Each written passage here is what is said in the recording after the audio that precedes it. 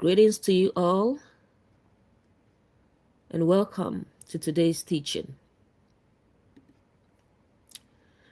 Before we begin with the fig tree, we must slow down and observe how Mark has arranged the account.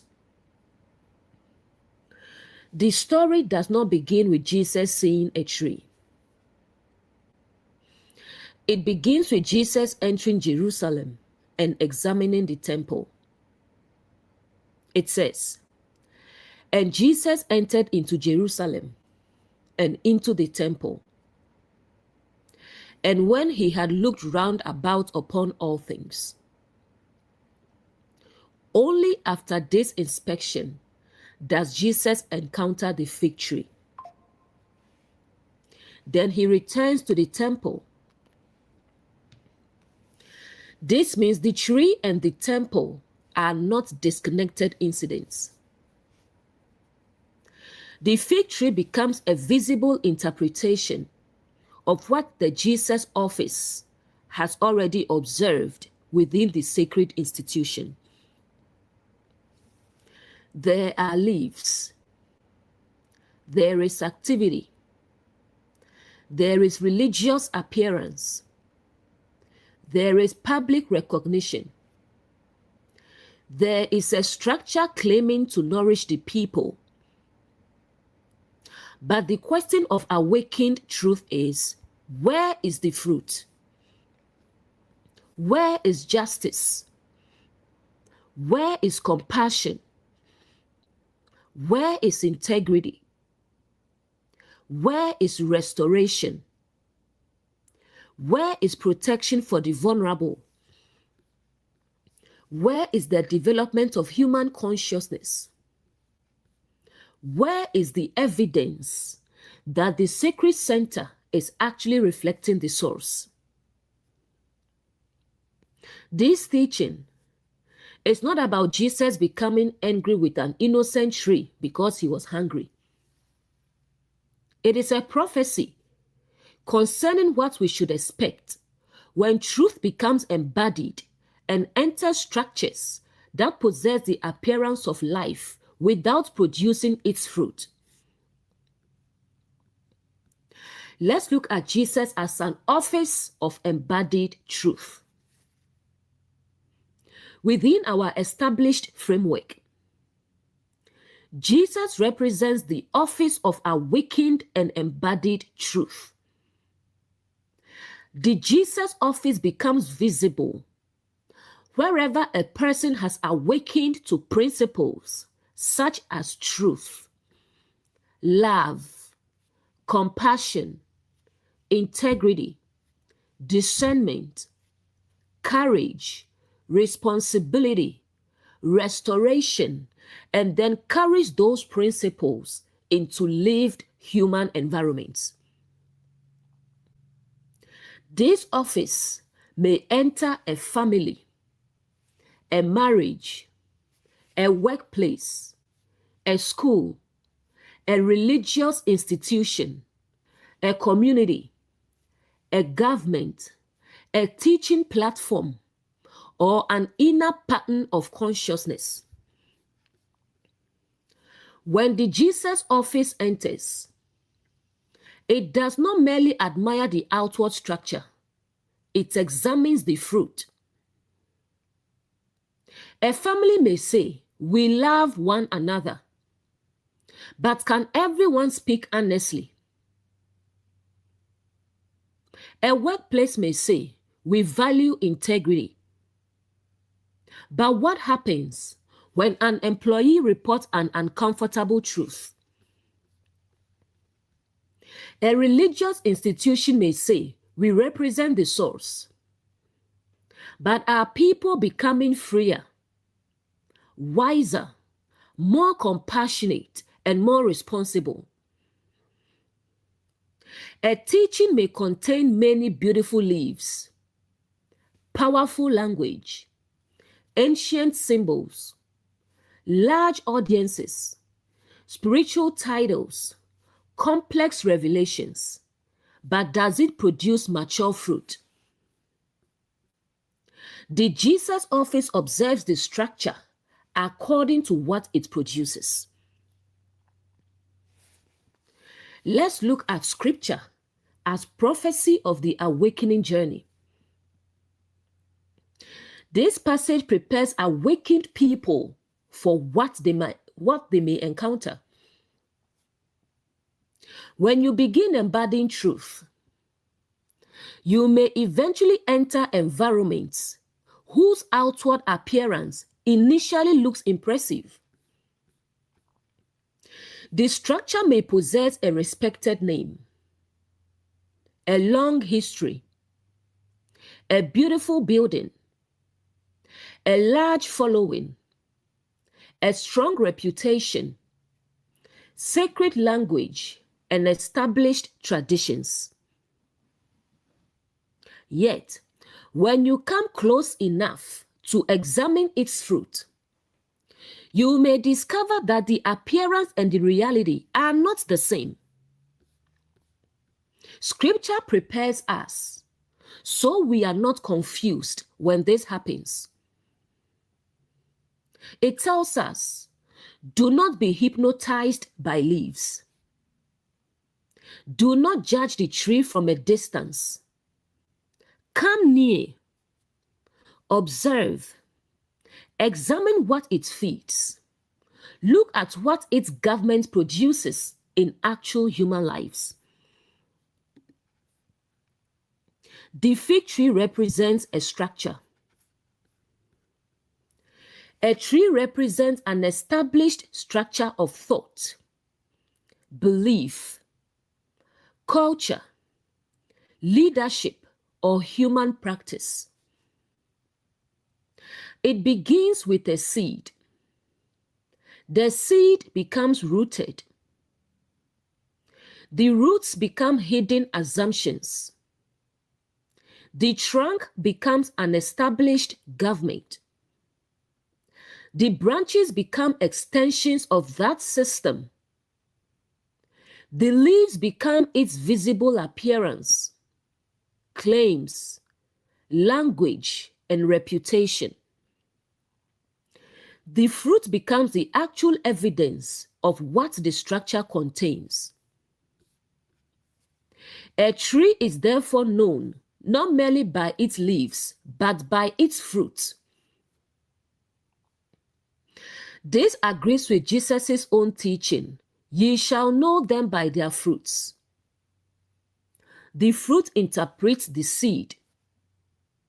The fruit tells us what the tree has actually been cultivating. Leaves are not automatically deception.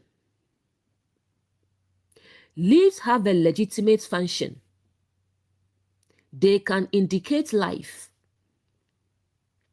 They provide covering and shade. They participate in the tree's growth. The problem is not that the fig tree has leaves.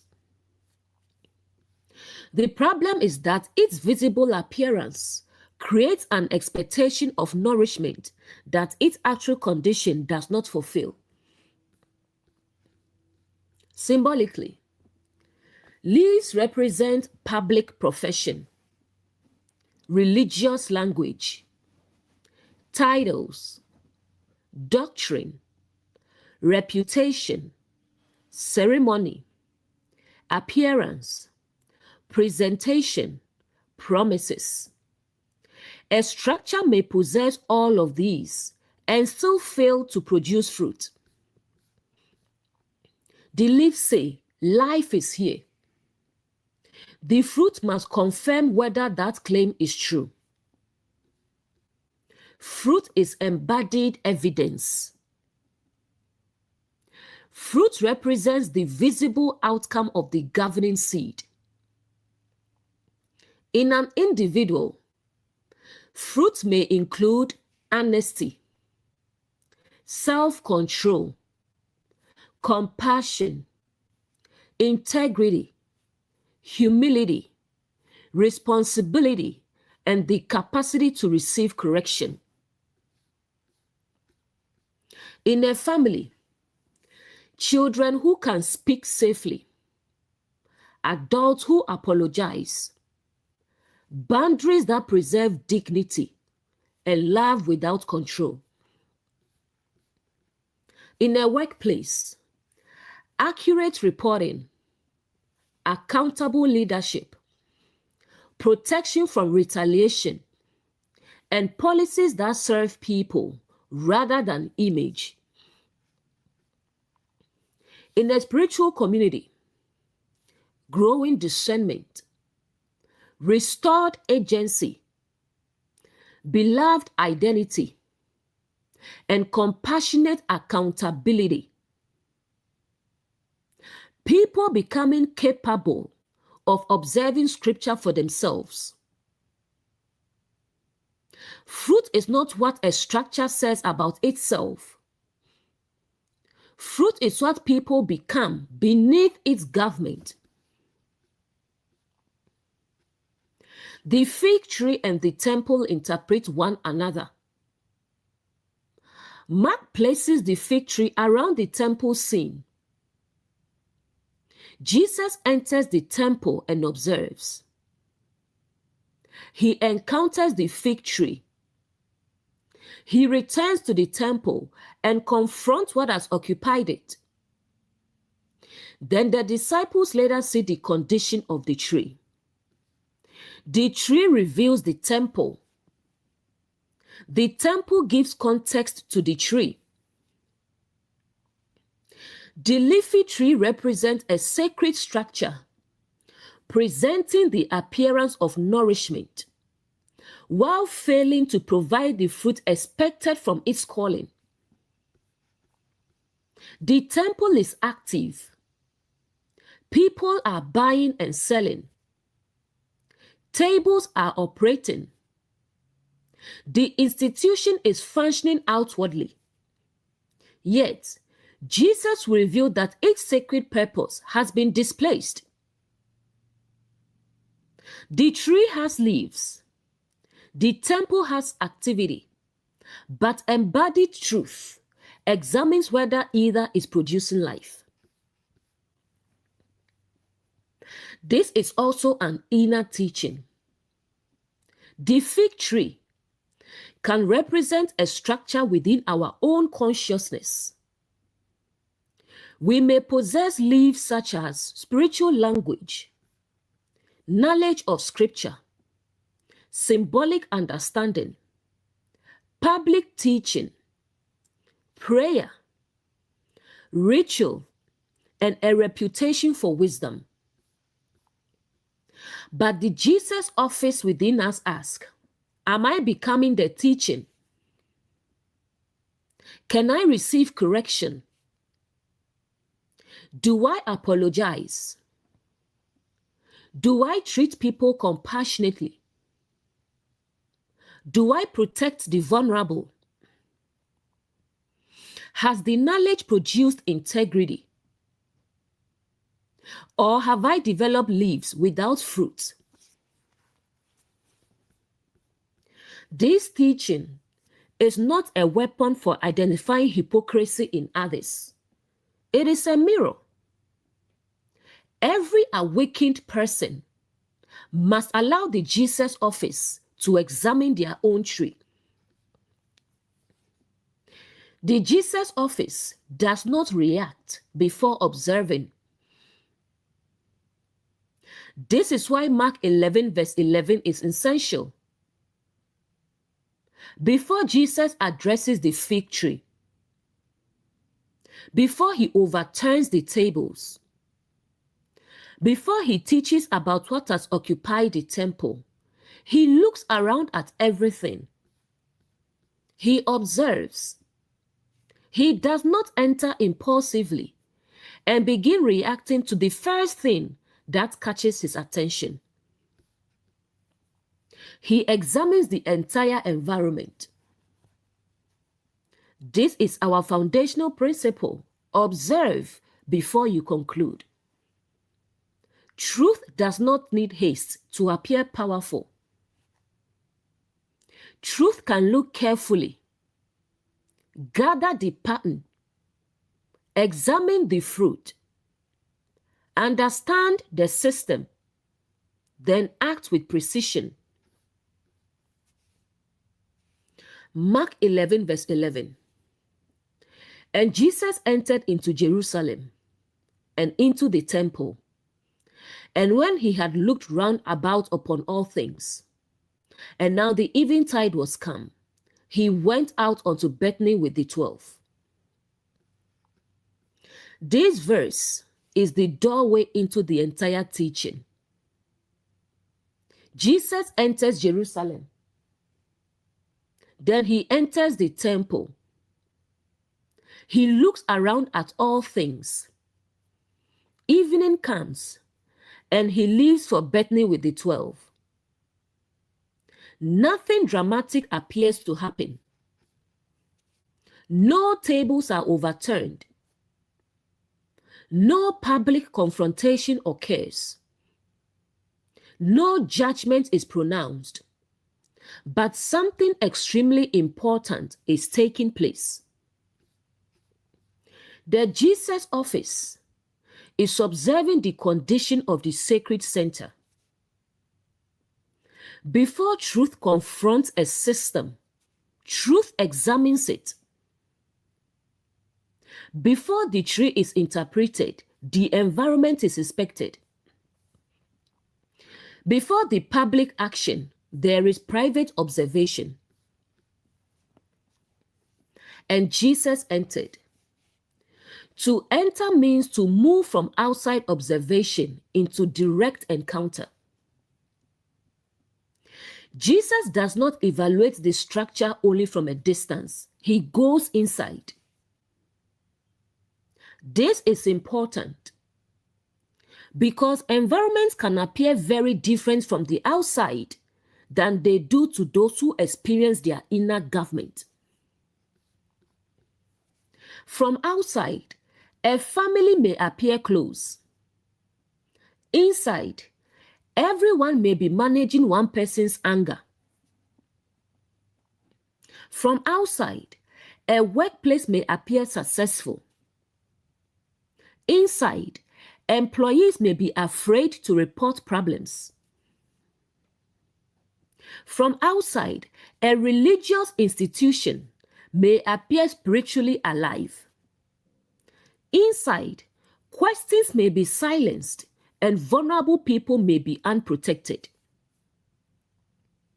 From outside, a teaching platform may appear profound. Inside, the audience may be growing increasingly dependent upon the teacher.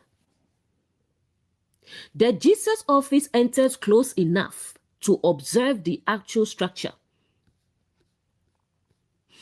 Embodied truth does not rely only on reputation.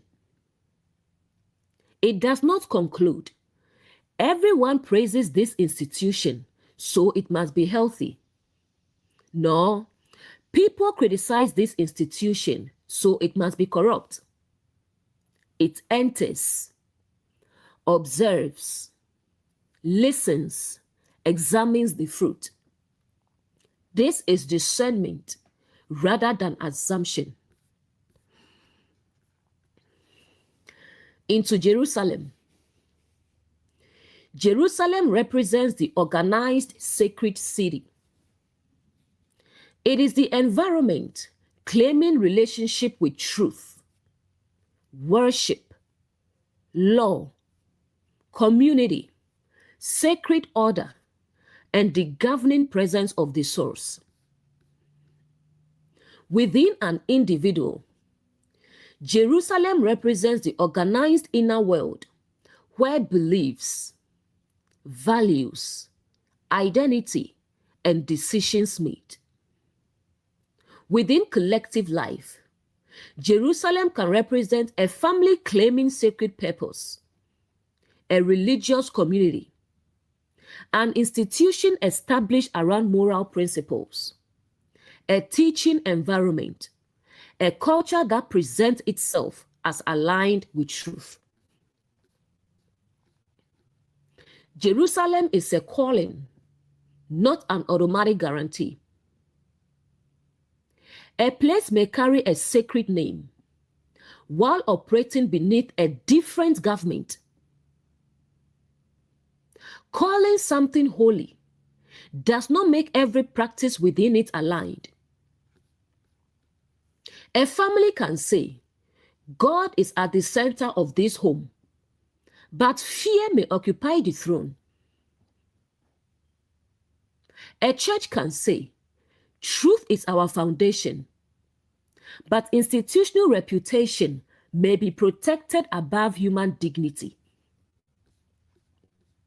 A teacher can say, the source is the center, but the community may be unable to question the teacher.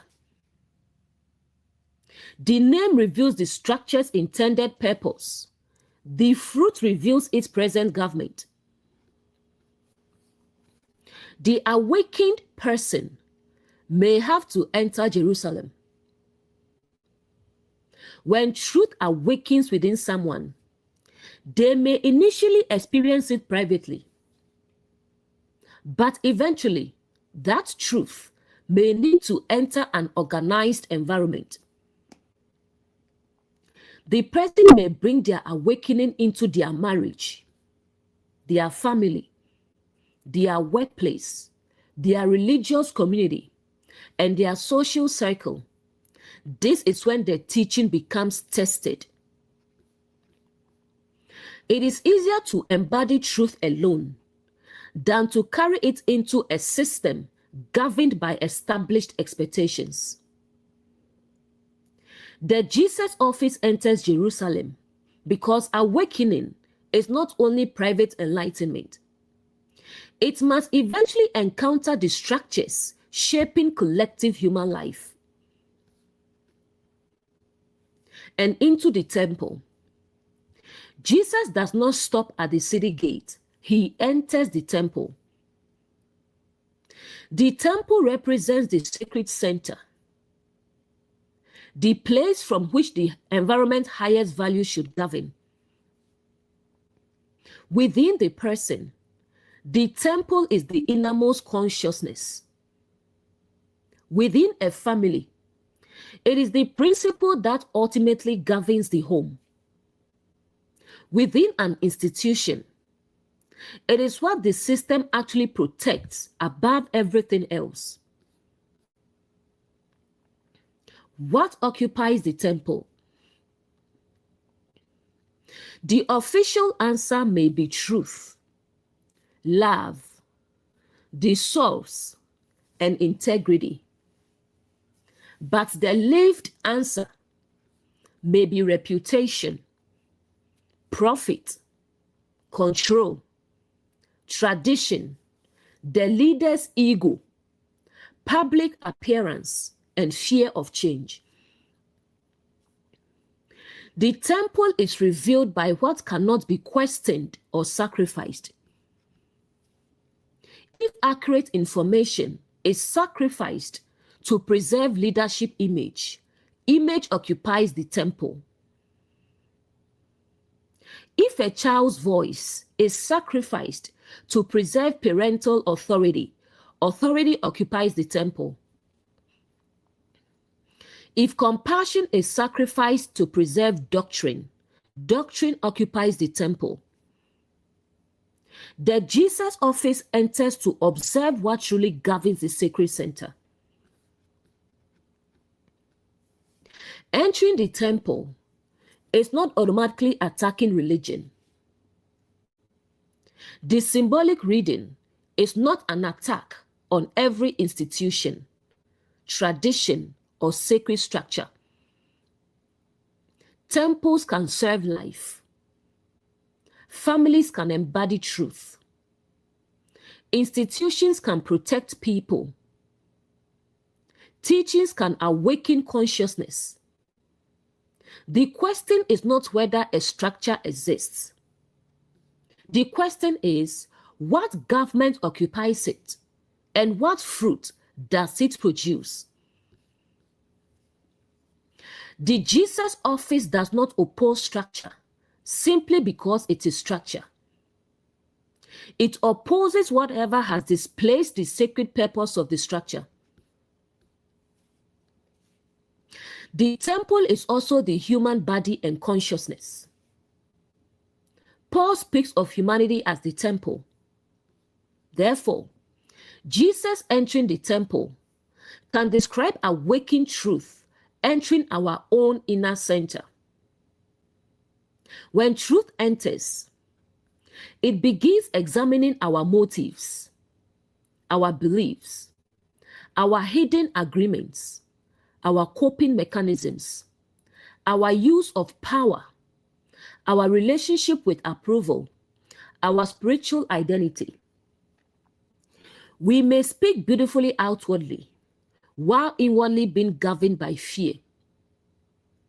The Jesus office enters and looks around, not to condemn the human being, to identify what must be restored. And when he had looked round about, this is one of the most important phrases in the passage. Jesus looks around. He does not focus on one isolated act. He examines the entire environment. The phrase suggests a broad, deliberate inspection. He notices what is happening, who benefits, who is burdened, what the structure claims, what it actually produces, how the different parts relate. This is pattern recognition. Jesus does not jump to a conclusion. He does not see one table and immediately assume the entire meaning. He looks round about. This reflects mature discernment. An awakened person should not enter a family conflict, hear one person's story, and immediately decide who represents truth. They should observe the larger pattern. A leader should not see one missed deadline and label the employee irresponsible. They should examine the workload, the instructions, the resources, the changes, and the wider process.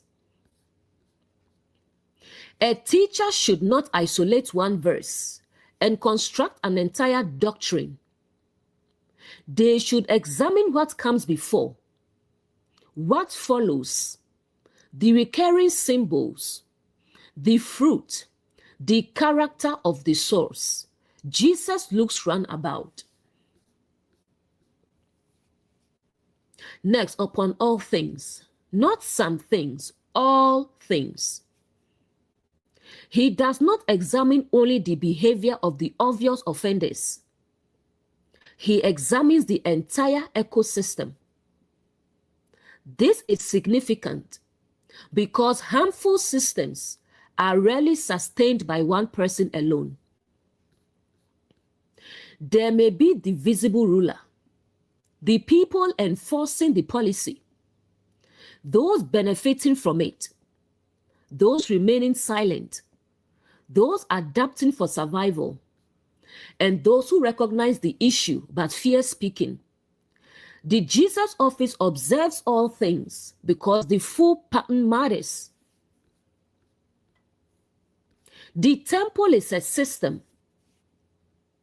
If one table is overturned, while the underlying values remain, another table will eventually appear. If one leader is removed, while the culture remains unchanged, another leader may occupy the same office. If one doctrine is rejected, while people still want unquestionable authority, another doctrine may become the new great horn. Jesus examines all things because restoration must reach the government, not merely one symptom.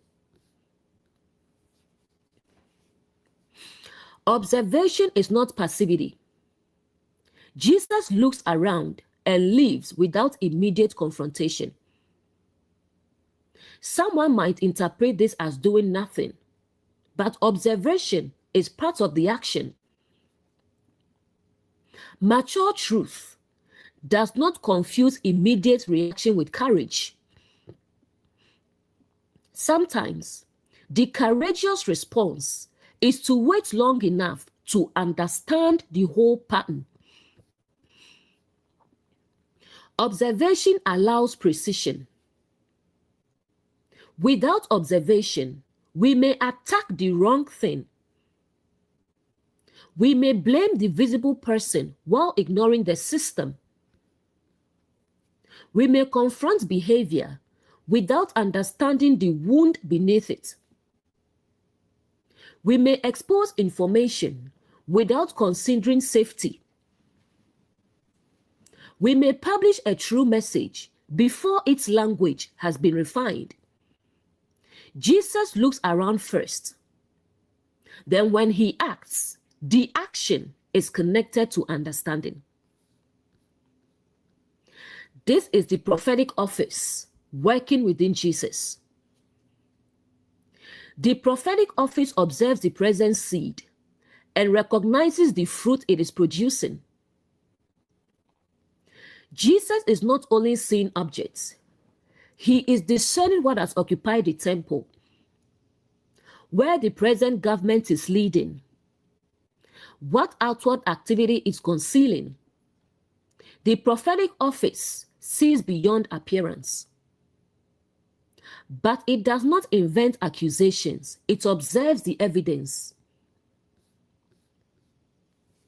Next, and now the eventide was come. Evening has arrived. Within our established symbolism, evening represents the ending of a governing cycle, the dimming of former light, a transitional stage, the period when something is nearing completion, but another morning has not fully appeared. Jesus enters the temple at eventide.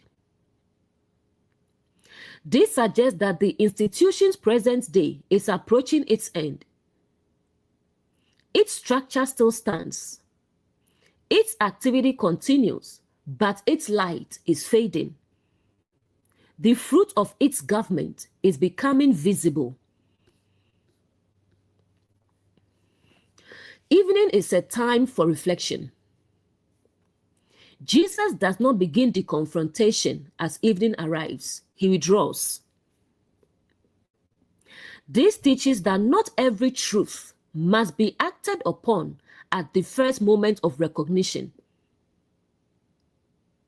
There may need to be reflection, integration, preparation, discernment about timing. The evening allows what was observed to settle. The next morning will bring another stage. The temple has entered evening.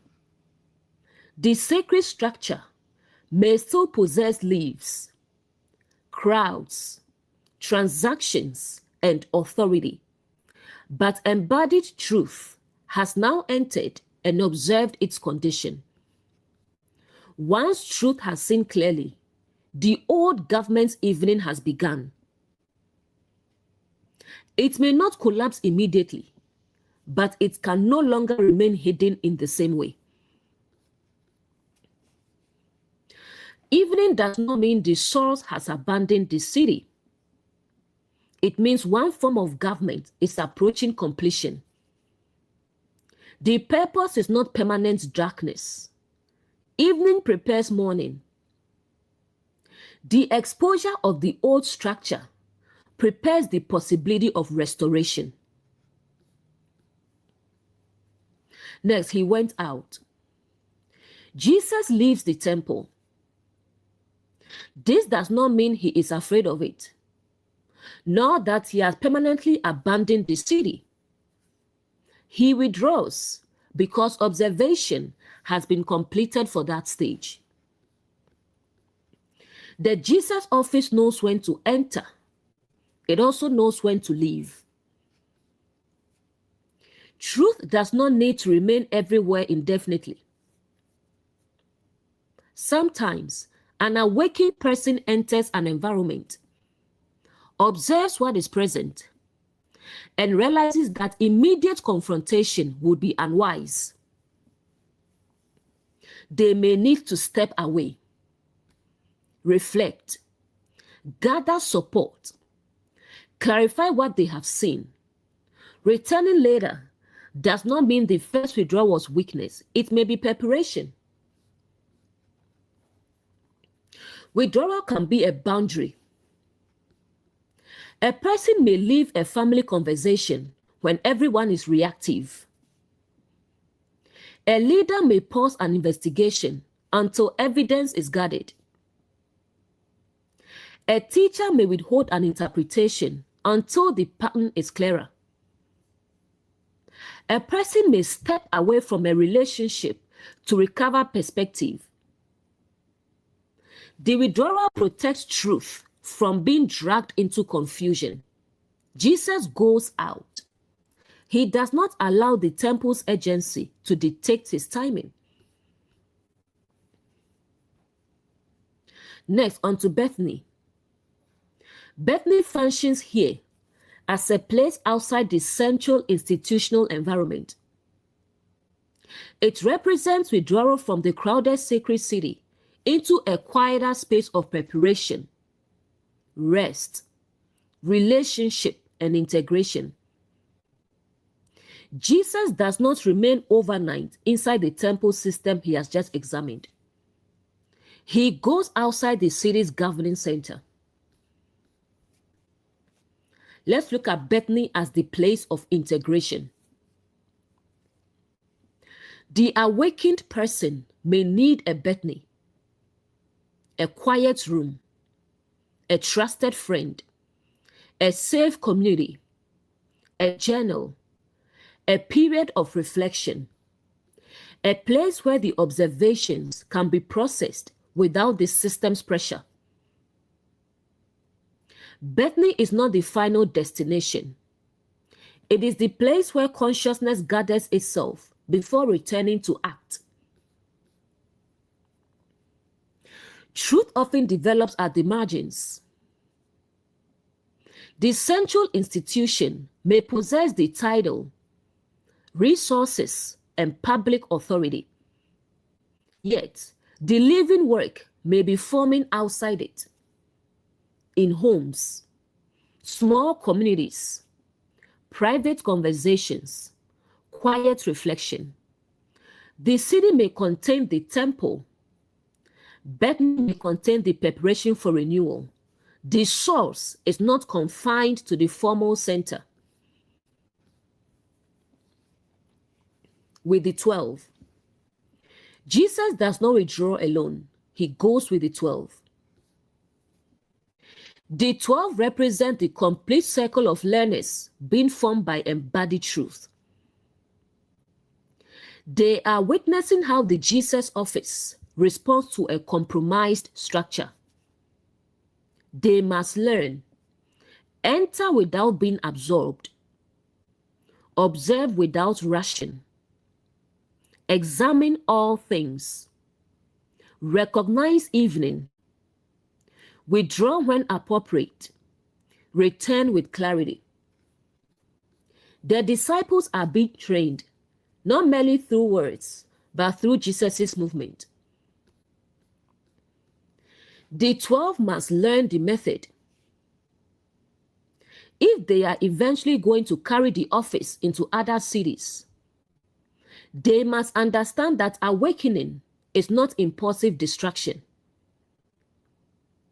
It is observation, discernment, timing, courage, and embodied action. The 12 are watching prophecy become method. Let's look at the 12 as the faculties being formed within us. Inwardly, the 12 can represent the full range of consciousness being discipled by truth.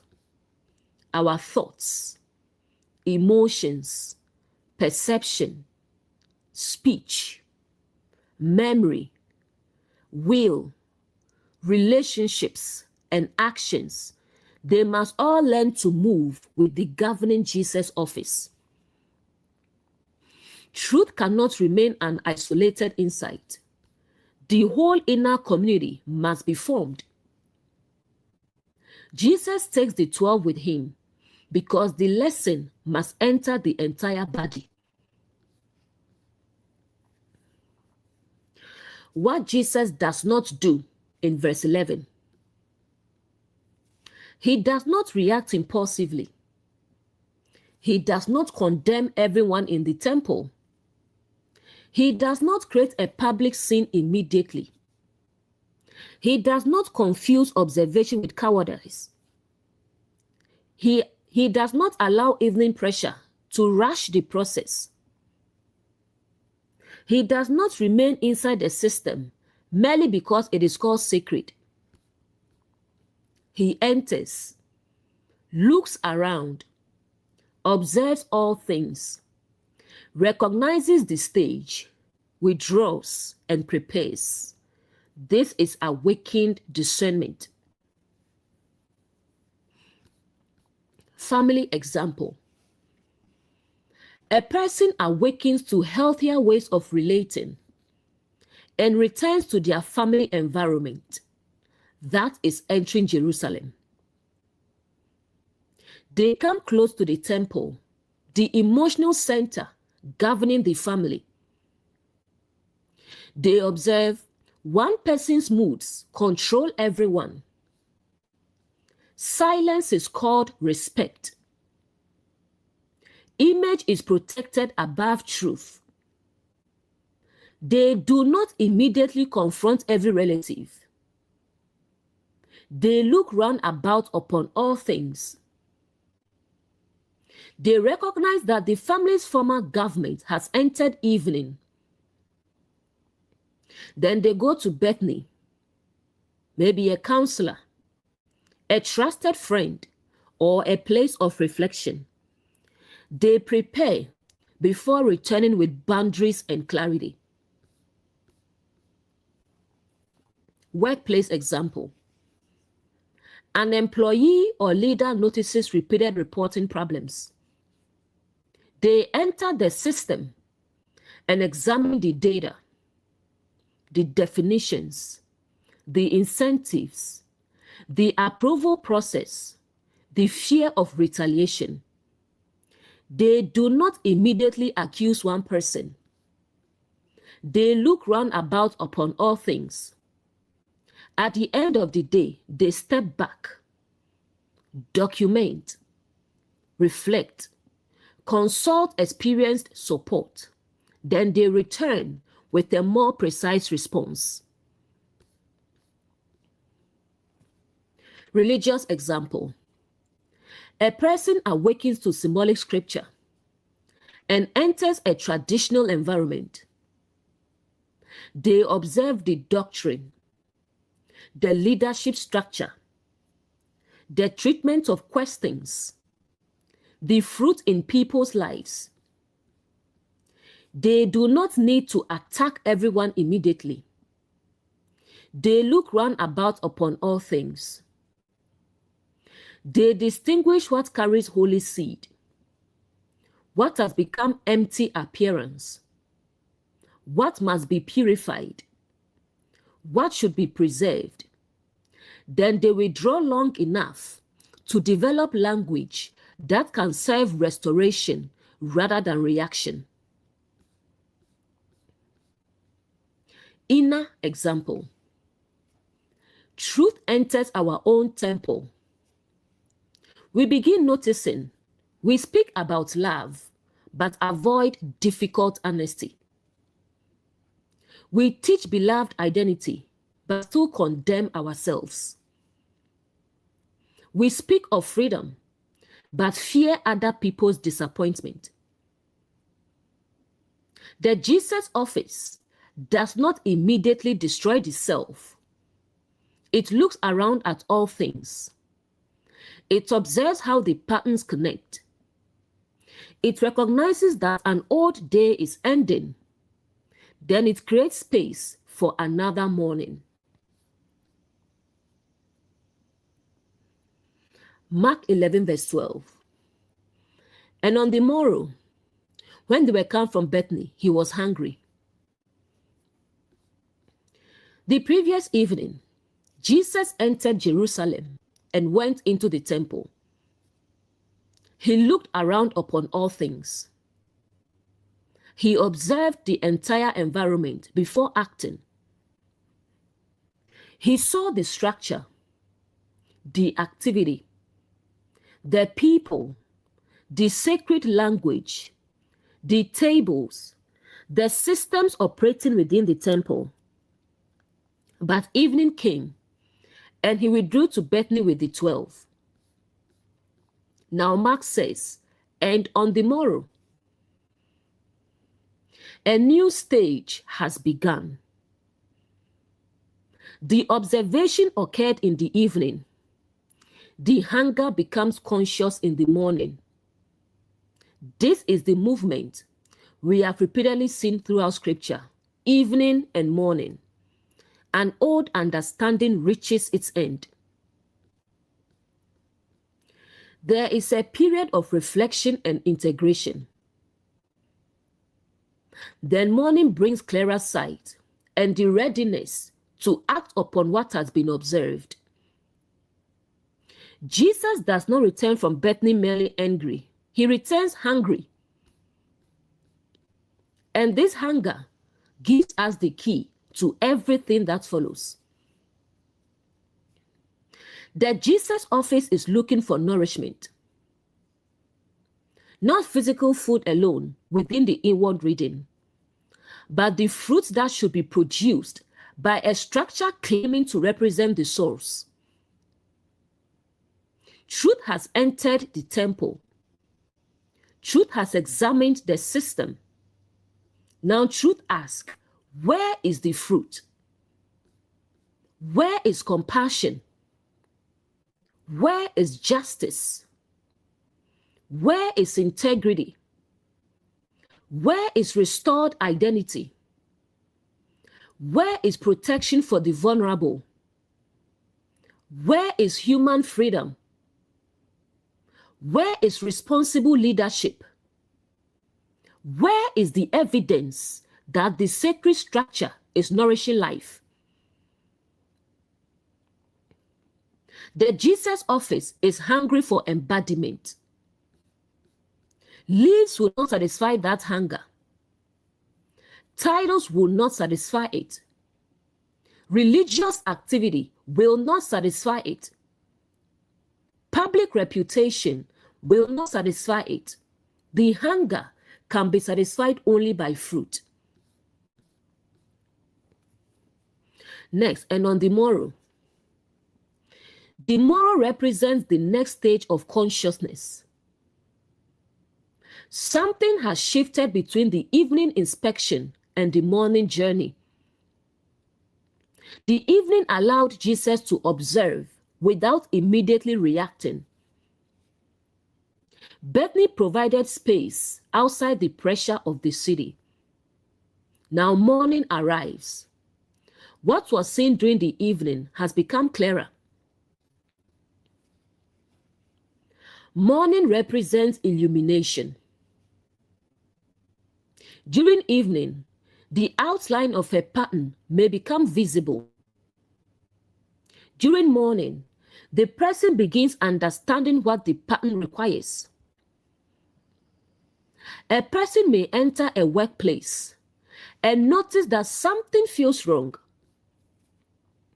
They do not yet have enough evidence to name it.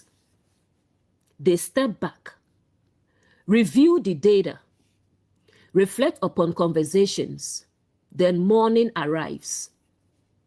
The numbers are being manipulated through the way the population is defined. A person may leave a family gathering unsettled. After reflection, they recognize everyone was expected to protect one person's feelings while the person they harmed was silenced. A person may listen to a religious teaching and initially feel discomfort. Later, they understand The message used fear to create dependency upon the teacher. The observation happened first. The interpretation became clear afterward. That is the movement from evening to morning. Morning does not mean impulsive action.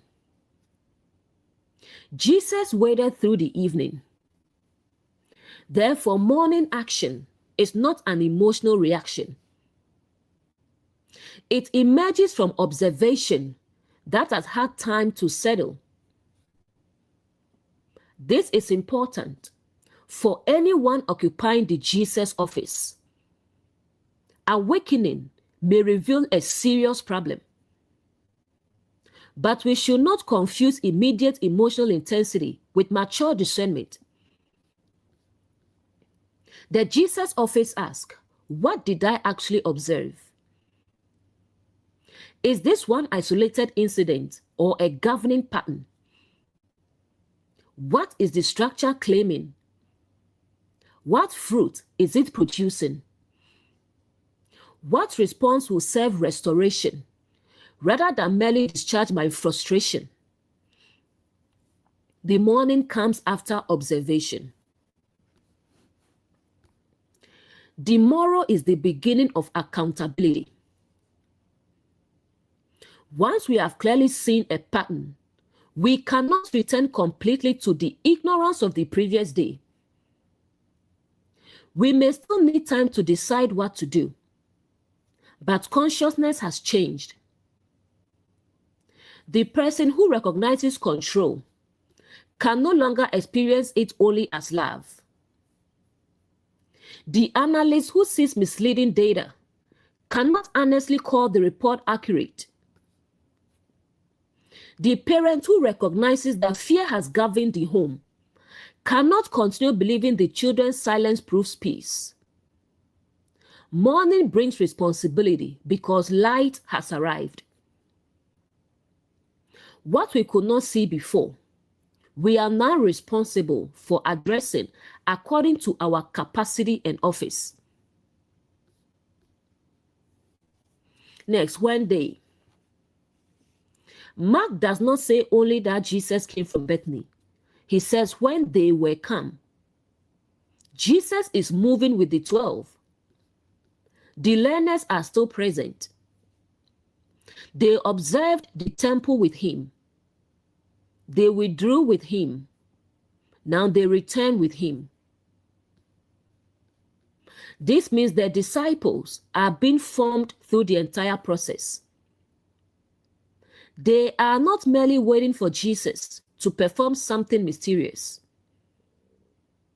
They are being shown how embodied truth moves through an awakening journey.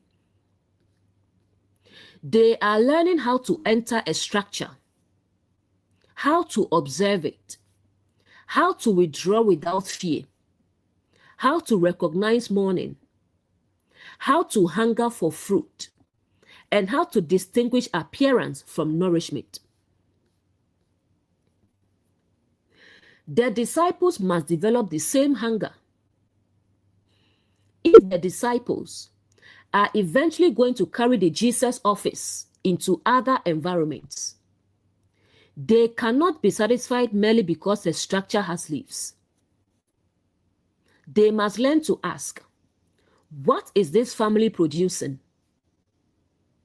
What is this institution producing? What is this doctrine producing? What is this teaching producing? What is this inner belief producing? The 12 must become fruit conscious. Otherwise, they may inherit the temple's appearance while repeating its government. The 12 represent consciousness being formed. Inwardly, the 12 can represent the full range of faculties being discipled by embodied truth. It is not enough for one part of us to understand the teaching intellectually. Our emotions must be formed. Our speech must be formed. Our will must be formed. Our relationships must be formed. Our use of power must be formed. Our interpretation must be formed. The entire inner community must learn not to confuse leaves with fruit. A person may understand symbolically that compassion matters, but still speak harshly when challenged. Their mind has awakened. Their speech is still being discipled. A person may teach beloved identity, but still be unable to receive correction without defensiveness. Their public language has leaves. Their inner response is still developing fruit. The 12 travel with Jesus because the whole person must learn the way of embodied truth. Next, we come from Bethany. Bethany represented the place outside the institutional center where observation could be processed. It was a place of withdrawal, relationship, rest, and integration. But Jesus does not remain there permanently. He comes from Bethany. This shows that reflection must eventually return to lived responsibility. Bethany is preparation, not escape. There are times when we need to leave the city's noise to rest, think, pray, journal, seek counsel, and clarify what we have seen. But the purpose is not to remain forever in reflection while nothing changes. Eventually, we must return carrying greater clarity. A person may process a harmful family pattern in counseling, but eventually, that insight must become a boundary, a changed conversation, a different parenting practice, a refusal to repeat the pattern.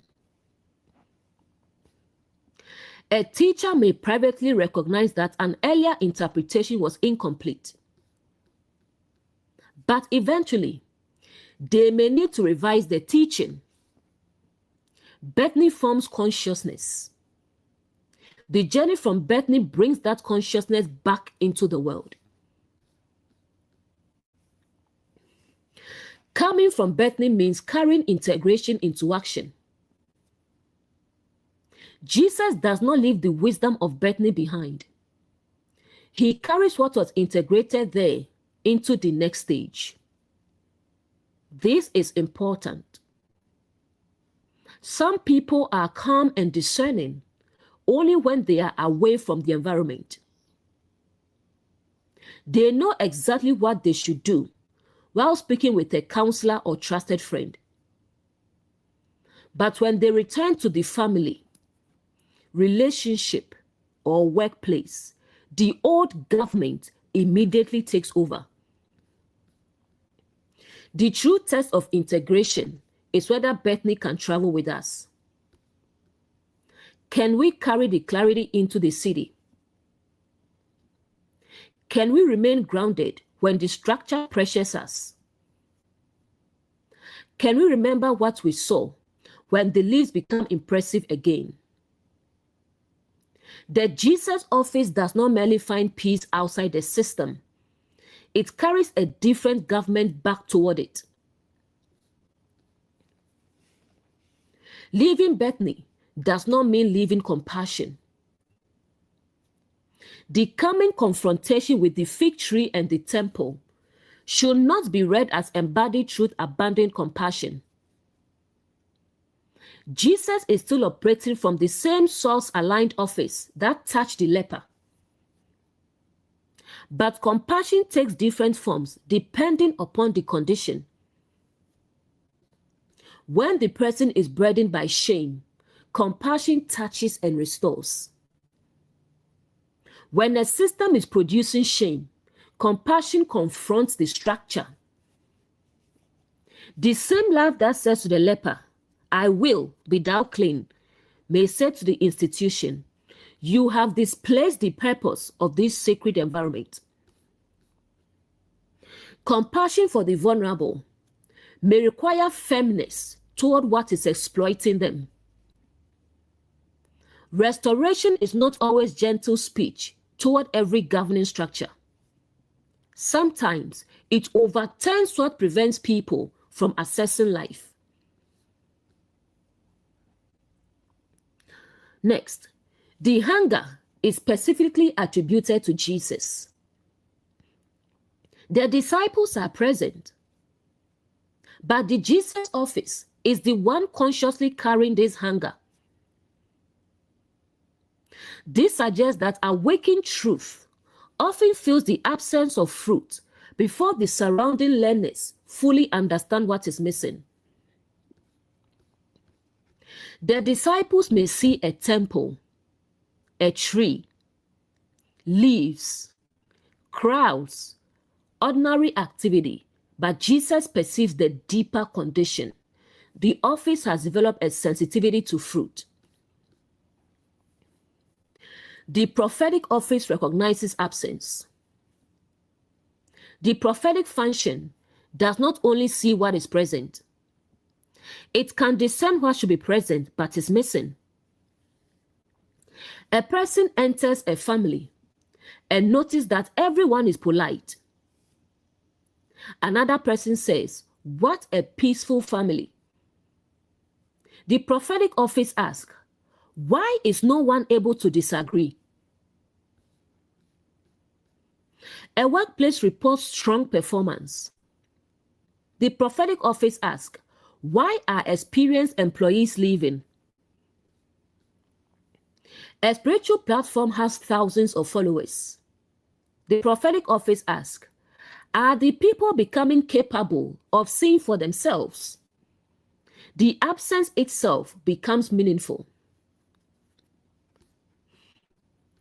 Next was hungry. Hunger is desire for nourishment. It is the body's recognition that something necessary is missing. Symbolically, the hunger of the Jesus office represents a deep desire to encounter the fruit of the source made visible within human life. Jesus has entered a sacred city and temple. It is reasonable to expect nourishment there. A temple claiming alignment with the source should produce truth, mercy, justice, compassion, integrity, protection, restoration, the development of mature consciousness. The hunger is not unreasonable. The structure's calling creates the expectation. Hunger reveals what we value. What a person hungers for reveals the government within them. A fierce ruler may hunger for control, recognition, obedience, influence, and praise. The Jesus office hungers for fruit. It desires evidence that the sacred purpose is being fulfilled. The Jesus office does not hunger for followers. It does not enter the temple asking, how can I become more popular? How can I replace the present leaders? How can I make everyone dependent upon me? The hunger is not for self-magnification. It is for the life the structure should be producing. This distinguishes the Jesus office from another prince seeking the throne. Truth hungers to become embodied.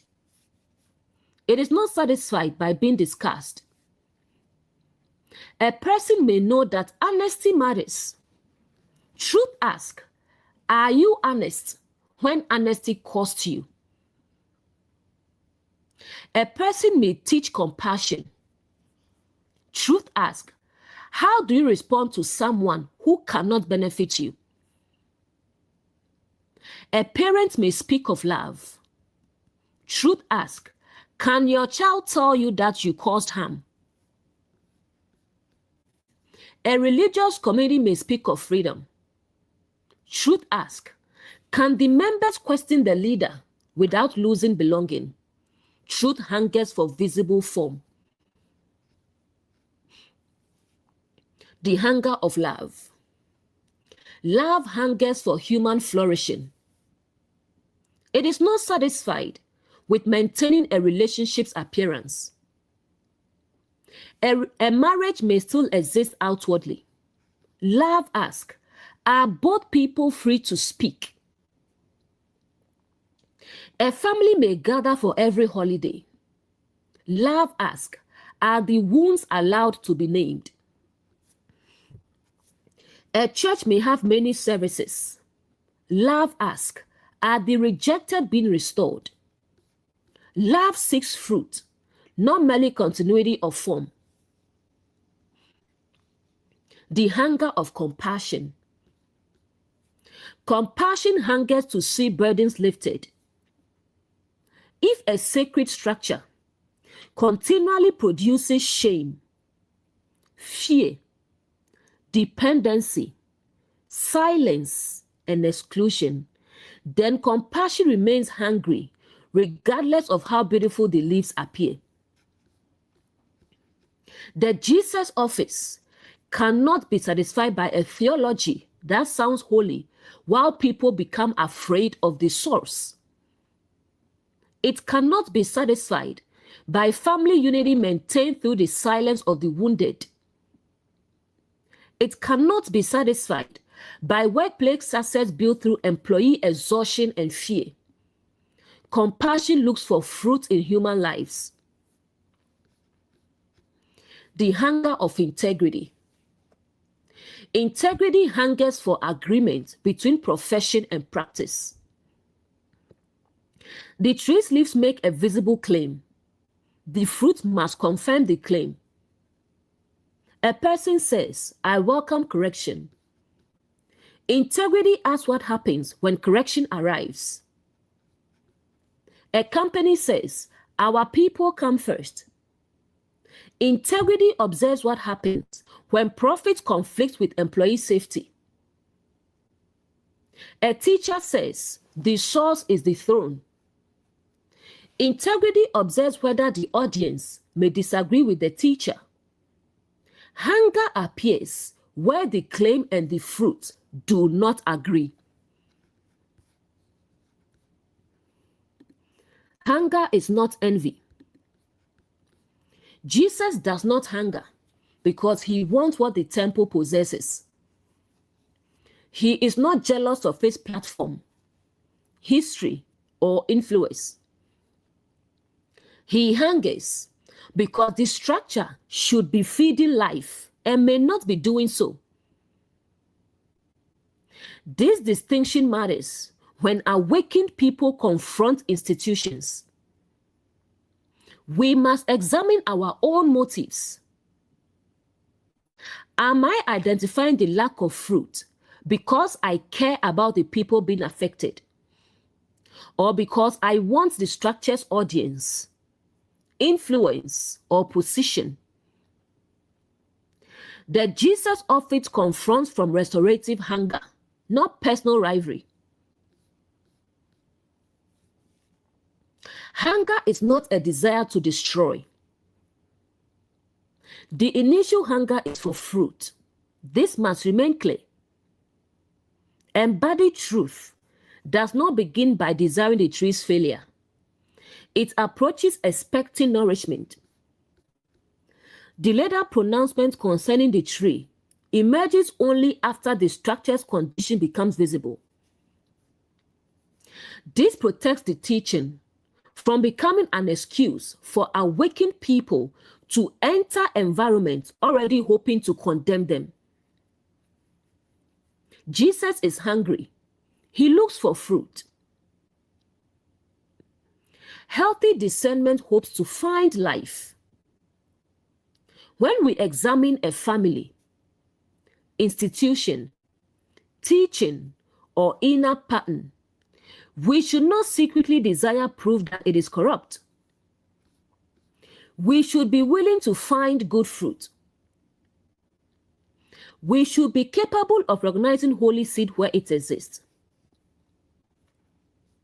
The Jesus office does not manufacture accusations. It examines what is actually present. Hunger makes leaves insufficient. A person who is not hungry may admire the tree aesthetically. The leaves are green. The branches are broad. The structure looks alive. But hunger asks a more practical question. Can this nourish life? This is why people who have been deeply wounded by a system often see its lack of fruit before those who benefit from its appearance. The person seeking freedom cannot survive on slogans. The child seeking safety cannot be fed by the family's reputation. The employee seeking fair treatment cannot be nourished by a mission statement. The believer seeking coherent truth cannot live on inherited phrases alone. Hunger moves consciousness beyond appearance. Hunger is the test of the tree. The fig tree's condition becomes relevant because someone comes needing fruit. A structure may appear successful while no one asks it to provide actual nourishment. But when a hungry person approaches, the truth becomes visible. A family is tested when someone needs honest conversation. Can the family provide it? A workplace is tested when someone reports a problem. Can the institution receive the truth? A religious community is tested when someone questions the doctrine. Can the structure support discernment? A teaching is tested when a listener needs practical restoration. Does the message help them stand or only give them more language? The hungry person reveals whether the leaves correspond to fruit. As consciousness awakens, our appetite changes. We may once have been satisfied by titles, ceremonies, powerful speaking, the excitement of hidden knowledge, belonging to the correct group. But awakening develops another hunger. We begin asking, does this teaching produce life? Does it restore people? Does it make them more responsible? Does it develop their discernment? Does it reflect the character of the source? The old leaves may no longer satisfy us. This does not necessarily mean we have become rebellious. It means consciousness has developed a hunger for fruit. Systems without fruit may attempt to make the hungry person feel guilty. They may say, why are you questioning? Why are you not grateful? Why can you not simply accept the tradition? Why do you need to see change? But hunger is not necessarily disrespect. It is the body's truthful recognition that nourishment is absent. A child asking for emotional safety is not attacking the family. An employee asking for accurate processes is not attacking the company. A believer asking for coherence is not attacking scripture. The hunger exposes what the structure has failed to provide. Hunger must still be governed by discernment. Although hunger is meaningful, it does not automatically make every response wise. A hungry person can become vulnerable to anything promising nourishment. This is how people leave one fruitless system and enter a flood of competing teachings. They are genuinely hungry, but without banks, they may consume messages that deepen confusion. The Jesus office combines hunger with observation. It does not eat simply because leaves are present. It examines whether actual fruit exists. Let's look at false fruit and decorative fruit. Some structures recognize that people are hungry and create the appearance of fruit. They offer emotionally powerful language. They offer promises of instant awakening. They offer exclusive revelations. They offer testimonies without examination. They offer unity without accountability. But the fruit may be decorative.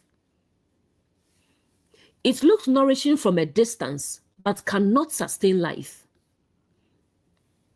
The Jesus office examines what people become over time. True fruit is known by sustained embodiment. The hunger within our own temple. This verse also asks us to observe our inner life. What are we hungry for?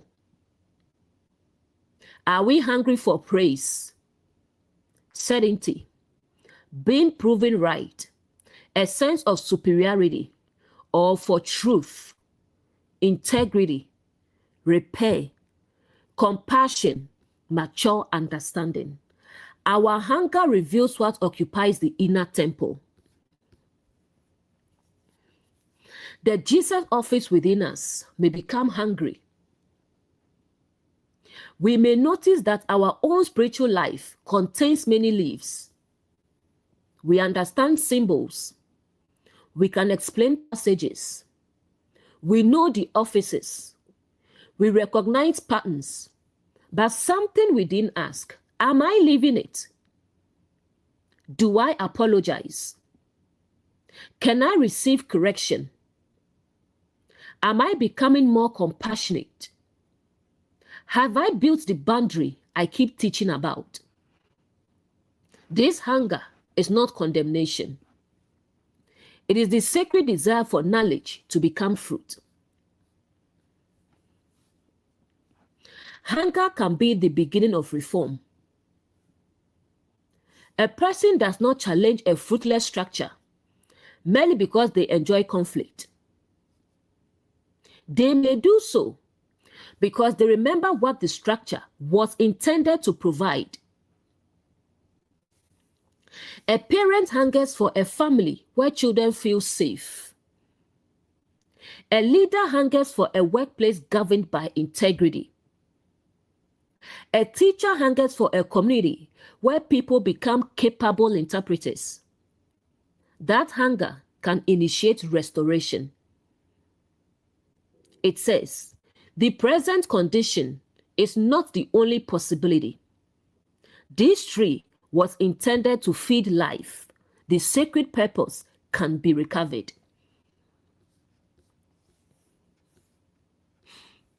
Mark 11:13. And seeing a fig tree afar off having leaves, he came, if haply he might find anything thereon. And when he came to it, he found nothing but leaves, for the time of figs was not yet. Jesus is hungry. He has already entered Jerusalem. He has entered the temple. He has looked around upon all things. He has withdrawn to Bethany. Morning has come. Now, while returning toward the sacred city, He sees a fig tree from a distance. The tree has leaves. Its appearance suggests life. Its visibility creates expectation. So the Jesus office comes closer, not to attack it, not because he has already concluded that it is corrupt. He comes if haply he might find anything thereon. Perhaps there is nourishment. Perhaps the outward appearance is supported by inward substance. Perhaps the structure that looks alive from a distance is producing something capable of feeding life. But when truth comes near, it finds nothing but leaves. This verse reveals one of the central tests of awakening. What does embodied truth discover when it moves beyond the public appearance and comes close enough to examine the actual fruit? The tree is not judged from afar. It is examined through nearness. And the nearer truth comes, the more visible the difference becomes between what the structure appears to be and what it has actually produced. Next, and seeing. The verse begins with sight. Jesus sees the tree, but sight is only the beginning of discernment. From a distance, he can observe that the tree has leaves. He cannot yet determine whether fruit is present. This shows us that initial perception and final conclusion are not the same. The Jesus office sees, then it approaches, then it examines. Only afterward does it respond. Sight gives us a question, not always an answer. We may see a successful institution, a religious platform, a close family, a respected leader, a confident teacher, a flourishing relationship. But what we see initially may be only the outer foliage. Mature discernment does not say, it looks alive, so it must be nourishing. Nor does it say, I distrust appearances, so everything visible must be false. It says, let us come near enough to examine the fruit. Next, the fig tree. The fig tree represents an established structure capable of producing nourishment. It may represent an individual consciousness, a family culture, a religious institution, a teaching framework, a workplace, a marriage, a leadership system, the temple itself. A tree is not merely a single action. It is an organized life structure. It has roots, a trunk, branches, leaves, potential fruit. The roots represent the hidden beliefs, assumptions, memories, values, and agreements feeding the structure. The trunk represents the established government holding the system together. The branches represent the ways that government extends into different areas of life. The leaves represent what becomes visible publicly. The fruit represents the actual outcome produced by the whole structure. The Jesus office is not satisfied with examining one leaf. It wants to know what the entire tree produces. The fig tree is capable of fruit. This is important. Jesus is not approaching a structure incapable of nourishment and demanding that it becomes something entirely different from its nature. He approaches a fig tree expecting figs. The expectation corresponds to the tree's identity and calling. A family should produce belonging, formation, protection, honesty, and love.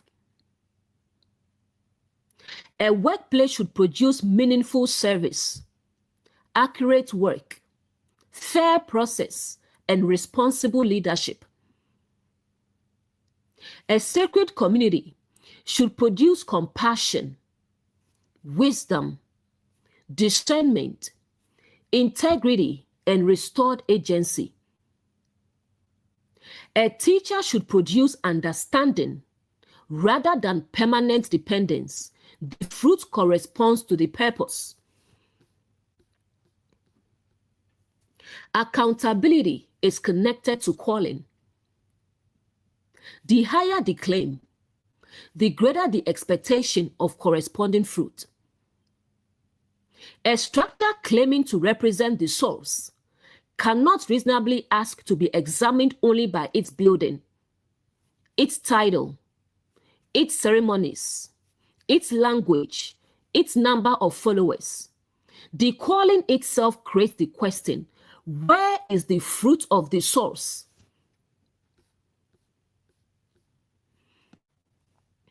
Next, afar off. Jesus first sees the tree from a distance. From afar, leaves can be impressive. Distance hides details. It allows appearance to dominate interpretation.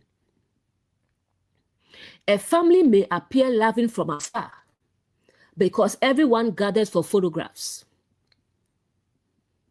A company may appear healthy from afar because its public branding emphasizes employee well-being.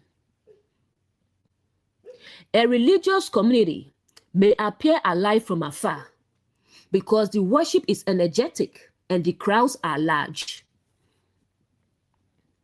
A teacher may appear deeply awakened from afar because the language is complex and mysterious. But distance cannot always reveal whether people can speak honestly, whether leaders receive correction, whether the vulnerable are protected, whether the teaching produces maturity, whether the structure nourishes those who come hungry. Reputation lives at a distance.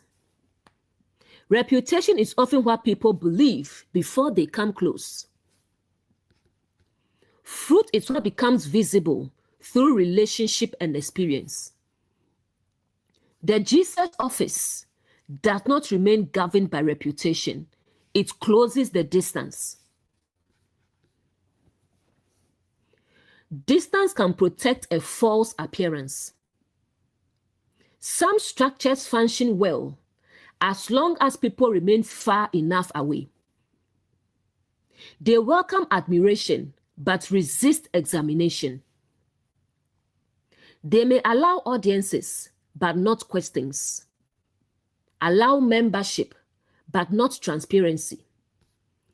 Allow public celebration but not inward accountability. The leafy appearance can survive because few people are permitted near the roots.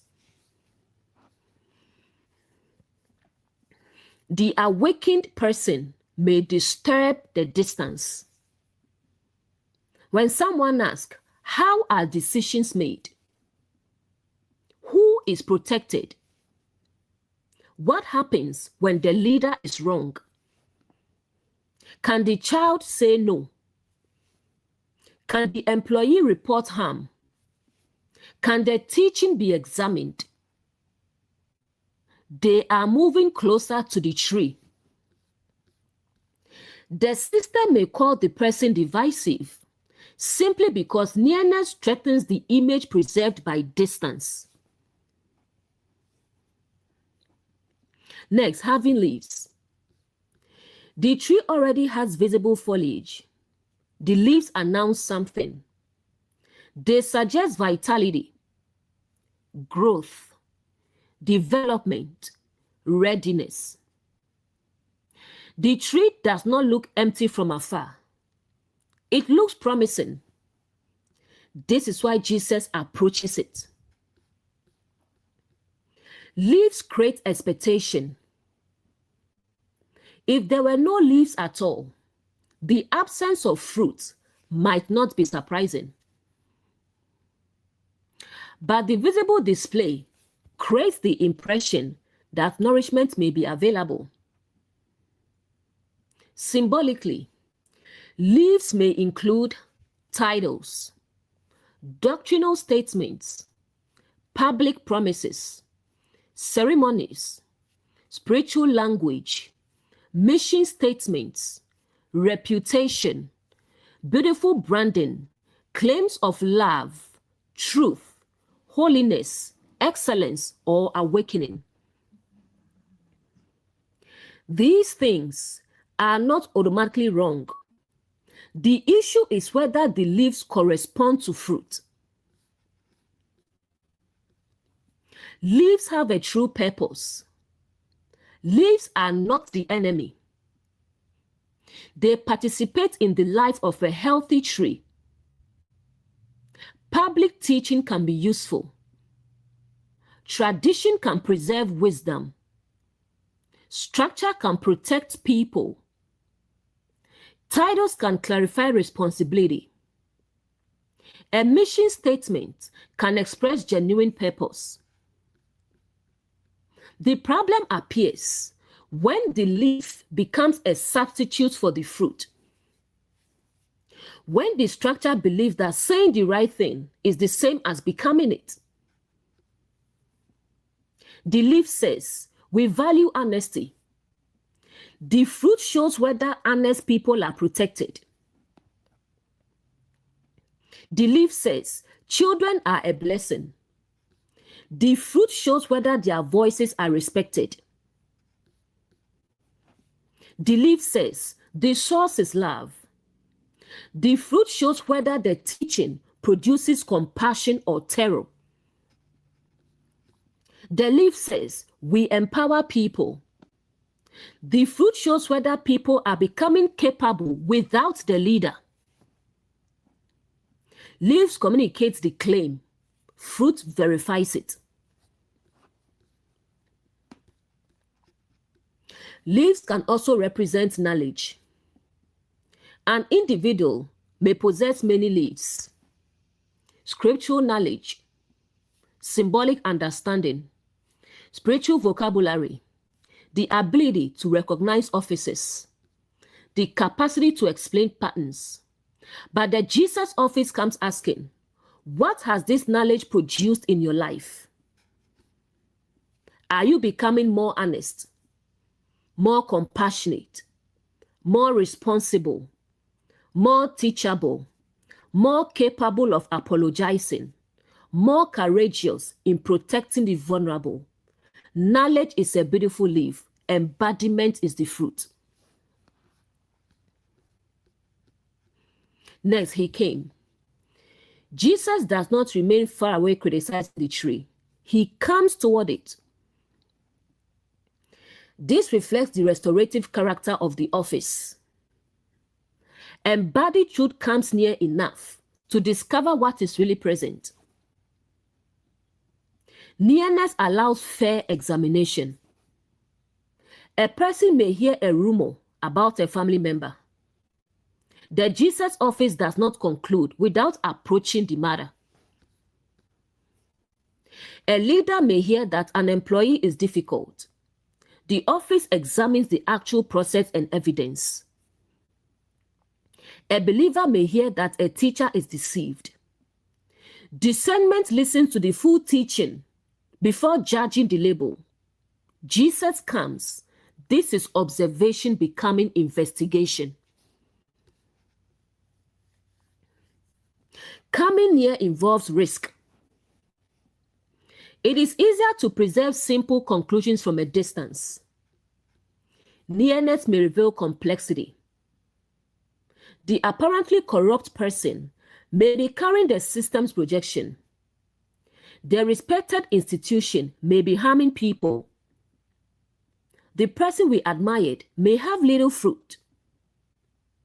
The person we dismissed may be deeply aligned. Coming near means allowing reality to revise our assumptions. The Jesus office values truth more than the comfort of its original impression. Next, if haply. The phrase expresses possibility, perhaps. Jesus approaches with openness. He does not come saying, I already know there is nothing here. He comes to see whether he might find something. This is a powerful model of discernment. Embodied truth does not approach hoping to condemn. It does not secretly desire the tree to fail so that it can feel superior. It hopes to find nourishment. It remains open to evidence. A person entering a family system should be capable of recognizing what is healthy as well as what is harmful. A person examining a religious tradition should be willing to preserve wisdom where wisdom exists. A person reviewing their own life should not assume everything within them is corrupt. The Jesus office looks honestly for fruit. If haply, preserves humility. Even awakened consciousness should not pretend to know what has not yet been examined. It can say, this appearance raises a question, without claiming I already possess the complete conclusion. This protects us from becoming another fierce ruler, using spiritual certainty to dominate. The Jesus office is confident in truth, but humble in investigation. Next, he might find anything thereon. Jesus is looking for anything capable of nourishing. The wording shows that the expectation is not perfection. He is not demanding an entire harvest from an immature beginning. He looks to see whether there is anything present, any evidence, any developing substance, any sign that the leaves are connected to real fruit. Truth does not demand perfection. An individual may still be learning, but show fruit through honest self-examination, a sincere apology, willingness to change, growing compassion, the ability to receive correction. A family may still have problems, but produce fruit when people can tell the truth, when harm is acknowledged, when repair is attempted. No one person is treated as infallible. A teaching may still be developing, but produce fruit when the teacher says, I may need to revise this. The Jesus office can recognize developing fruit. The question is not, is this tree perfect? The question is this tree genuinely producing according to its claimed nature? A small fruit can reveal the true seed. A person does not need to know everything, but their relationship with truth should be visible. A community does not need to have solved every problem, but the way it responds to problems reveals its government. The Jesus office comes looking for any real evidence that life is present beneath the leaves. Next, and when he came to it, the distance closes completely. The tree can now be examined as it actually is. This is the moment when appearance meets presence.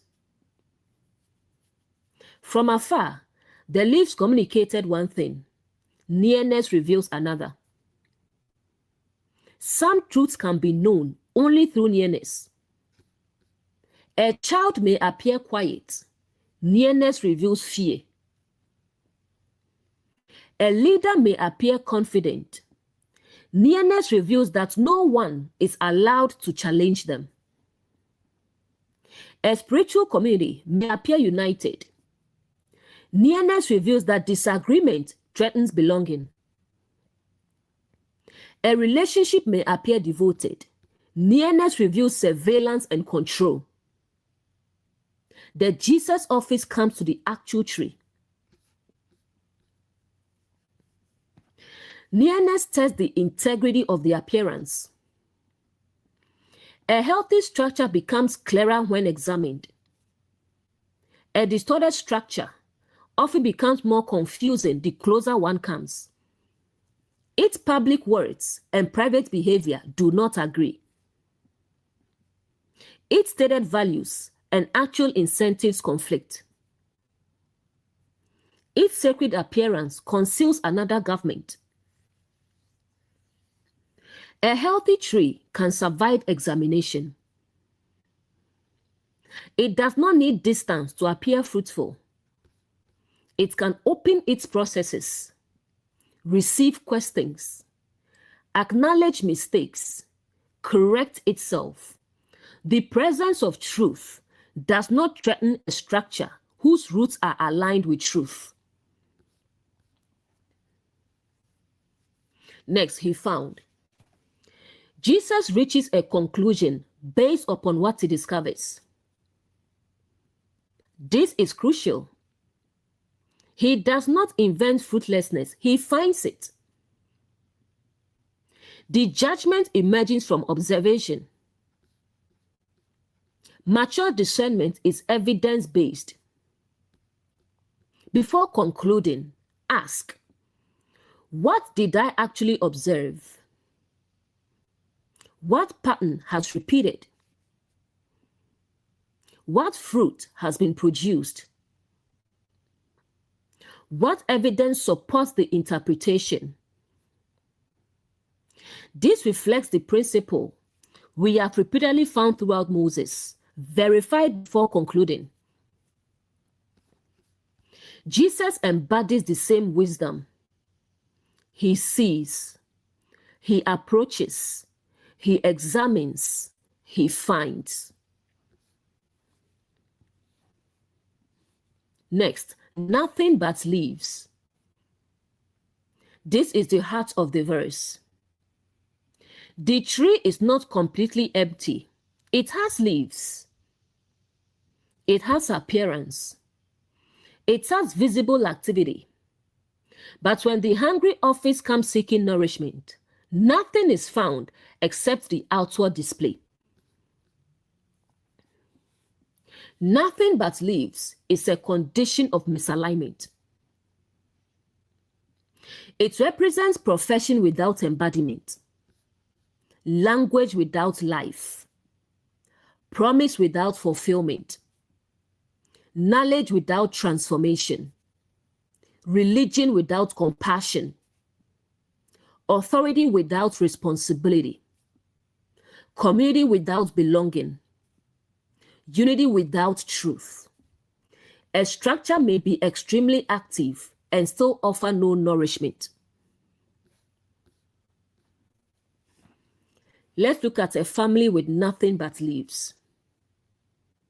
The family says, family comes first.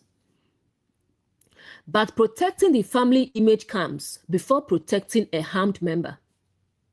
They gather, celebrate, take photographs, and use affectionate language. Yet no one can safely tell the truth. The family has leaves, but the hungry person finds no fruit. A marriage with nothing but leaves. The couple appears united publicly. They celebrate anniversaries, use religious language, speak about commitment. But one person controls money, friendships, movement, and communication. The marriage has the leaf of permanence without the fruit of love. A workplace with nothing but leaves. The company promotes integrity, innovation, employee well-being, but workers are punished for reporting problems. Data is shaped to protect leadership. Exhaustion is normalized. The values are leaves. The actual culture reveals the fruitlessness. A religious structure with nothing but leaves. The institution possesses scripture, titles, rituals, music, crowds, sacred history, yet people remain afraid, ashamed, dependent, unable to question, unable to recognize the source within themselves. The institution has visible foliage, but the Jesus office comes hungry for restored consciousness and finds none. A teaching with nothing but leaves. A teaching may contain ancient words, hidden codes, impressive symbols, complex cosmology, strong emotional delivery. But after listening, the person becomes more fearful, more dependent, more confused, more fascinated with the messenger, less capable of living responsibly. The teaching has leaves. The fruit reveals whether it serves life. Our own lives can have nothing but leaves. We may say, I believe in compassion, but respond defensively when someone says we caused harm. We may say, I teach boundaries, but repeatedly abandon our own. We may say, the source is truth, but manipulate a story to protect our image. The fig tree is not only an institution outside us. It is an invitation to examine the agreement between what we profess and what we embody. The Jesus office does not mistake activity for fruit. The tree is active enough to produce leaves. The temple is active with buying and selling, but activity is not the same as sacred fruit. A person may be constantly posting, teaching, serving, attending, speaking, and working, yet avoid the inward transformation the activity claims to represent.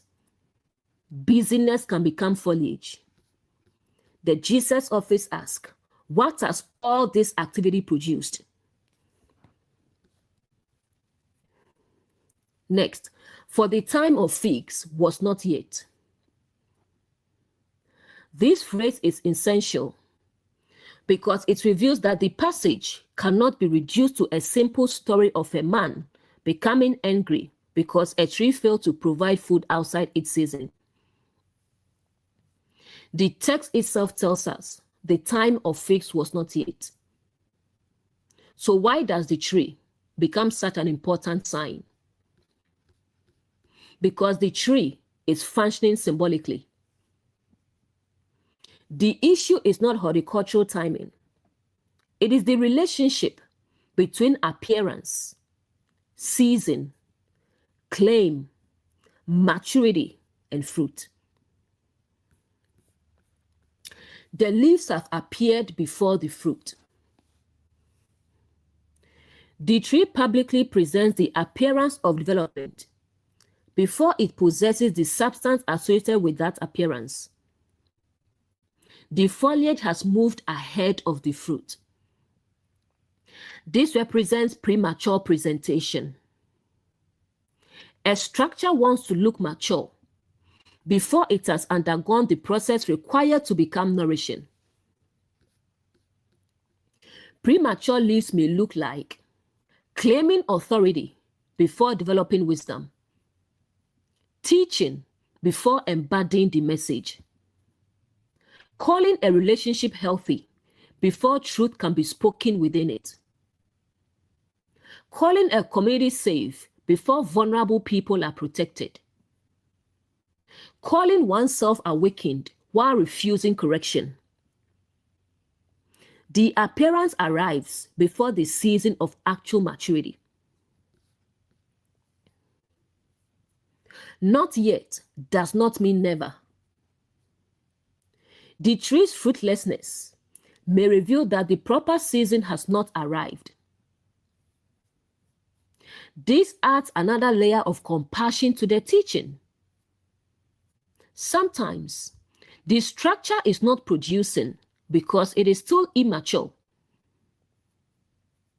The question then becomes, why is it advertising mature foliage before it is ready to nourish? Immaturity is not the same as corruption. There is nothing shameful about being in a developmental stage. A learner can say, I am still understanding this. A new leader can say, I need guidance. A healing person can say, I have recognized the pattern, but I am still integrating it. The problem arises when immaturity disguises itself as maturity.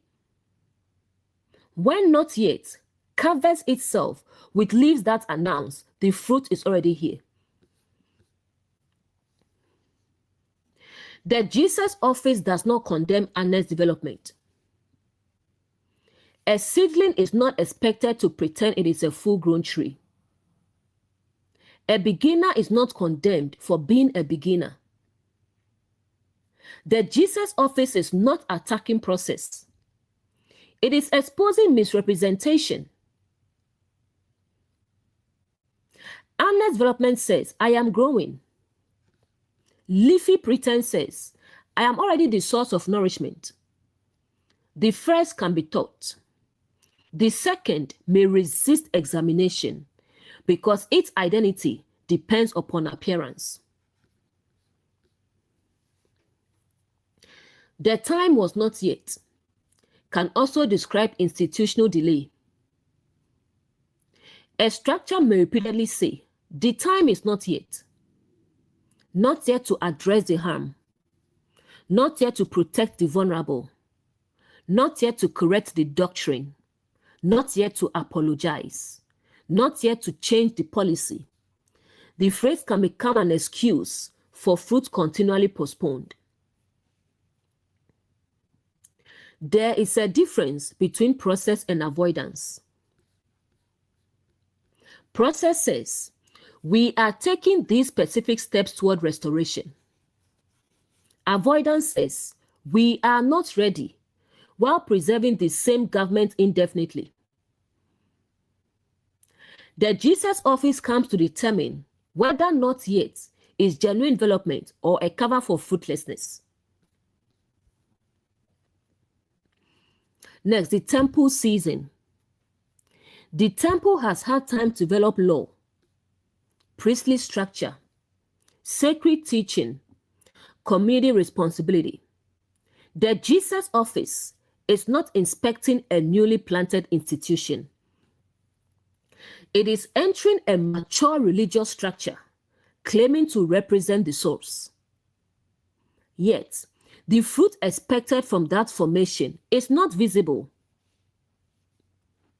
The phrase, the time of fix was not yet, may expose a deeper contradiction. The institution still behaves as though sacred fruit belongs to a future time, even though its leaves publicly claim present maturity. It continually promises life while the hungry remain unfed. The hungry cannot live forever or not yet. A child cannot be asked indefinitely to wait for emotional safety while the family preserves its image.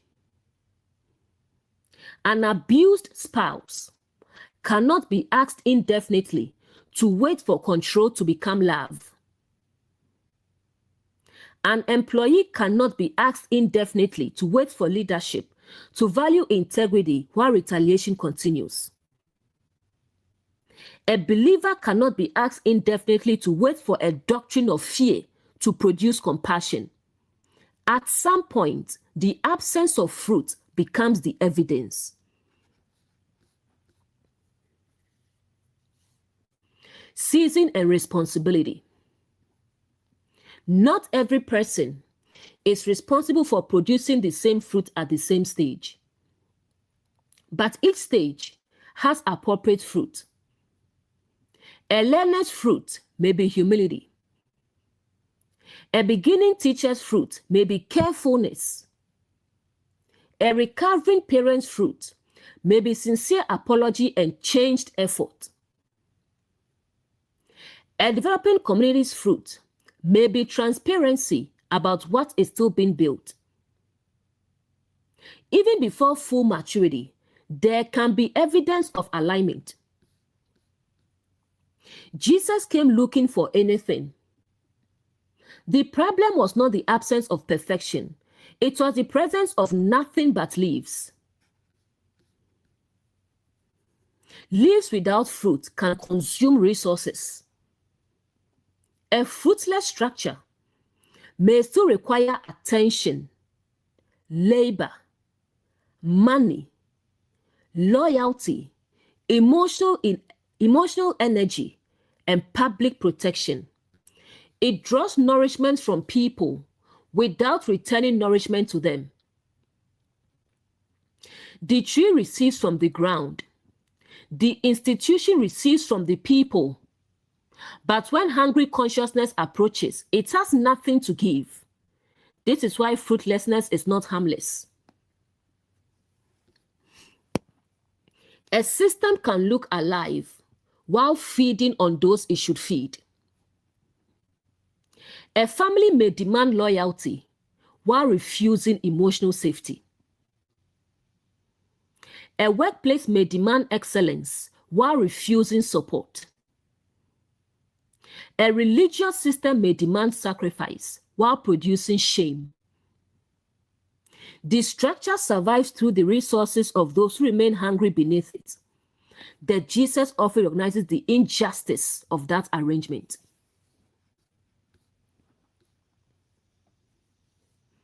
When we become the trees others approach,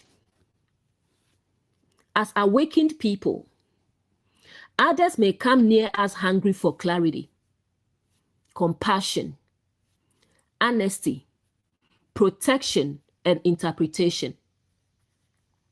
Will they find fruit or only our spiritual vocabulary? This does not mean we must meet every need or become everyone's savior. Fruit includes knowing our limits. We may say, I do not have the skill to help with this, but I can direct you towards someone who does. That is still fruit. Honesty is nourishment. False authority is a leaf. Do not offer leaves as though they are fruit. Sometimes, the most truthful response is, I do not know. I need time to examine this. This requires a qualified professional. I am still growing in this area. These statements may appear less impressive, but they carry the fruit of integrity. Pretending to possess answers because we want to appear mature creates foliage without nourishment.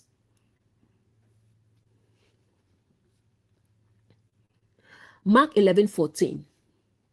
And Jesus answered and said unto it, No man eats fruit of thee hereafter forever. And his disciples heard it. Jesus has approached the fig tree hungry. From a distance, the tree appeared alive. Its leaves created an expectation of nourishment. Embodied truth came near. not hoping to condemn, but looking to see whether anything might be found upon it. Yet Jesus discovered nothing but leaves. The structure possessed appearance without substance, profession without embodiment, activity without nourishment, a sacred claim without the fruit corresponding to that claim. Now Jesus speaks, but he does not say, you never had a purpose. He does not say, you were created worthless.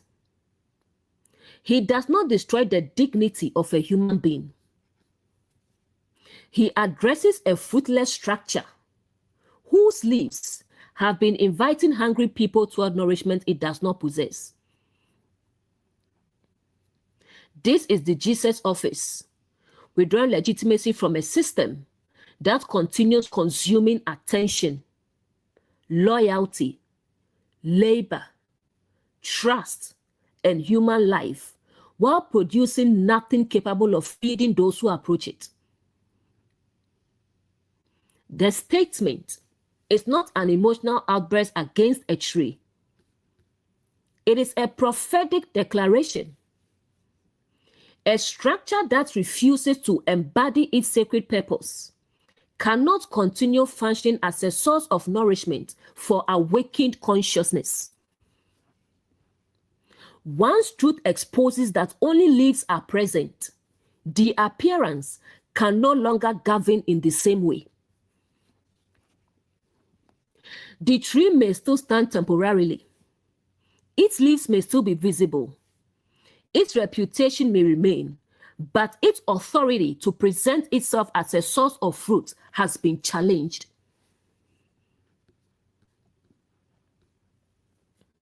Next, and Jesus answered. The verse says, Jesus answered the tree, but the tree has not spoken with words. Its condition has spoken. Its leaves have made a claim. Its fruitlessness has posed a question. The tree says through its appearance, life is here. Nourishment is available. Come closer. But when Jesus arrives, the reality does not agree with the announcement. The condition itself demands an answer. Structures speak through what they present. A family speaks through the values it announces. A workplace speaks through its mission statement. A religious institution speaks through its doctrine.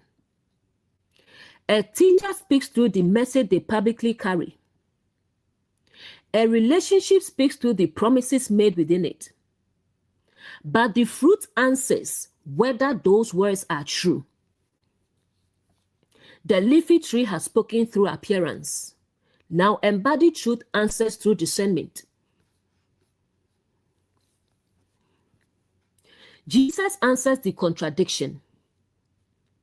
The contradiction is leaves without fruit, claim without evidence, promise without provision, sacred appearance without sacred function. The Jesus office does not ignore this contradiction in order to preserve outward peace. It answers it. This teaches us that mature compassion is not perpetual silence before fruitlessness.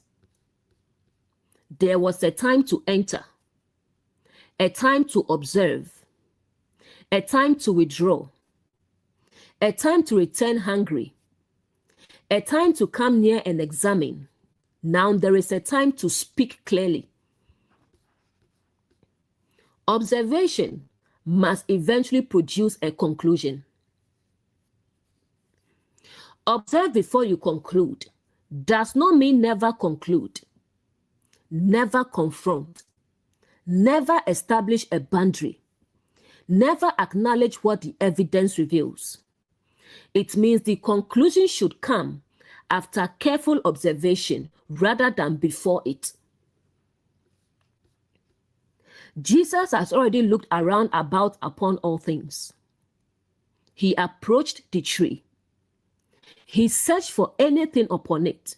He found nothing but leaves.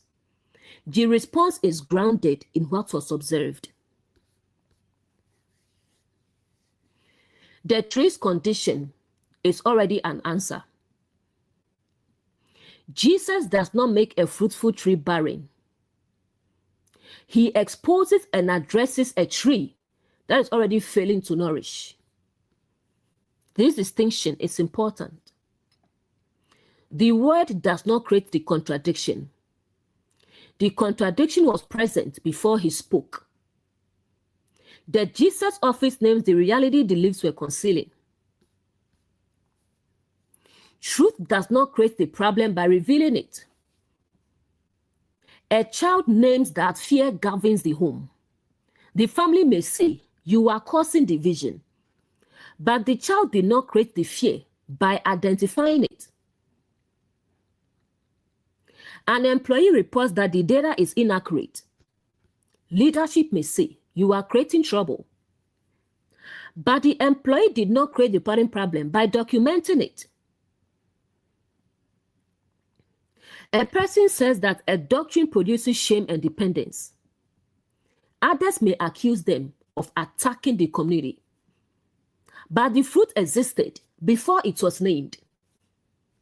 The Jesus office answers what the condition has already revealed. Next, and said unto it. Jesus speaks directly to the structure. He does not gossip about the tree from a distance. He does not tell the disciples privately, "That tree is terrible." He addresses what he has examined. This is integrity. Mature confrontation addresses the matter. When possible and safe, truth should speak toward the actual issue rather than building a separate audience around criticism. In a family, this may mean addressing the governing pattern clearly. In a workplace, documenting and presenting the process through the appropriate channel. In teaching, explaining why an interpretation does not produce coherence. Within ourselves, naming the belief that has been governing our actions. The Jesus office speaks to the structure because the purpose is exposure and transformation, not entertainment through accusation. Speaking to the tree means addressing the government. Jesus does not insult individual leaves. He addresses the whole tree. This reveals that the problem is systemic. The absence of fruit is not one accidental moment. Something within the roots, trunk, and branches has prevented the structure from fulfilling its purpose. Surface correction is not enough. If a family continues protecting image above truth, changing one rule will not produce safety. If a workplace rewards silence, replacing one manager may not restore integrity. If a religious structure depends upon fear, adding more compassionate language may not remove the governing root. If a person's self-worth depends upon public approval, changing one outward habit may not free them. The Jesus office speaks to the tree, the organized government producing the visible condition.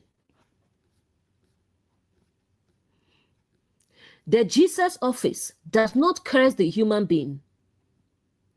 The fig tree represents a fruitless structure, mindset, institution, or government. This is not permission to pronounce destruction upon people we dislike. The Jesus office does not confuse a person with the pattern operating through them. A human being may awaken, take responsibility, change, and produce new fruit. But a structure that remains governed by the same roots will continue producing the same condition.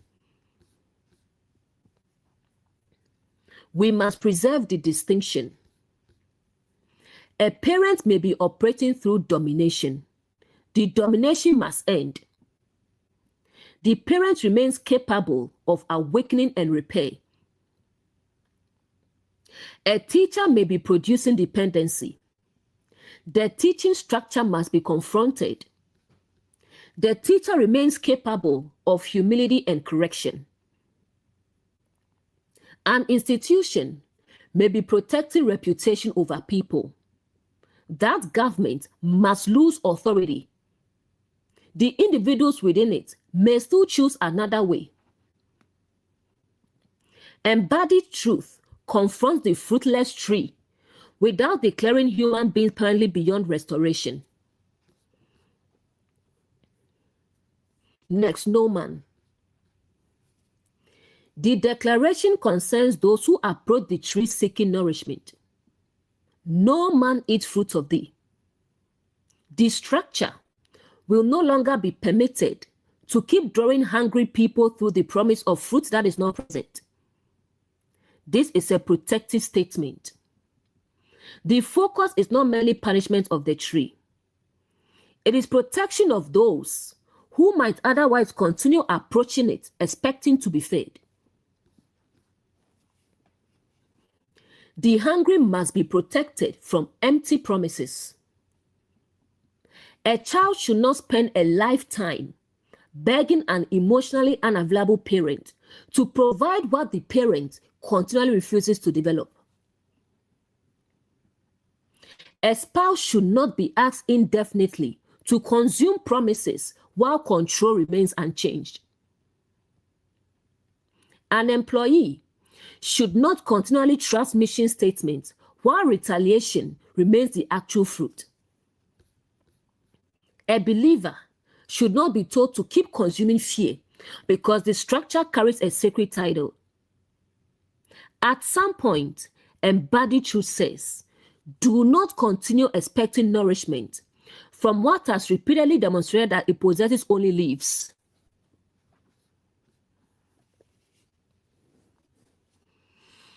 This is establishing a boundary around what cannot nourish. Compassion does not mean endless access. Love does not mean remaining beneath a fruitless government. Mercy does not mean pretending leaves are fruit. Compassion toward the hungry may require separation from the tree. A person may need to hear, stop returning to this environment for validation. Stop asking the controlling person to certify your freedom. Stop expecting a structure that punishes honesty to reward your integrity. Stop feeding upon teachings that continually produce fear and dependence. This is not bitterness. It is discernment protecting life.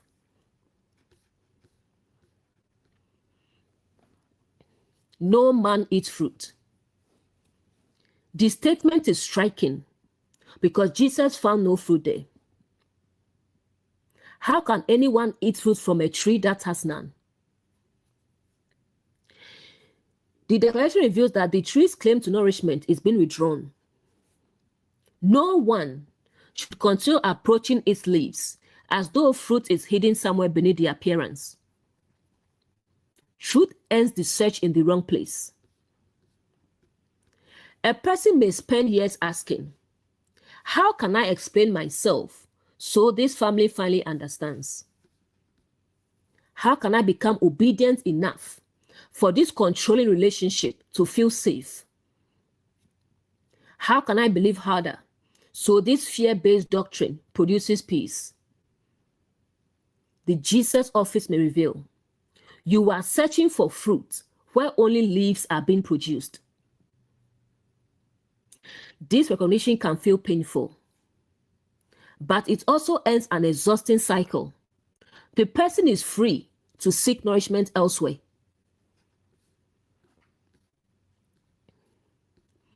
The declaration is also descriptive. Jesus does not merely impose an arbitrary sentence. He speaks the inevitable result of the tree's condition. If a structure contains no fruit, no one can truly be nourished by it. People may continue consuming language, promises, ritual, image, excitement, but they are not eating fruit. Leaves can be consumed as substitutes. People may consume inspirational phrases instead of transformation. Consume religious activity instead of compassion. Consume family loyalty instead of honest relationship. Consume corporate branding instead of ethical culture. Consume spiritual complexity instead of coherent truth. The Jesus office exposes that these substitutes cannot nourish consciousness. They may occupy attention, they cannot sustain life.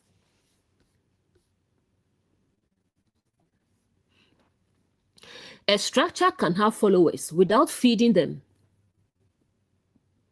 Many people may gather beneath a tree. That does not prove fruit exists.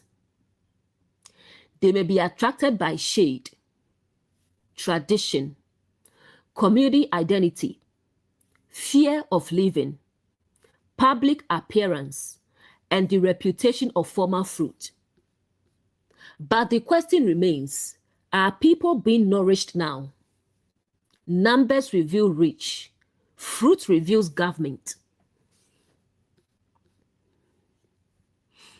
Next of the statement is specific to the tree. Jesus is not declaring no fruit exists anyway. He is saying no one will eat fruit from you. This distinction protects us from despair. Discovering that one structure is fruitless does not mean nourishment is impossible. One family system's inability to provide safety does not mean healthy belonging does not exist. One harmful relationship does not mean love is unreal. One religious institution's failure does not mean the source has failed. One teacher's lack of fruit does not mean truth cannot be found. The tree is not the source. This may be one of the deepest lessons. The tree may have presented itself as though all nourishment depended upon it. But when its fruitlessness is exposed, life does not end. The source remains. Other trees can grow. New structures can be formed. People can learn to produce fruit. The exposure of one fruitless tree frees us from confusing the vessel with the source. Next, hereafter. Hereafter means that a threshold has been crossed. Something changes from this moment forward. Before the examination, the tree's leaves could continue creating expectation. But after truth comes near and exposes the absence of fruit, the appearance cannot remain innocent. The person who has seen cannot completely return to not seeing. Awakening creates a before and after. Before, a person may have interpreted control as love. After the pattern becomes clear, the same behavior cannot be experienced in exactly the same way.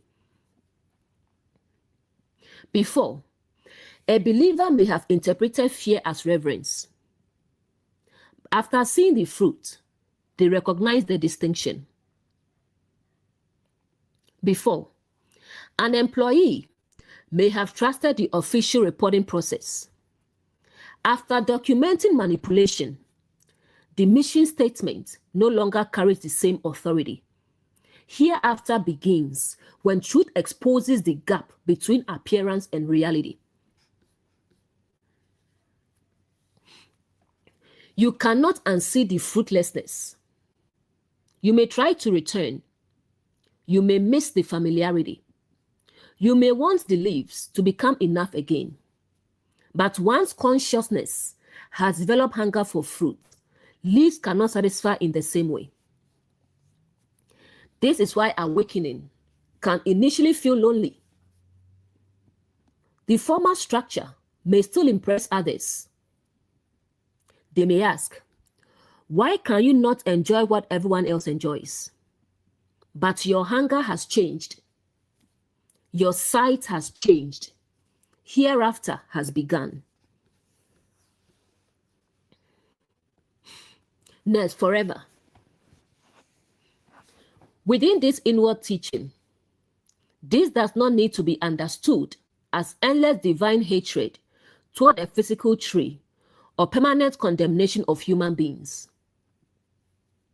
It reveals the finality of truth's conclusion concerning a structure, while it remains governed by that fruitless root. The same tree cannot be treated as a trustworthy source merely because people wish its leaves were fruit. If the government changes completely, if the root, purpose, and fruit change, then it is no longer operating as the same fruitless structure. The old government cannot be rehabilitated through appearance alone. It cannot simply rebrand, change its language, replace one leader, create more attractive leaves. The root must change. The government must change. The fruit must change. Otherwise, the declaration remains, this structure cannot nourish life. Forever as the end of a governing cycle. The old day has reached its end. The institution, mindset, or pattern may continue outwardly for a time, but its spiritual legitimacy has ended in the consciousness that has awakened. It no longer occupies the throne. A family pattern. You may decide, shame will never again be accepted as love in my home. That is a forever declaration concerning the old government. A teaching pattern. You may decide, I will never again use fear to make people dependent upon the message. The former tree loses authority. A personal pattern. You may say, I will no longer abandon myself to preserve another person's approval. The cycle ends. The person remains alive. The fruitless government does not continue. This is not refusal to forgive. Ending a structure's authority is not the same as hatred toward the people involved. A person can forgive and still say, this pattern will not feed my life again. They can release bitterness while maintaining the boundary. They can remain open to genuine change without pretending that change has already occurred. Forgiveness does not manufacture fruit. Forgiving someone does not automatically make them trustworthy. Compassion does not automatically make a system safe. Hope does not require consuming leaves while waiting for fruit. The Jesus office can remain restorative while speaking a decisive end to the old government. This is not impatience with honest growth. We must remember that Jesus came looking for anything. The office was not demanding flawless maturity. It was willing to recognize genuine developing fruit. The declaration follows the discovery of nothing but leaves. Therefore, this is not condemnation of a person who says, I am still learning. It is exposure of a structure that presents itself as mature while producing no evidence of alignment. Honest immaturity can grow. It possesses fruits such as humility, teachability, transparency, responsibility, the willingness to be corrected. False maturity possesses only appearance and defends that appearance from examination. The Jesus office distinguishes between them.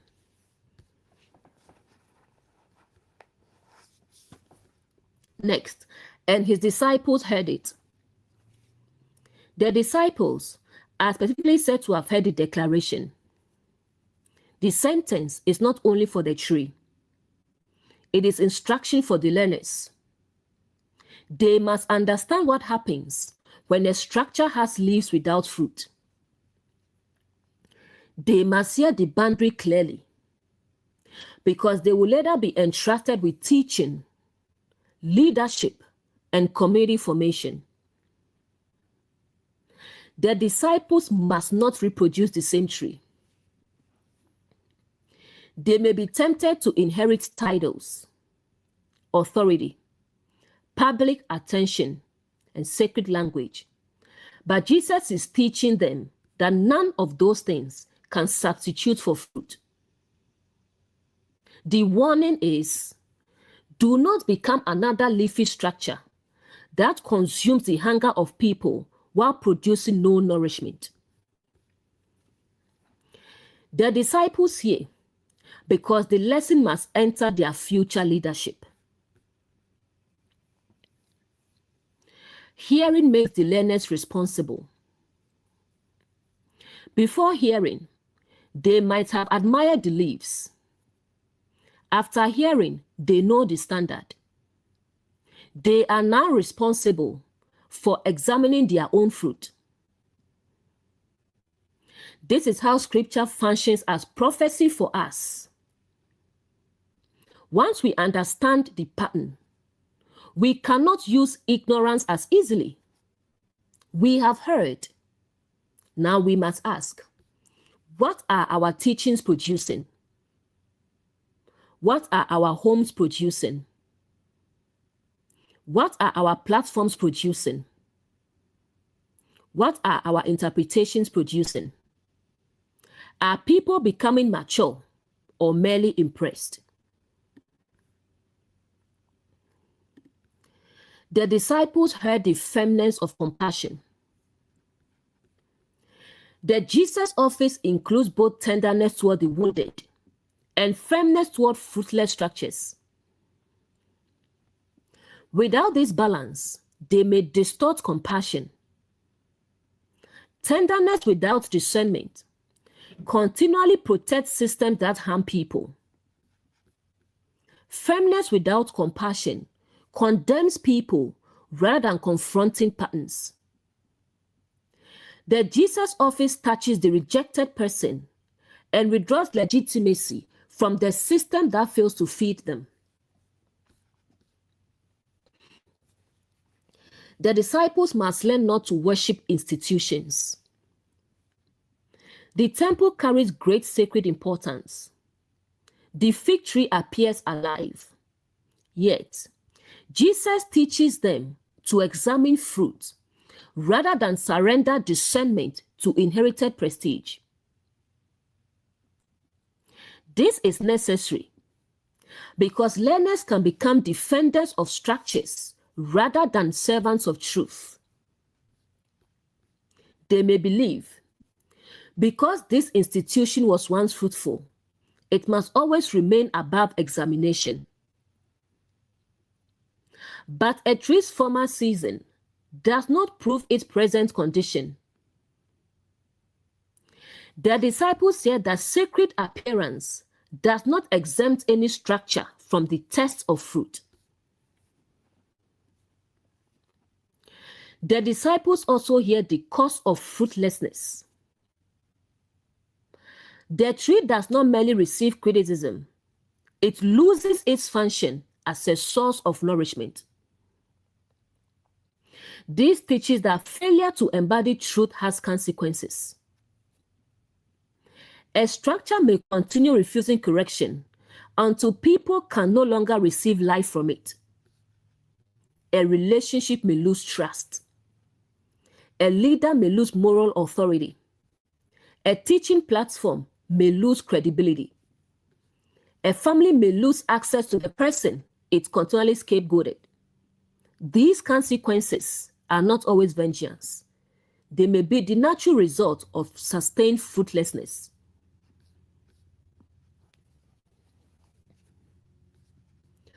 Moral authority is not the same as position.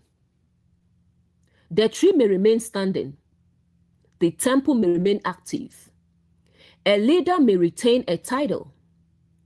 A parent may retain biological status. An institution may retain property and followers. But the capacity to nourish can be lost. The Jesus office distinguishes outward position from inward authority. Position says, I am still the tree. Fruit asks, can anyone eat from you? The position may remain visible after its nourishing authority has ended. Family example. A family continually declares, we are close. But every attempt at honest conversation is punished. One member awakens and realizes that the leaves are not fruit. The Jesus office within them says, I will no longer seek emotional safety from a structure committed to protecting image over truth.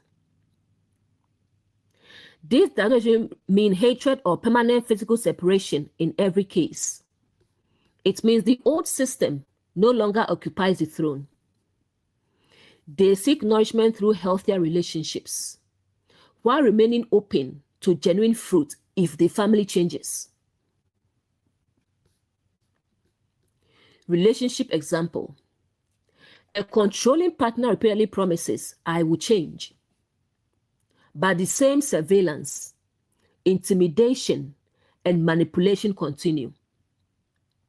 Eventually, embodied truth says, promises are leaves, the pattern is the fruit. The person stops feeding upon future promises as though they are present evidence. The relationship may require separation, professional support, and firm boundaries. No man eat fruit of thee becomes, I will no longer expect nourishment from a structure repeatedly producing control. Workplace example. A company claims to value integrity, but employees who identify problems are punished. After careful observation and documentation, an employee may recognize this system cannot presently nourish my professional growth or integrity. They may establish boundaries, escalate appropriately, transfer or leave.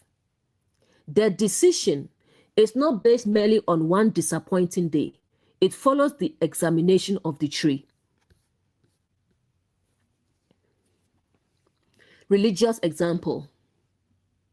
A community continually produces fear, shame, dependency, and hostility toward questions. Its leaves may include scripture, prayer, titles, tradition, but embodied truth asks whether the people are becoming compassionate, responsible, discerning, free to stand. When no fruit appears, the awakened person may stop treating the structure as their source. The source remains, the fruitless tree loses its monopoly. Teaching example. A teaching may promise secret knowledge, rapid ascension, special identity, exclusive access to truth. But listeners become increasingly confused, fearful, or dependent upon the teacher. The Jesus office says, do not keep consuming complexity merely because it looks spiritual. The measure is fruit. Does the teaching produce clarity, agency, integrity, responsibility, compassion? If not, its leaves cannot nourish. Inner example. We may discover a thought structure within ourselves that continually promises protection but produces fear. For example, if I explain myself perfectly, no one can reject me. That belief may have many leaves. It keeps us analyzing, rehearsing, and over-explaining. But does it produce peace? No. The Jesus office may declare, I will no longer seek safety from over-explanation. The old tree loses authority. A new pattern of discernment and boundaries can grow. The tree may still be visible after the declaration. The full effect is not yet outwardly visible to the disciples. Jesus speaks in verse 14. The condition of the tree will be observed later. This teaches us that the inward withdrawal of authority may occur before outward structures visibly change. A person may decide inwardly, this pattern will no longer govern me. The family remains the same. The workplace remains active. The institution continues, but the route of participation has been interrupted. Inner separation often precedes outer evidence. The person no longer believes the old promise. They stop feeding the structure through unquestioned loyalty. They stop returning for validation. The outward change may unfold gradually, but the decree has entered consciousness. Speaking does not mean the process is finished. Jesus has declared the end of the tree's nourishing authority. Yet, the disciples will need to see what has happened at the roots. This prepares us for the next stage. Truth may speak a clear boundary today. Tomorrow, we begin seeing how deep the old pattern had been rooted. The declaration initiates a process of exposure. The fig tree is a prophecy of institutional accountability. Structures are not sustained merely because they possess age, prestige, sacred history, or public admiration. They remain life-giving only as they continue producing fruit aligned with their purpose. When the fruit disappears and only leaves remain, awakened truth will eventually withdraw recognition. This is not because truth despises structure. It is because the structure no longer serves the life it was established to nourish. The prophecy for the hungry person. Scripture prepares us to recognize that some trees will not feed us. When that becomes clear, do not keep consuming leaves. Do not confuse the tree with the source. Do not spend your entire life demanding fruit from a structure committed to appearance. Seek nourishment where genuine fruit grows. Allow new trees to be cultivated. Become a fruitful tree yourself. The prophecy for the tree. The verse also speaks to anyone carrying responsibility. Do not assume people will continue approaching forever simply because your leaves remain visible. A title cannot permanently replace fruit. A reputation cannot permanently replace integrity. A sacred claim cannot permanently replace compassion. The hungry will eventually recognize that no nourishment is present. The invitation is to examine the root before the condition becomes fixed. The prophecy for the Jesus office. When careful examination reveals sustained fruitlessness, speak clearly. Do not confuse endless tolerance with compassion. Protect the hungry. Withdraw legitimacy from empty appearance. Do not condemn human worth. Address the governing structure.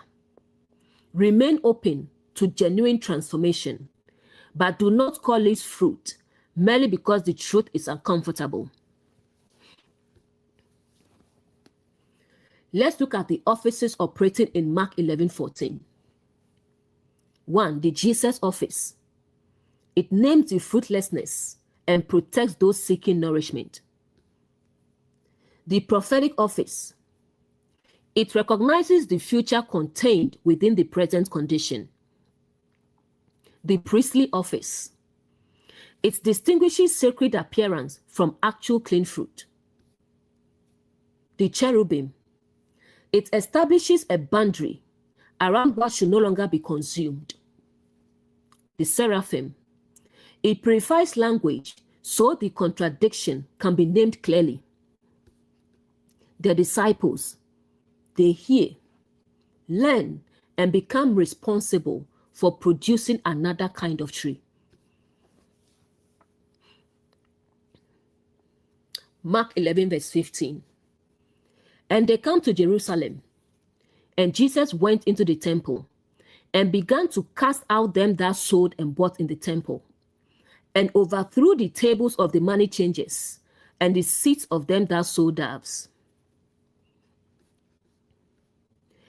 Jesus has already entered Jerusalem once. He entered the temple.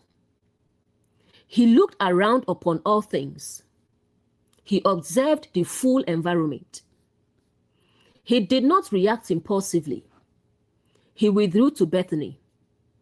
Morning came. He returned hungry for fruit.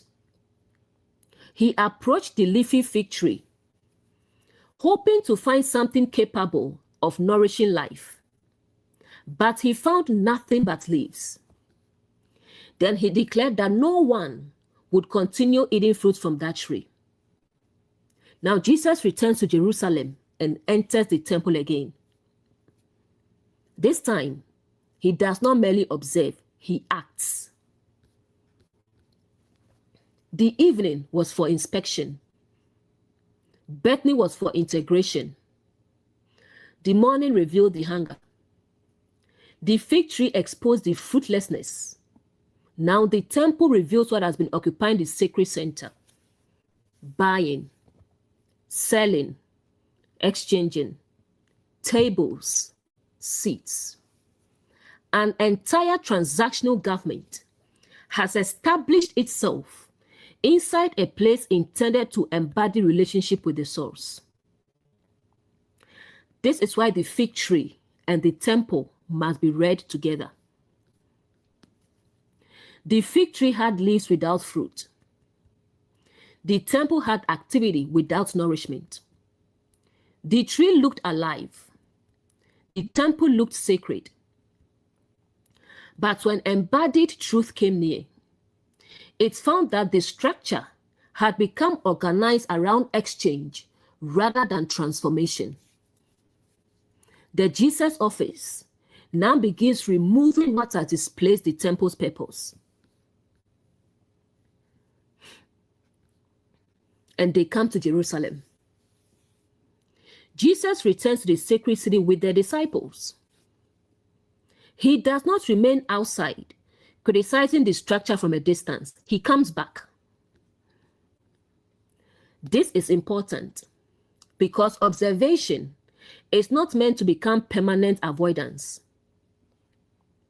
There are moments when truth must withdraw.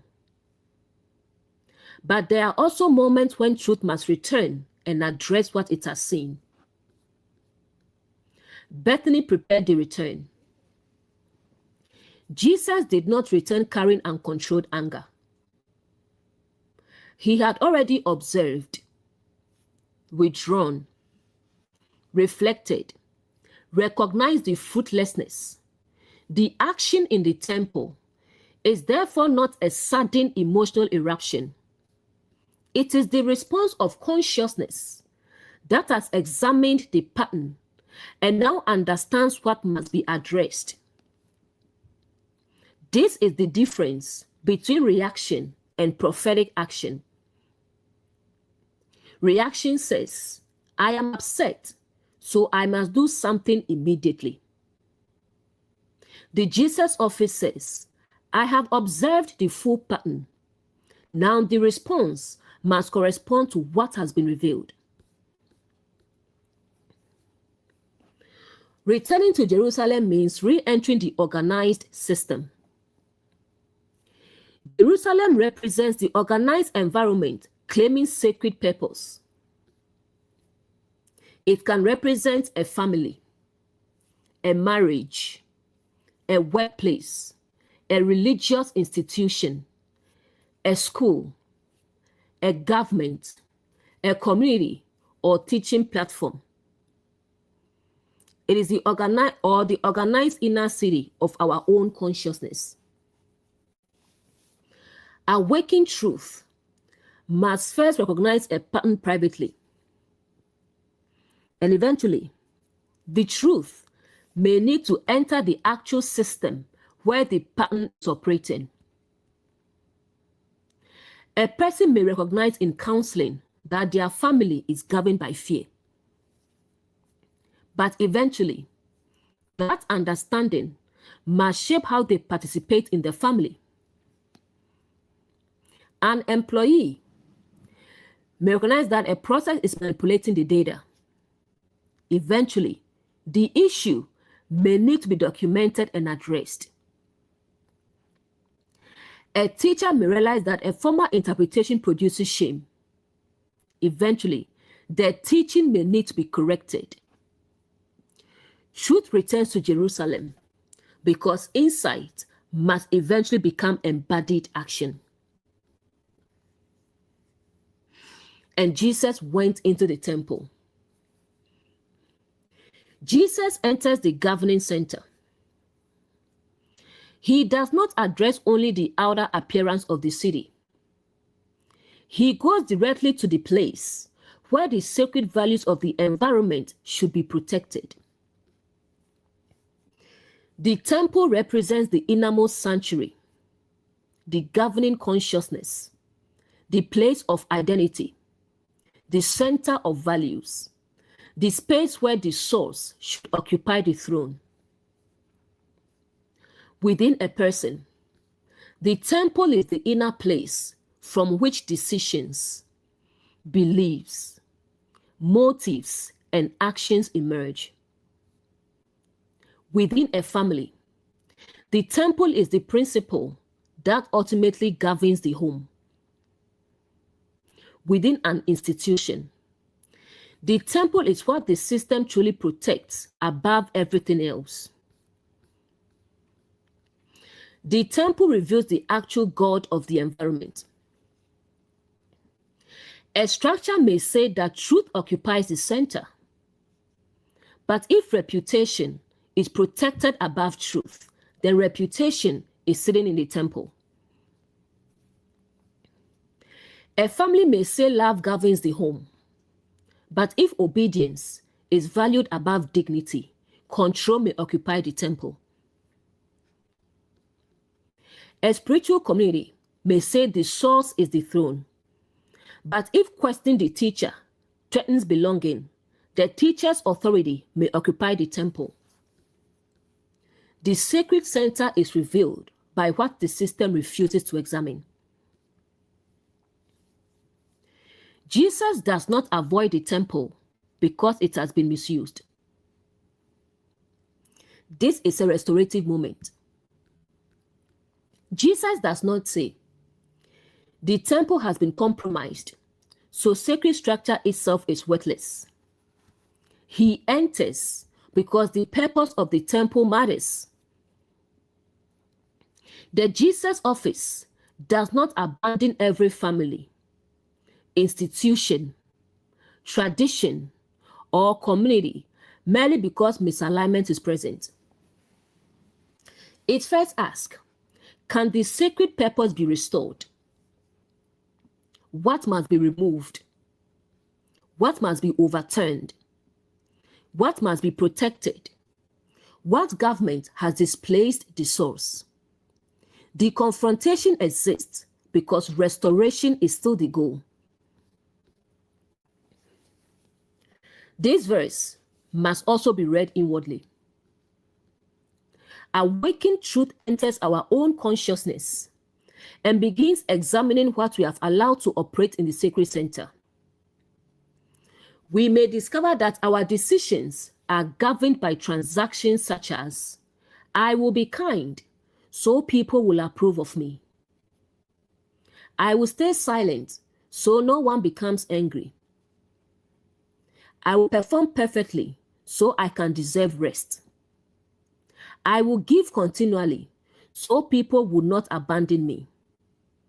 I will appear spiritual, so others recognize my worth. The outward behavior may appear good, but the inward government is exchange. The person is continually buying approval, safety, belonging, identity, and peace. The Jesus office enters and begins dismantling that marketplace. Next, and began. Mark says Jesus began to cast them out. The word suggests the initiation of a cleansing process. This is not simply one dramatic moment disconnected from everything around it. A deeper reordering has begun. The temple has been examined. Its fruitlessness has been exposed. Now the process of restoring its function begins. Awakening begins a cleansing process. When truth enters consciousness, everything doesn't become aligned at once. The person may first recognize one transaction. I have been purchasing peace by abandoning my voice. Then another becomes visible. I have been purchasing approval through overwork. Then another. I have been purchasing spiritual security by surrendering my discernment. Jesus begins the cleansing. One table is overturned. Then another agreement becomes visible. The temple is gradually restored to its proper purpose. Beginning also means the old government may resist. A marketplace that has operated within the temple for a long time will not disappear merely because one person organized it. The system has participants, beneficiaries, habits, expectations, and established positions. The Jesus office must remain clear, because cleansing the temple may disturb people who have learned to survive, profit, or gain status through the former order. The beginning of restoration may initially look like disruption, but not every disruption is destruction. Sometimes the noise is produced because what had become normalized is finally being moved. Next, to cast out. To cast out means to remove from the environment something that does not belong in its present function. Jesus is not decorating the marketplace. He is not asking it to speak more compassionately while remaining in control. He removes it from the temple. This tells us that some conditions cannot be healed merely through better language. They require a boundary. They require displacement. They must lose access to the sacred center. Some patterns must be educated. A person may lack understanding and need instruction. Some patterns must be refined. A sincere message may require clearer language. Some patterns must be cast out. A government built upon exploitation, coercion, fear, or the purchase of human worth cannot be allowed to remain on the throne. The Jesus office distinguishes between what needs teaching and what needs removal. Casting out is not the destruction of human worth. Jesus cast out those occupying particular functions within the marketplace. Symbolically, this does not mean the human beings are beyond restoration. It means the function they are performing cannot continue governing the sanctuary. A person can be removed from an abusive leadership position without being declared worthless. A family member can lose access to private information because they continually weaponize it. A teacher can lose authority when their teaching produces dependency and fear. The office or access may be removed while human dignity remains intact. This distinction is essential. The Jesus office confronts the misaligned function without declaring the person's humanity irredeemable. Next, them that sold. The sellers represent those offering sacred access, identity, peace, forgiveness, belonging, or value as a commodity. They turn what should flow from the source into something that must be acquired through exchange. Symbolically, selling in the temple may look like give enough and the source will bless you. Obey the leader and you remain protected. Sow this seed for miracles. God told me to tell this number of people to sow this amount of money for breakthroughs. Purchase this teaching and you will gain secret access to truth. Perform the correct ritual and your worth will be restored. Remain loyal to the institution and you will be accepted.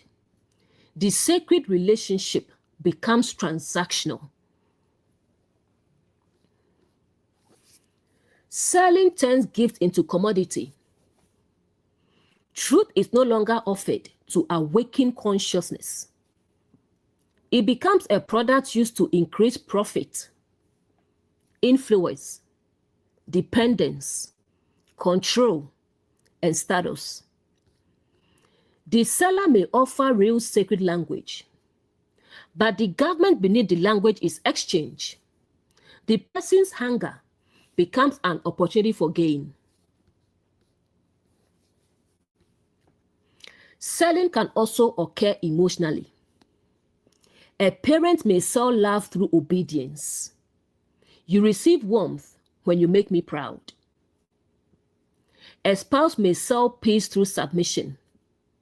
The home remains calm only when you do not challenge me.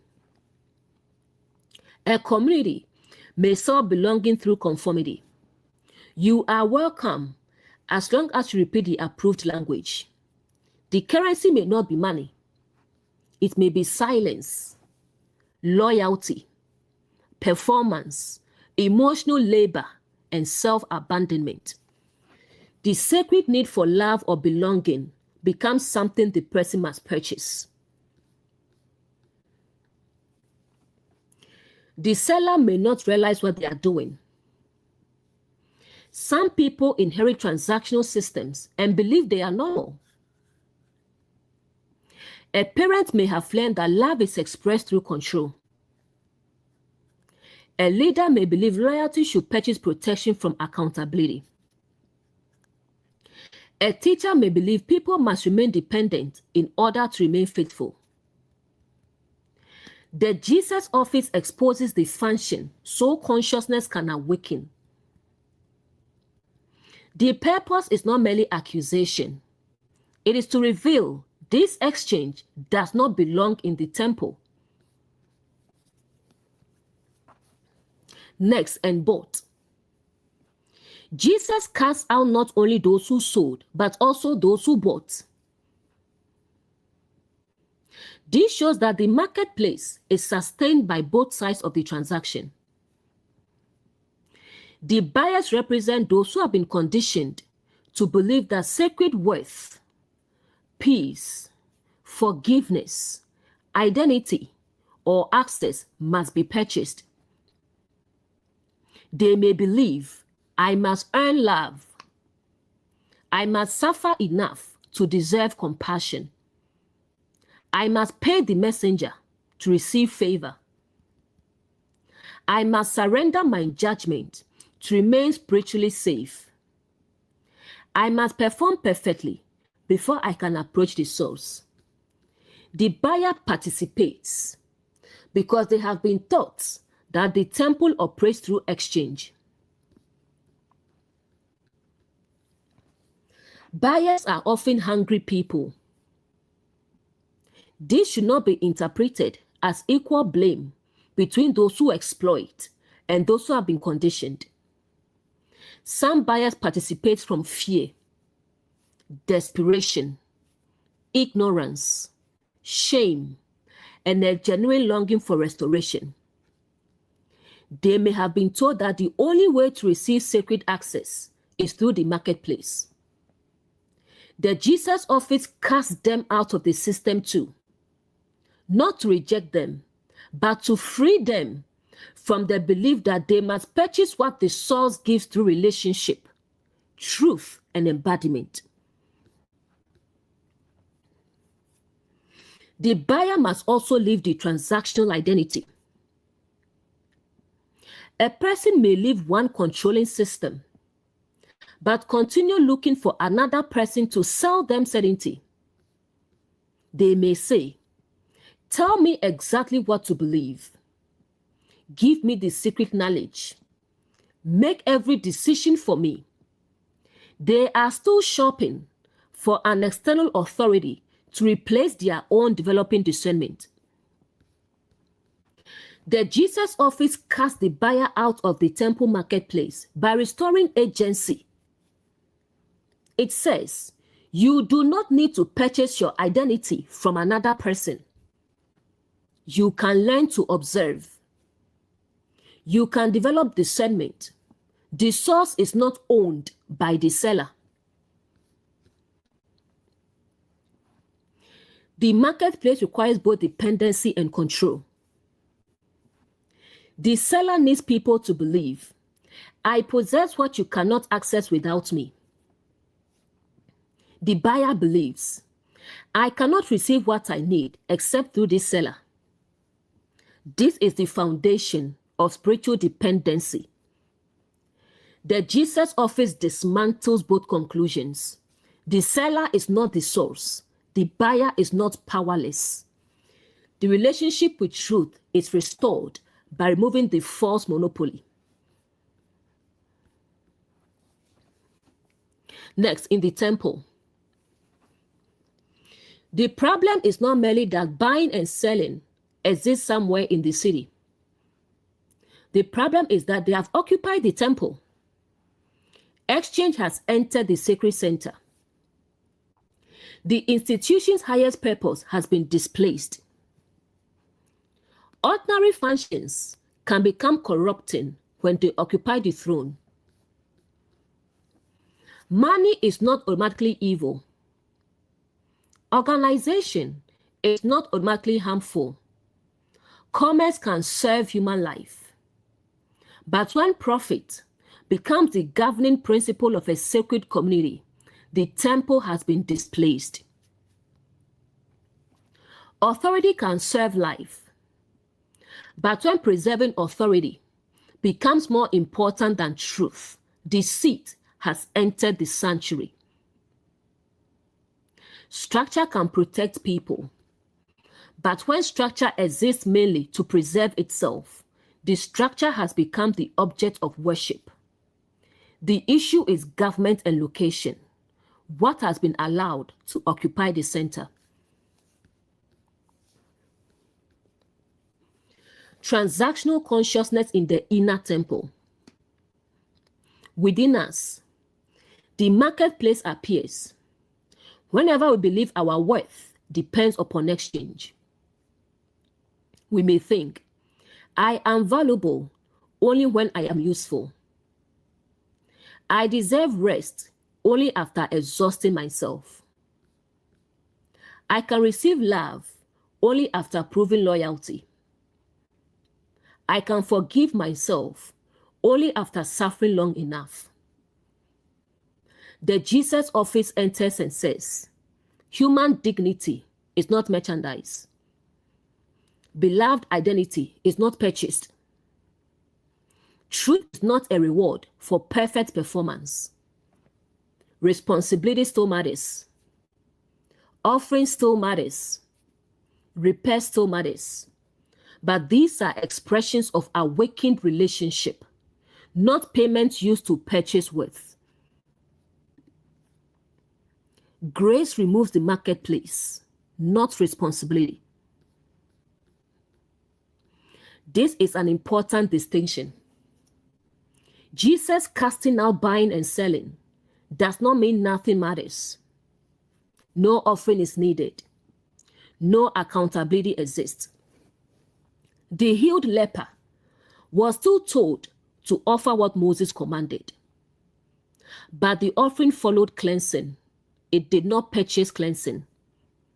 Compassion said, I will, before the man could offer anything. This is the difference between transaction and response. Transaction says, I give so that I may become worthy. Grace says, I have been restored to dignity. Therefore, I can now respond responsibly. The Jesus office removes the marketplace, so offerings can return to their rightful meaning. Next, an overthrow. Jesus does not merely ask the tables to operate more politely, he overturns them. The structure itself must be disrupted. This is the prophetic force of embodied truth. A misaligned government may be so established that minor adjustment will leave its foundation intact. Overthrow means the arrangement can no longer function in the same way. Truth sometimes reforms. Truth sometimes rebuilds. Truth sometimes overthrows. The appropriate response depends upon what has occupied the sanctuary.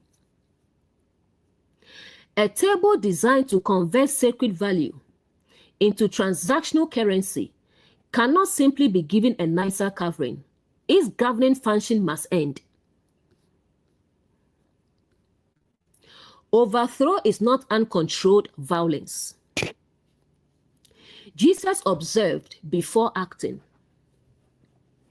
His movement is directed toward tables, seats, functions, the organized arrangement. The focus is not random harm. It is the dismantling of what supports the marketplace. This is important because people sometimes imitate the outward intensity of prophetic action without carrying the prior observation, compassion, precision, or restorative purpose. The Jesus office does not overturn because it enjoys disruption. It overturns because the sacred center cannot be restored while the transactional infrastructure remains standing. Overthrowing the table means interrupting the process. A table supports the transaction. It provides the place where value is calculated, exchanged, recorded, and controlled. Symbolically, the table represents the established mechanism through which the system operates. In a family, the table may be the unspoken rule. The person with the strongest reaction gets their way. In a workplace, protect leadership from bad news. In a religious environment, questions are allowed only when they do not challenge the conclusion. In the inner temple, I must explain myself until everyone approves. The Jesus office does not merely challenge one outcome, it overturns the process producing it. Tables can represent established systems, procedures, agreements, frameworks, and places where people gather around a shared exchange. A table can serve life. It can represent fellowship, communion, nourishment, and shared understanding. But here, the table has been organized around transactional control. The same symbol can serve different governments. A sacred table feeds people, creates relationship, allows participation. A money-changing table calculates value, controls access, converts sacred need into transactional opportunity. The Jesus office determines the function by the fruit. The family table. A family may gather around one physical table while operating beneath an invisible transactional table. At this table, approval is exchanged for obedience. Silence is exchanged for belonging. Performance is exchanged for affection. The Jesus office overturns the agreement. Love will no longer be withheld to force compliance. Children will not have to purchase belonging through silence. The physical family may remain. The transactional table must fall. The workplace table. At a workplace table, employees may exchange integrity for security. Leaders may exchange honest reporting for public image. Workers may be rewarded for agreeing rather than observing accurately. The Jesus office overturns the table by changing processes, incentives, review structures, protections for truth tellers. The goal is not dramatic confrontation alone. The system producing the exchange must be corrected. The spiritual table. At a spiritual table, people may exchange money, loyalty, praise, or surrendered discernment for promised access to favor, healing, protection, or secret truth. The Jesus office overturns the monopoly. It says, the source is not owned by the messenger. Understanding should develop consciousness, not permanent dependence. Giving should arise from love, not coercion or fear. Next, of the money changes. Money changes determine the rate of exchange. They decide how one form of value will be converted into another. Symbolically, they represent the functions that assign transactional value to sacred things. They may determine how much giving proves faith, how much obedience purchases belonging, how much suffering proves sincerity, how much loyalty secures protection, how much performance establishes worth.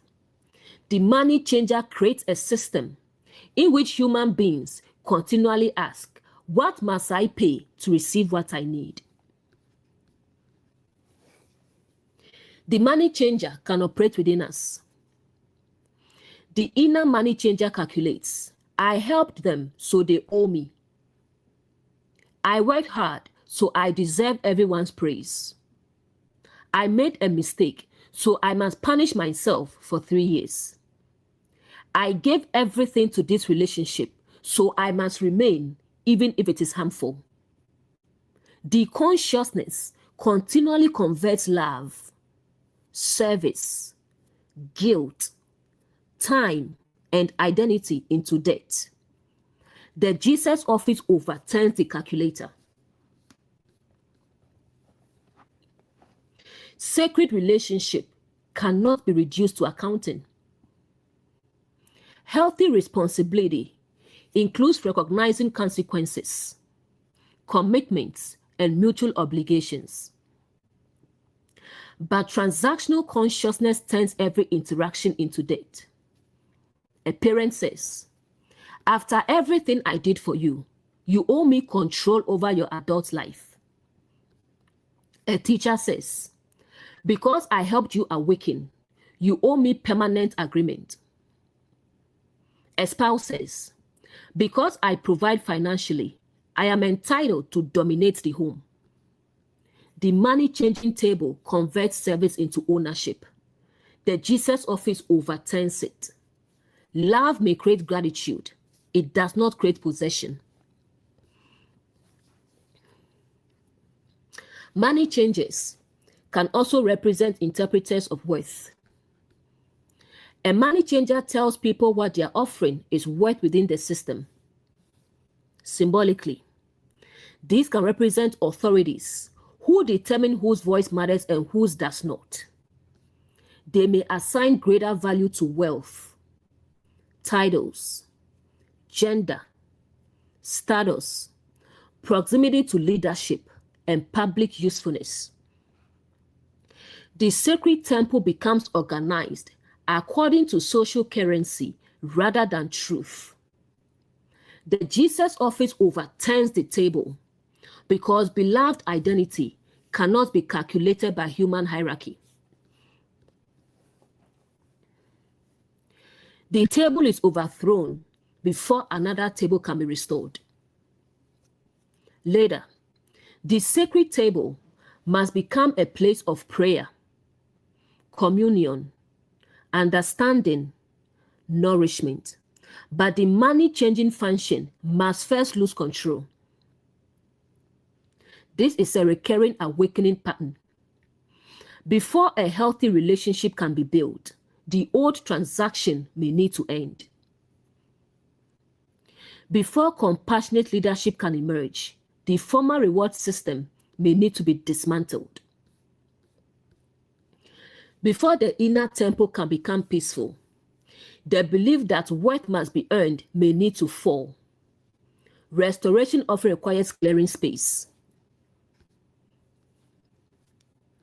Next, and the seats. Jesus does not overturn only tables, he overturns seats.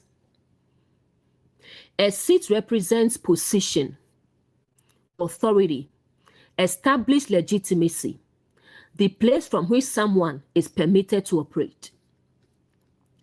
The marketplace is not only a set of transactions, it has become institutionalized. Someone has been given a seat.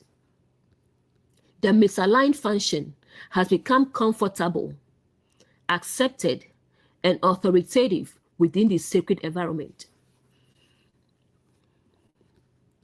A harmful pattern becomes more powerful when it receives a seat.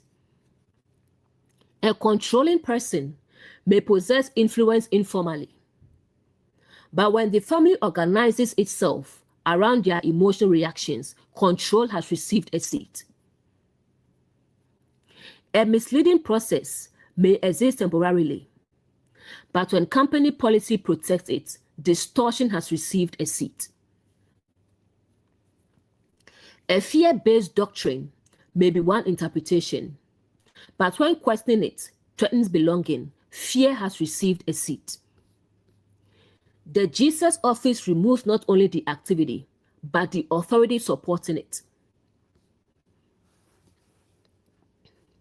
Overturning the seat means removing legitimacy. The person may still exist. The idea may still be repeated, but it no longer receives unquestioned authority within the restored sanctuary. This can mean a leader is removed from a position. A family stops allowing one person's anger to govern every decision. A teacher's words are examined rather than automatically accepted. An inner belief is no longer permitted to judge every emotion. The seat is overturned. The former ruler must stand before truth like everyone else. Like Paul would say, we shall all stand before the judgment seat of Christ. We shall all appear before the judgment seat of no one is above truth. No one.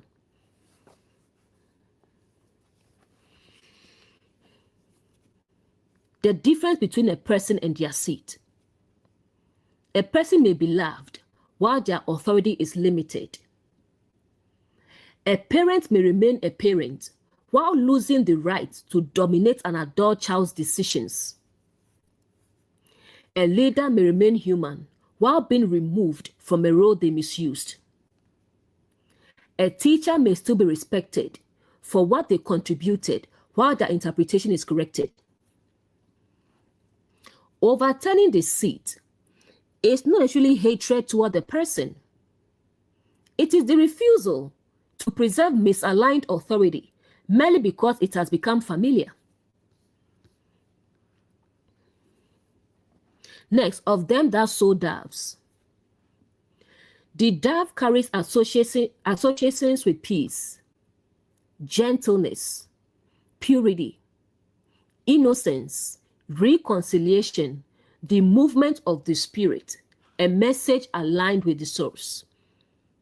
Yet, within this temple marketplace, doves are being sold. Something representing peace and sacred alignment has been turned into merchandise. A system may tell people, you can have peace if you stop asking questions. You can have peace if you return to the controlling relationship. You can have peace if you agree with the leader.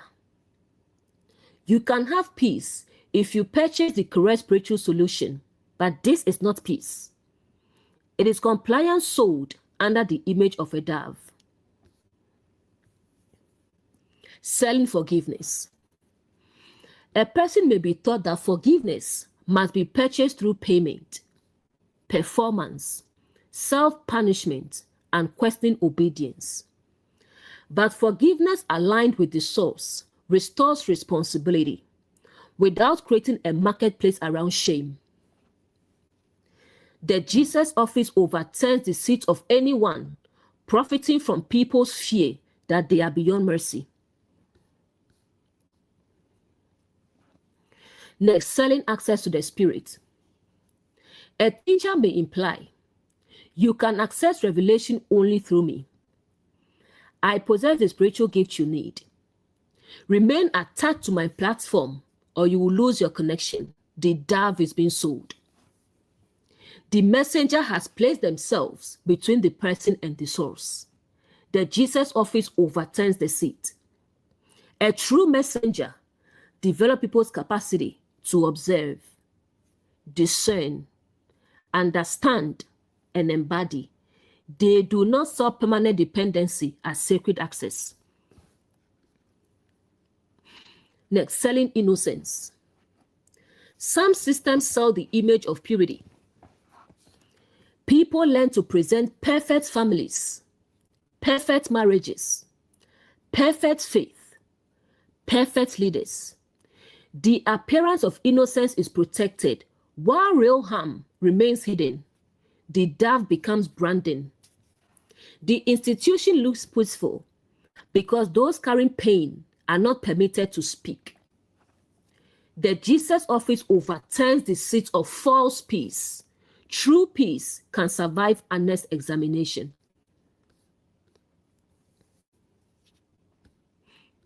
Why did dove sellers have seats? They are not merely passing through, they are established, comfortable, authorized. The system has normalized the sale of what should represent peace, purity, and sacred relationship. This is why Jesus does not simply ask them to move aside temporarily. He overturns the seats. The entire authority structure must be reconsidered. When false peace receives a seat, the person who says, "Do not disrupt the family," may be given more authority than the person naming harm. The leader who protects institutional image may be called wise. The person demanding accountability may be called divisive. False peace sits comfortably while truth is kept outside. The Jesus office turns the seat over. Compassion can overturn seats. This may appear severe, but it is consistent with the Jesus office.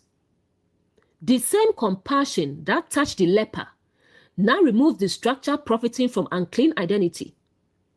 The leper needed restoration. The marketplace needed removal. The response differs because the functions differ. Compassion toward the wounded says, "Come near."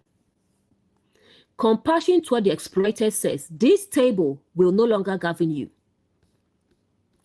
Compassion toward the seller may say, "You cannot continue occupying this seat while performing this function. Boundaries can serve restoration." The fig tree interprets the marketplace. The fig tree had leaves but no fruit. Now we see the leaves of the temple. Activity, offerings, tables, seats, sacred symbols, and doves. But what fruit does the system produce? Does it restore people to direct relationship with the source? Or does it teach them that sacred access must be purchased? Does it develop agency or dependence? Does it protect the vulnerable or use their hunger as currency? The marketplace is the institutional fruitlessness the tree revealed. The marketplace consumes the hungry. The hungry come to the temple seeking peace, cleansing, belonging, forgiveness, understanding. Instead of being nourished freely through truth, compassion, and community, their need becomes part of a transaction.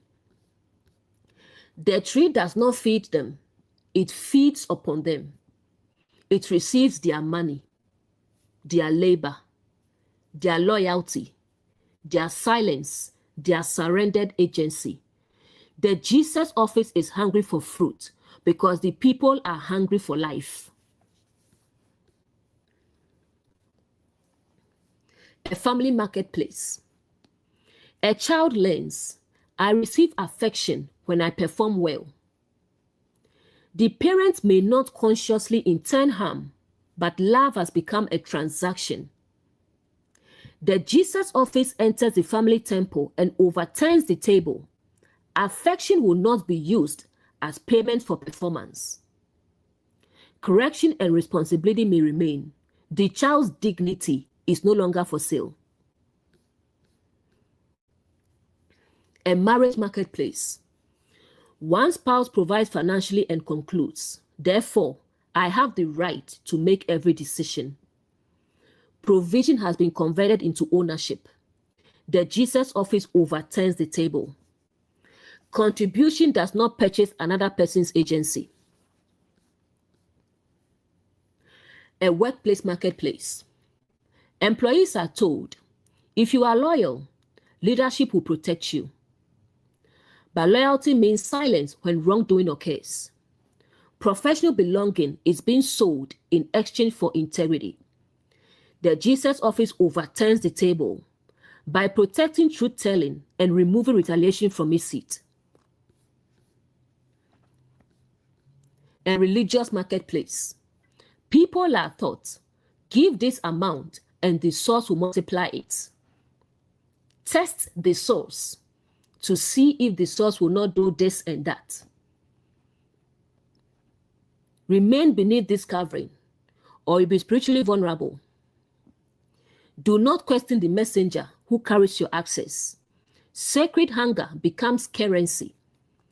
The Jesus office restores the source to the throne and returns the messenger to an office of service. A teaching marketplace.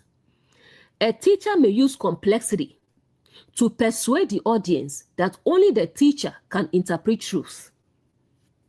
Every answer creates another mystery requiring continual dependence. The language has many leaves, but the listener becomes less capable.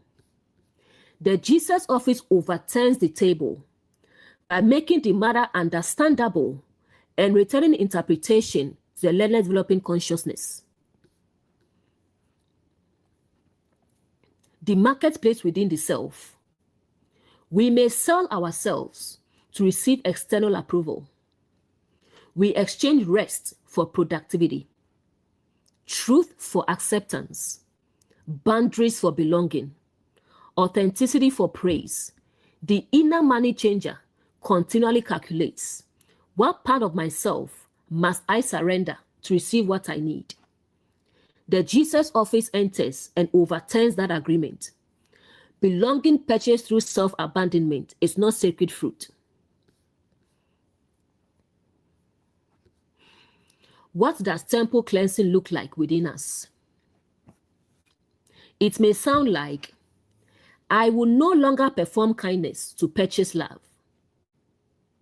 I will serve because love has become my nature, not because I am trying to earn worth. I will not punish myself to prove repentance. I will take responsibility and repair what I can. I will not surrender discernment to purchase spiritual safety. I will not allow another person's disappointment to determine whether my boundary is righteous. The tables fall, the seats turn over, the sanctuary becomes available for another government. Overturning is not the final goal. The purpose is not an empty temple. The marketplace must be removed so the sacred function can be restored. The next verses will reveal what should govern the temple: prayer, relationship, access, truth, a house serving all people.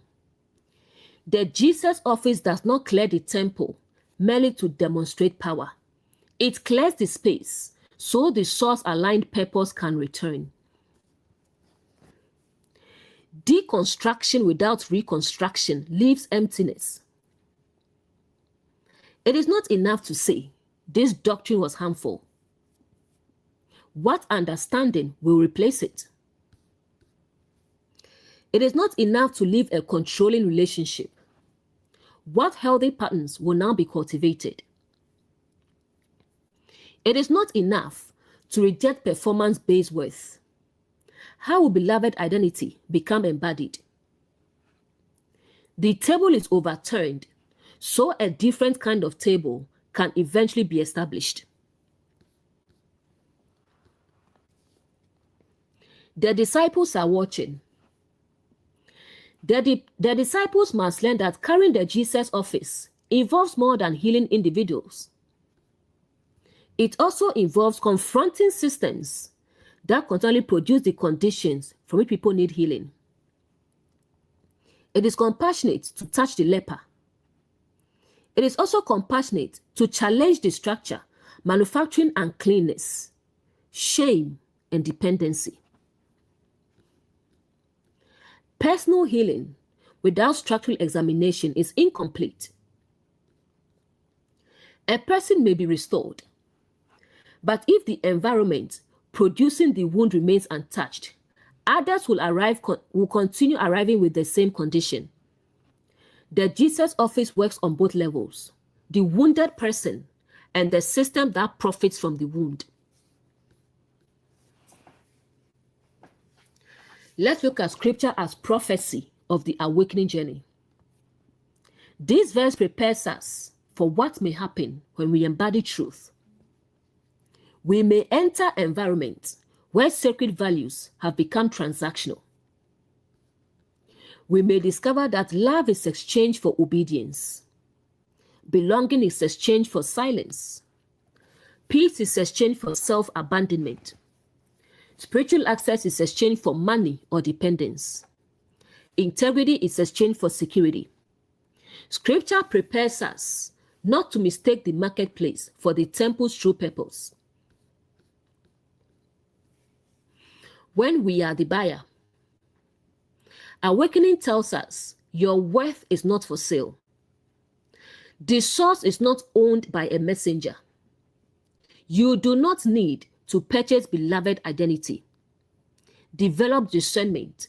Leave the transactional system. When we are the seller, awakening asks, have I turned another person's hunger into a source of control, status, or gain? Do people become freer through what I offer or more dependent upon me? The seat must be examined. When we occupy the Jesus office, observe before acting. Identify the full system. Address the function, not merely the appearance. Protect human dignity. Remove misaligned authority. Overturn the process through which sacred needs become commodities. Then restore the temple's proper purpose. The offices operating in Mark 11 verse 15. The Jesus office embodies truth, compassion, courage, and restorative action. The prophetic office recognizes that the marketplace is the fruitless government represented by the fig tree. The priestly office discerns what belongs within the sacred center and what must be removed. Cherubim guards the temple boundary and denies access to transactional government. Seraphim purifies the sanctuary by exposing and burning away false exchange. Moses provides the principles, showing that offerings should express restoration, not purchase worth. The disciples witnessed the difference between passive observation and mature action after discernment.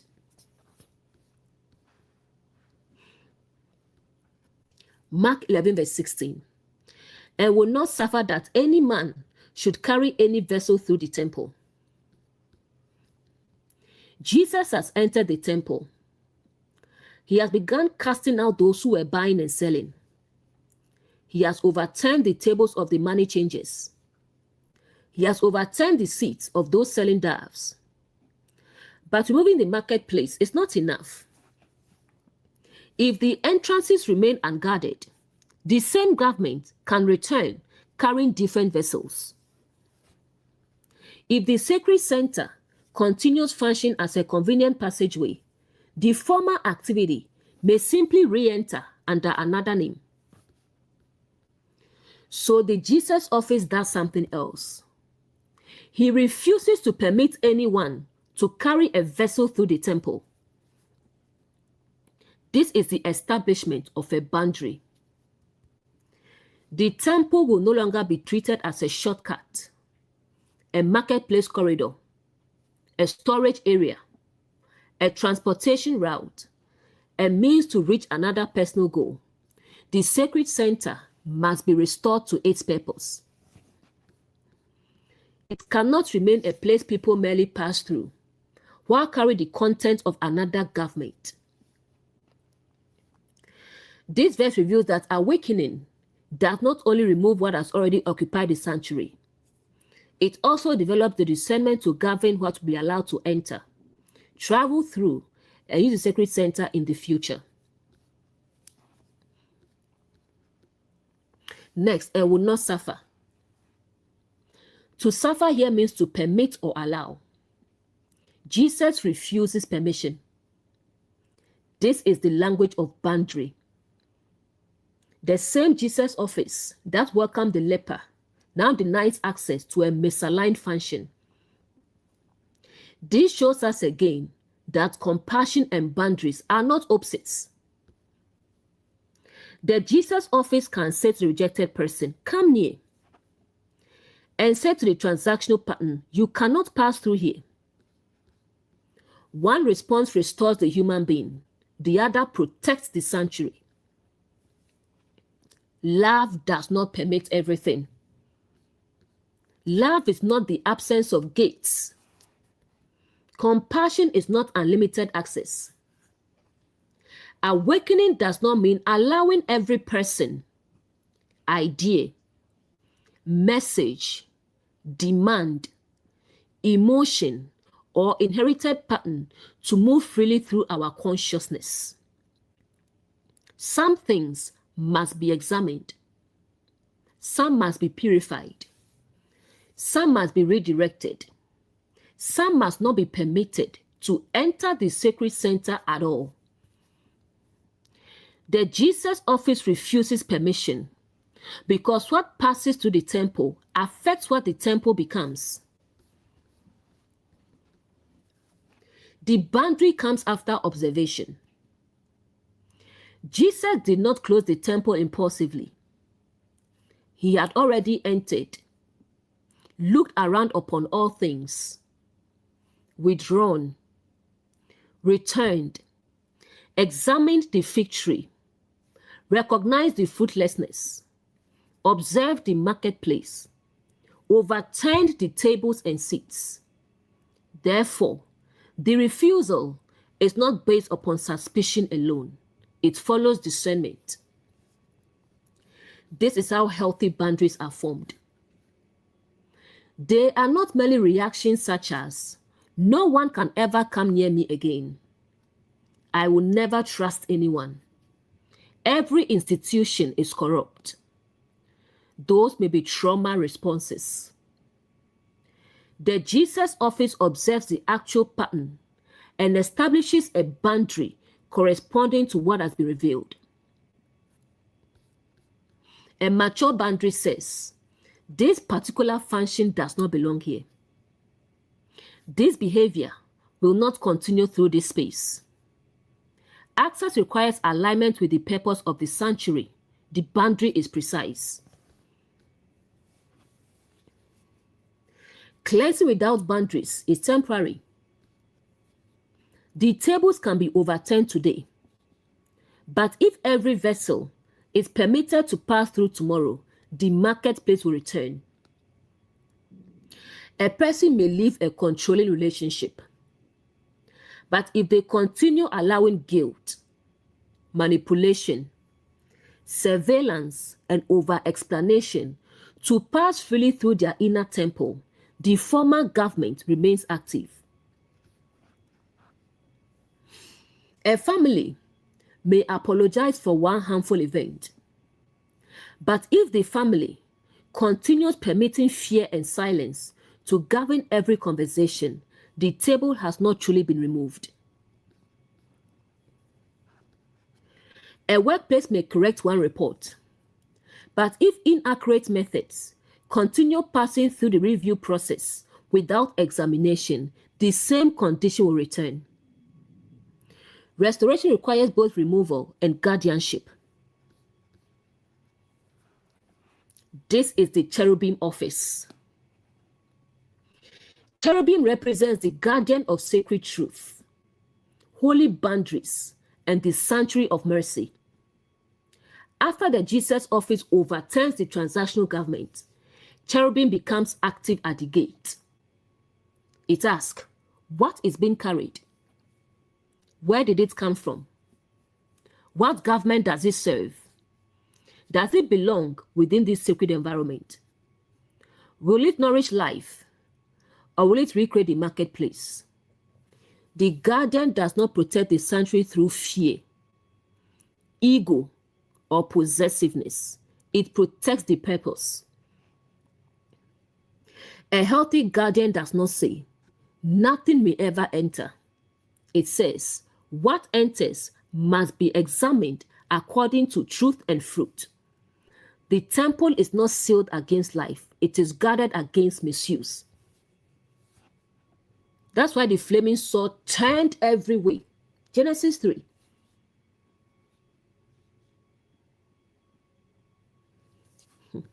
Next, that any man. The boundary applies to any man. There are no special exemptions based upon title, reputation, relationship, seniority, public influence, religious status, or personal closeness to leadership. Jesus does not say, ordinary people cannot carry vessels through, but respected leaders may. The sacred standard applies to everyone. The sword turns every way. Truth does not practice favoritism at the gate. A harmful message does not become harmless because a respected person carries it. Manipulation does not become love because it comes through a parent. Inaccurate information does not become accurate because it comes from leadership. Fear does not become sacred because a religious teacher speaks it. The vessel and carrier must still be examined. The temple belongs to the source-aligned purpose, not to privileged individuals. Familiarity does not guarantee access. Sometimes, the most difficult boundaries involve people close to us. A stranger may attempt to carry something through our temple, and we can refuse easily. But when the carrier is a parent, a spouse, a friend, a leader, a teacher, a person who once helped us, we may feel obligated to permit passage. But the Jesus office asks, what are they carrying? What does it produce? Does their relationship with me exempt the vessel from examination? The answer is no. Love can remain. The harmful vessel does not gain automatic access. Next, should carry.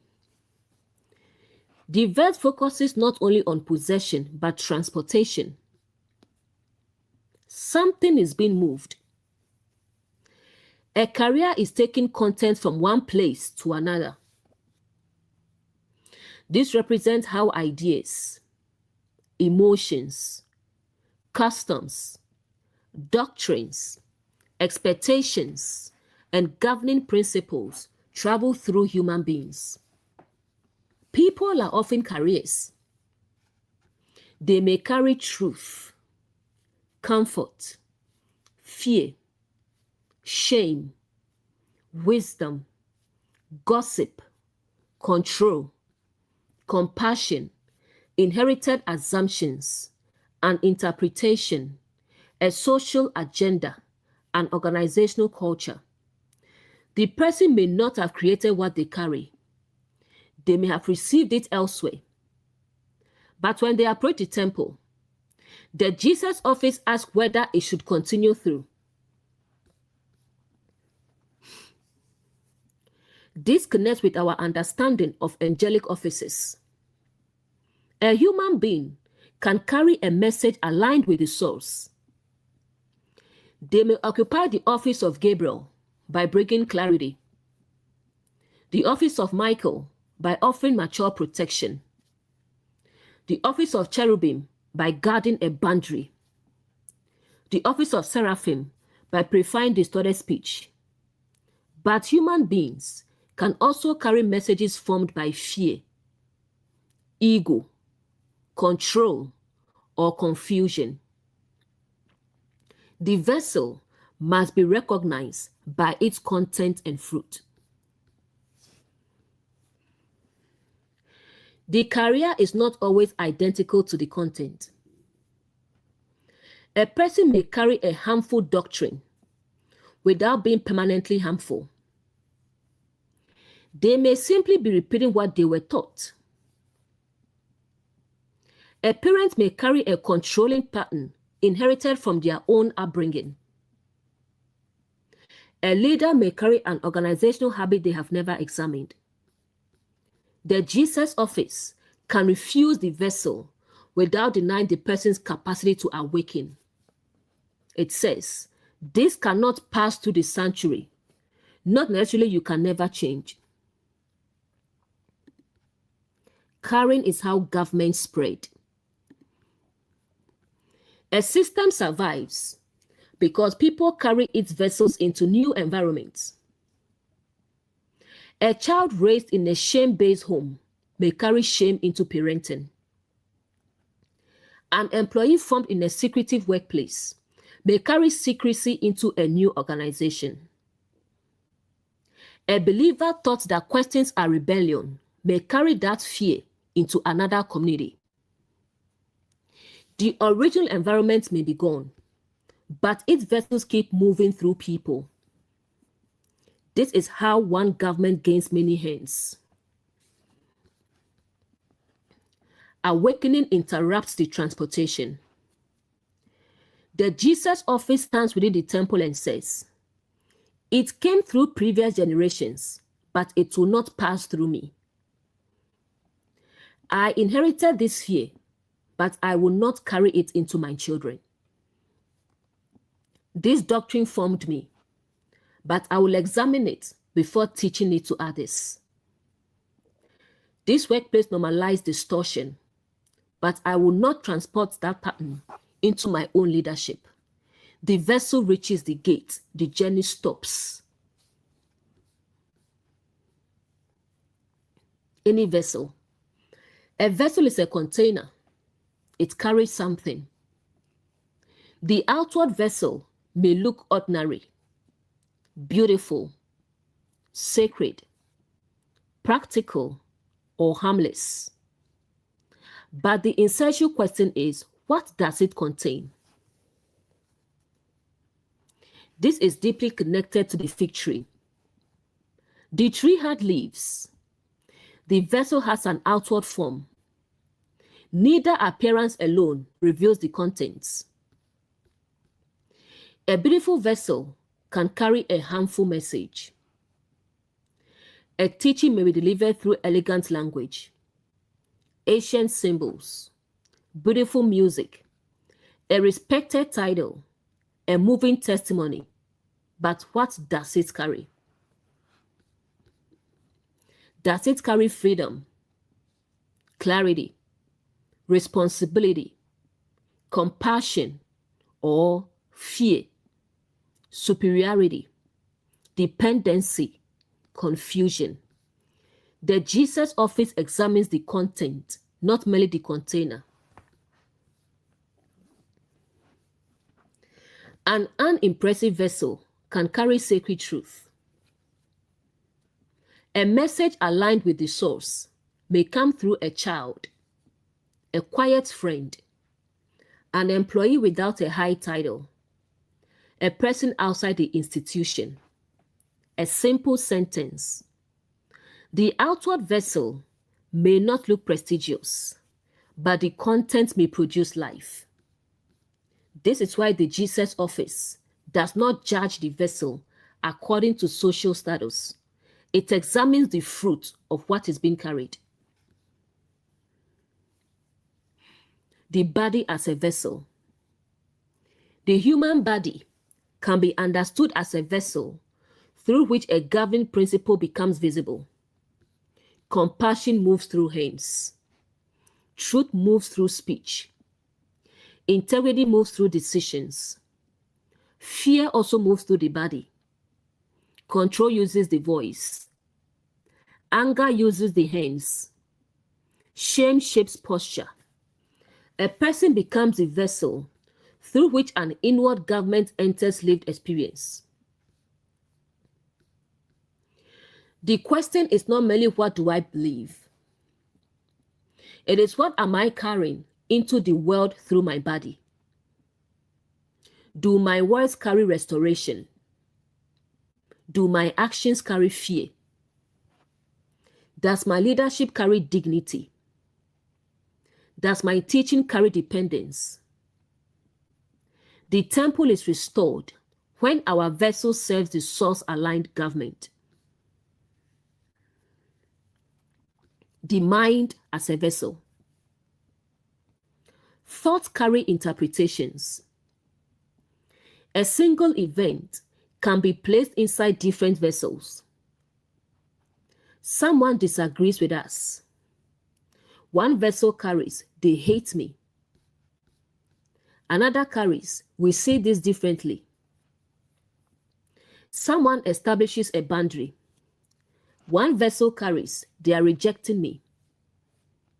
Another carries, they are clarifying what is healthy for them. The vessel shapes how the experience enters consciousness. The Jesus office examines the interpretation before allowing it through the temple. Words as vessels. Words carry spirit, intention, meaning, and government. The phrase, I am only concerned about you, may carry genuine care, or it may carry control. The phrase, we need unity, may carry reconciliation, or it may carry a demand that the harmed remain silent. The phrase, the Bible says, may carry careful interpretation, or it may be used as a vessel for unquestioned authority. The words must be opened, their content must be examined. Doctrines as vessels. A doctrine carries an interpretation of the source, humanity, responsibility, identity, justice, mercy. When the doctrine passes through the temple of consciousness, it begins shaping the person's inner city. A doctrine that carries inherited condemnation may produce fear, shame, dependence, suspicion of one's own humanity. A doctrine carrying beloved identity and responsibility may produce courage, humility, repair, compassion, and discernment. The Jesus office refuses to allow every doctrinal vessel to pass through merely because it carries sacred labeling. Traditions as vessels. Traditions carry memory. They can preserve wisdom, community, identity, gratitude. But traditions can also carry hierarchy, silence, fear, and unexamined roles. The Jesus office does not reject tradition merely because it is old. It opens the vessel and examines what is being transported into the present. What carries life may remain. What carries the former marketplace must not pass through. Emotions as vessels. Emotions carry information. Anger may carry recognition that a boundary was violated or a desire to dominate. Fear may carry a genuine warning or an inherited conclusion that every disagreement is dangerous. Compassion may carry a desire to restore or an unconscious need to rescue and become indispensable. The Jesus office does not ban emotion from the temple. It discerns what the emotion carries before allowing it to govern action.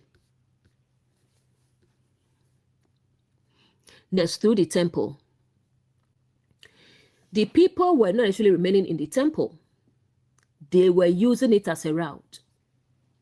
The sacred center had become a shortcut for carrying vessels from one place to another. This reveals instrumental use of the sacred. The temple was no longer approached for prayer, reflection, transformation, communion, discernment. It was being used to serve another destination. The sacred center became a means to an end. This happens when people use religion to gain status, spirituality to gain control, teaching to build personal importance, family language to preserve image, compassion to avoid boundaries, truth to win arguments. The sacred principle becomes a passageway toward another agenda. The person is not entering the temple to be transformed. They are using the temple to carry something elsewhere. Using the temple as a shortcut. A shortcut avoids the longer process. People may want authority without formation, want a platform without embodiment, want forgiveness without responsibility, want reconciliation without repair, want spiritual certainty without careful observation. The temple becomes a shortcut when sacred language is used to bypass the process truth requires. The language God told me can become a shortcut around accountability. You must forgive can become a shortcut around confession and repair. We are family can become a shortcut around healthy boundaries. Have faith can become a shortcut around evidence, planning, or professional help. The Jesus office refuses to let these vessels pass through the temple unexamined. The temple is not a thoroughfare. The temple is not merely a place consciousness passes through while remaining unchanged. To enter the sacred center should involve observation, purification, reorientation, encounter with truth, and alignment with the source. But if the temple becomes only a corridor, people may use sacred language without allowing the sacred principle to examine them. They carry the same vessel in, they carry the same vessel out. Nothing changes. A person can attend without entering. They may physically enter a sacred space, listen to a teaching, repeat the language, participate in the ritual, yet the vessel they carry remains unopened. They use the temple. They do not allow the temple to transform them. The Jesus office interrupts this movement.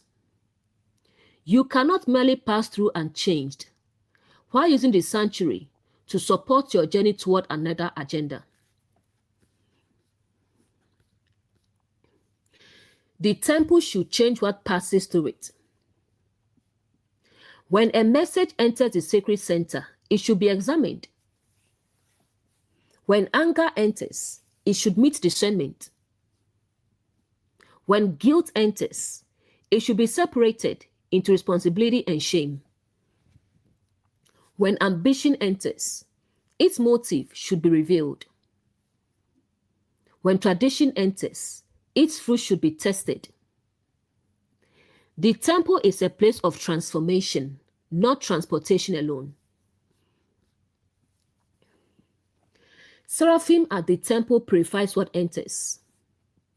Gabriel interprets what is being carried. Cherubim guards whether it should proceed. The priestly office distinguishes clean from unclean function. The Jesus office restores the whole sanctuary to truth. The vessel cannot simply move through without encountering these offices. The family temple as a passageway. A parent may use the family as a vessel for carrying unresolved ambition. The child becomes the route through which the parent seeks status. The parent says, "My child must succeed so I can feel successful." The family temple is being used to transport the parent's unhealed identity. The Jesus office says, this vessel cannot pass through the child. The child is not a shortcut to parental validation. The marriage temple as a passageway. A person may enter marriage carrying unresolved fear of abandonment. Instead of examining it, they use the relationship to transport the fear into surveillance, possessiveness, and control. The marriage becomes the route through which the old wound continues. The Jesus office refuses passage. Love will not be used as a vessel for control. The fear must be examined rather than carried through the relationship. The workplace temple as a passageway. An institution may use employees as vessels carry leadership's pressure toward the customer. Senior leadership creates unrealistic demands. Managers carry the pressure downward. Employees carry it into service. No one stops to examine the vessel. The Jesus office interrupts the route. It asks, where did this pressure originate? Why is it being transported through the entire organization? What fruit does it produce? The temple of organizational values must not become a corridor for unexamined fear. The religious temple as a passageway. A teacher may receive an inherited doctrine and carry it through the community without examination. The doctrine came from a previous generation, a respected leader, a traditional interpretation. Because the vessel looks sacred, it is allowed to pass. But the Jesus office opens it. What does this teaching carry? Does it reflect love, truth, compassion, integrity, restoration, or does it carry the fear and hierarchy of another government? The temple cannot remain a distribution route for inherited conclusions simply because they are familiar. The social media temple. A platform can become a corridor through which every message passes rapidly. Someone receives a clip, a claim, a dramatic interpretation, a rumor. Without examining it, they carry it onward. They share, repost, teach. The vessel moves through the consciousness without ever being opened. This is how the flood forms. The Jesus office says, do not carry every vessel through your temple. Pause, observe, verify, examine the fruit. Not everything received must be distributed. Our teaching platforms must not become passageways. As teachers, we may encounter many ideas, Gnostic texts, prophetic interpretations, historical claims, symbolic frameworks, popular spiritual language. The question is not whether we have heard them. The question is whether we should carry them through the teaching temple and deliver them to others. The Jesus office requires us to ask, have we examined the full context? Does this align with the character of the source? What fruit does it produce? Is it understandable? Does it restore agency? Or are we carrying a vessel because it appears mysterious and impressive? The temple must not become a shortcut for every exciting idea. The inner temple and overthinking. Our consciousness can become a thoroughfare for every thought that appears. A thought enters. What if they are angry with me? Then immediately passes through the temple and becomes an explanation, an apology, a changed decision. The thought was never examined. It was simply carried through. The Jesus office stands at the gate. This thought does not automatically receive authority. What evidence supports it? What fruit will follow if I act from it? Is it truth or conditioning? The vessel is stopped before becoming action. The inner temple and other people's opinions. Someone says, "You have changed." We may immediately carry that opinion through the temple and conclude, I must be doing something wrong. But the Jesus office refuses automatic passage. Change in what way? Have I become less compassionate? Or have I developed boundaries? Is there discomfort evidence of my misalignment? Or evidence that the former transaction no longer works? The opinion is a vessel. It must be examined.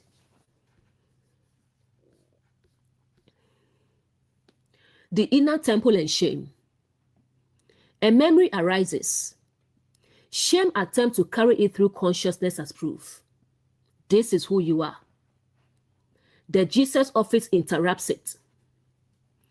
The memory may contain something requiring responsibility, but the vessel of shame cannot pass through and change. It must be opened. What happened? What belongs to me?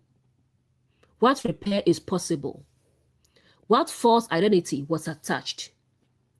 Responsibility may remain. Condemnation is cast out. Boundaries are not rejection of every vessel. This verse should not become justification for closed-mindedness.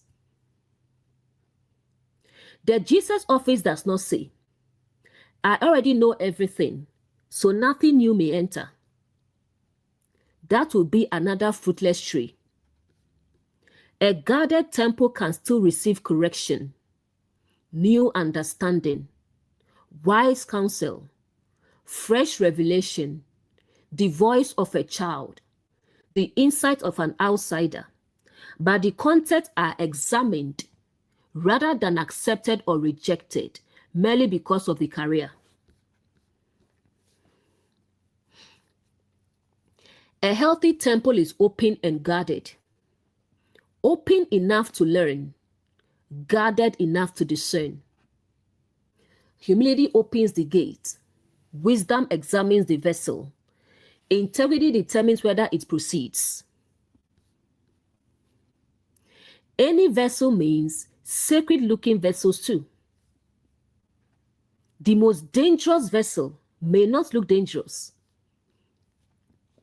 It may carry scripture quotations, language of love, promises of unity, calls for forgiveness, claims of spiritual authority.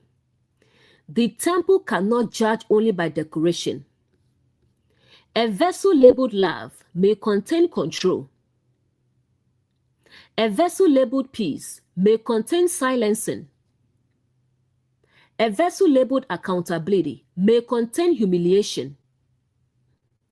A vessel labeled faith may contain denial. A vessel labeled truth may contain ego. The Jesus office opens the vessel. The fruit reveals the contents. No vessel should bypass the sanctuary's purpose. The temple is where governing principles are examined in the presence of the source. Therefore, nothing should be allowed to use sacred authority merely to reach another destination. A person should not use scripture to bypass empathy. A leader should not use policy to bypass justice. A parent should not use authority to bypass listening. A teacher should not use revelation to bypass accountability. The temple exists to bring everything into alignment, not to authorize whatever is carried through it. The temple as the place of conscious consent. Before awakening, many vessels pass through us unconsciously. We inherit beliefs, repeat language, perform roles, respond from habits. Awakening restores conscious consent. The Jesus office says, I will no longer permit every inherited pattern to use my body, voice, home, or platform as transportation. This is a profound moment of agency. The person begins deciding what they will embody. Conscious consent says, I may have received this, but I do not have to carry it forward. This thought entered me, but it does not automatically become action. This tradition formed me, but I can examine its fruit. This fear belongs to a previous environment. It will not govern my present temple. The gate is restored. What we carry affects others. A vessel passing through one temple may later enter another. If we do not examine what we carry, we may place it into our children, our students, our audience, our employees, our relationships. The Jesus office guards the temple, not only for our sake, but for everyone downstream. An unexamined parent passes fear into the child. An unexamined teacher passes shame into the listener. An unexamined leader passes pressure into the organization. An unexamined healed person may pass the former wound into those they try to help. Stopping the vessel becomes an act of intergenerational compassion.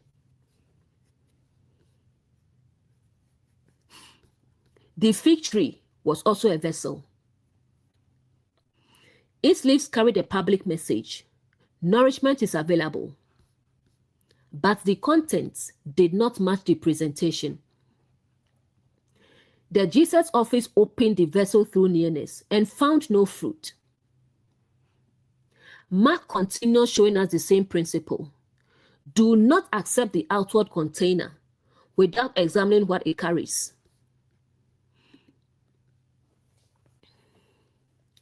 Family example. A grandmother says, "This is how our family has always done things." The statement carries tradition through the family temple. The Jesus office asks, what does the tradition produce? Does it preserve wisdom?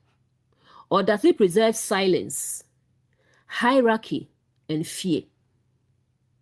The family does not need to reject the grandmother, but the vessel cannot pass merely because it is old. Parenting example. A parent says, "My parents disciplined me this way, and I turned out fine." The method is being carried through the temple of parenting. The Jesus office stops it. What did the method produce? Are you truly fine, or did you learn to silence pain? Does this approach develop responsibility or fear? The inherited vessel must be opened before being passed to the next generation. Relationship example. One spouse says, "If you loved me, you would tell me where you are at all times." The vessel carries control under the label of love. The Jesus office refuses passage. Concern can be discussed. Trust can be built, but love will not authorize surveillance. Workplace example. A manager says, "This is how leadership wants the numbers presented." The vessel carries pressure from above. Before transporting it into the final report, the analyst temple must examine: is it accurate? Does it mislead? What assumptions are being hidden? A title does not exempt the vessel from integrity.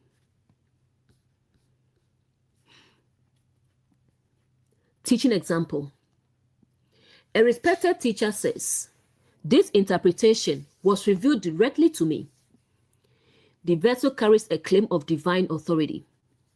The Jesus office does not automatically accept or reject it.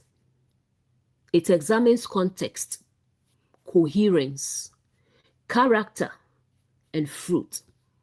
A revelation aligned with the source can survive observation. A distorted message may depend upon the prohibition of questions. The boundary protects prayer. The next verse reveals the intended purpose of the temple. "My house shall be called of all nations the house of prayer." Prayer represents conscious communion, alignment, reflection, listening, and relationship with the source. The temple cannot fulfill that purpose while every vessel is moving noisily through it. The constant traffic of fear, transactions, demands, inherited voices, unexamined messages makes inward listening difficult. Jesus stops the traffic so communion can be restored. Silence after the traffic stops. When the vessels are no longer passing through, the temple may initially feel empty.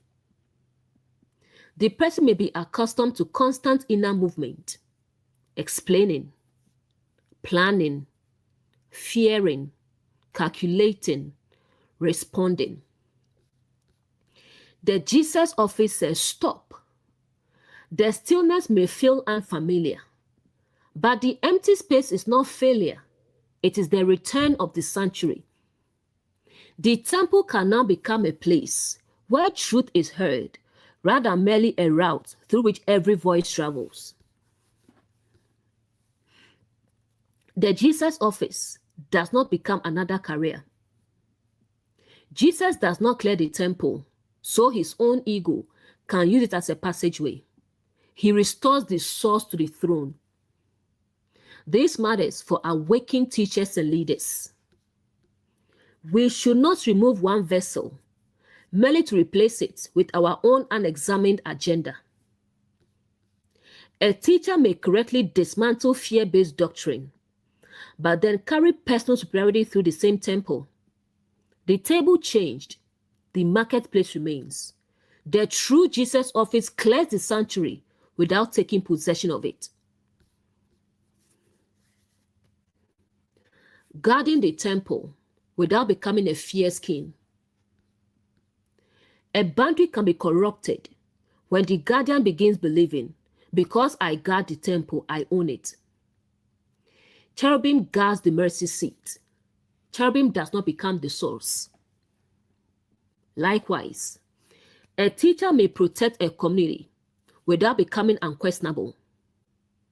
A parent may guard the home without controlling every thought. A leader may preserve standards without silencing correction. The guardian serves the sanctuary's purpose. The sanctuary does not serve the guardian's ego.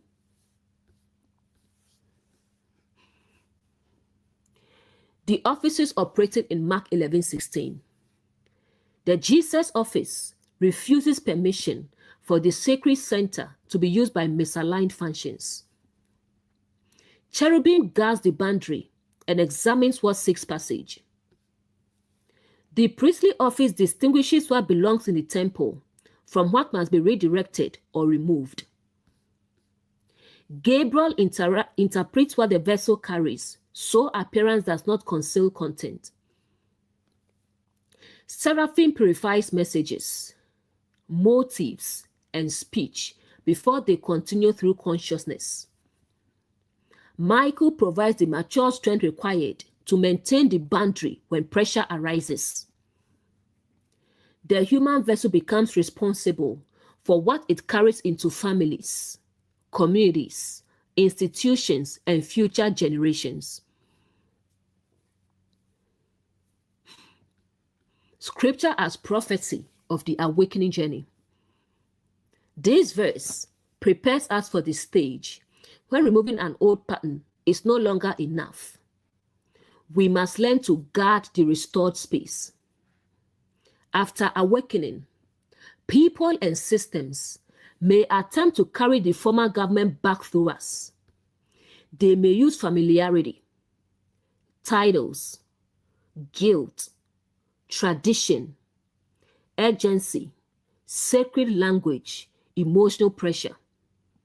Scripture prepares us to say, this vessel will not pass through my temple, not from hatred, from clarity. When we are the carrier, we must ask, what am I transporting? Did I examine it? Does it belong to me? Will it produce life in the place I am carrying it? Am I passing forward something merely because it was passed to me? When we guard the temple, we must ask, am I protecting the purpose or protecting my ego? Am I applying the standard consistently? Can correction still enter? Does the boundary serve truth, mercy, and human flourishing? When we are the vessel, we must allow the Jesus office to examine what fills us. Are we carrying compassion, fear, clarity, shame, or integrity? The vessel is known by what it pours into the world.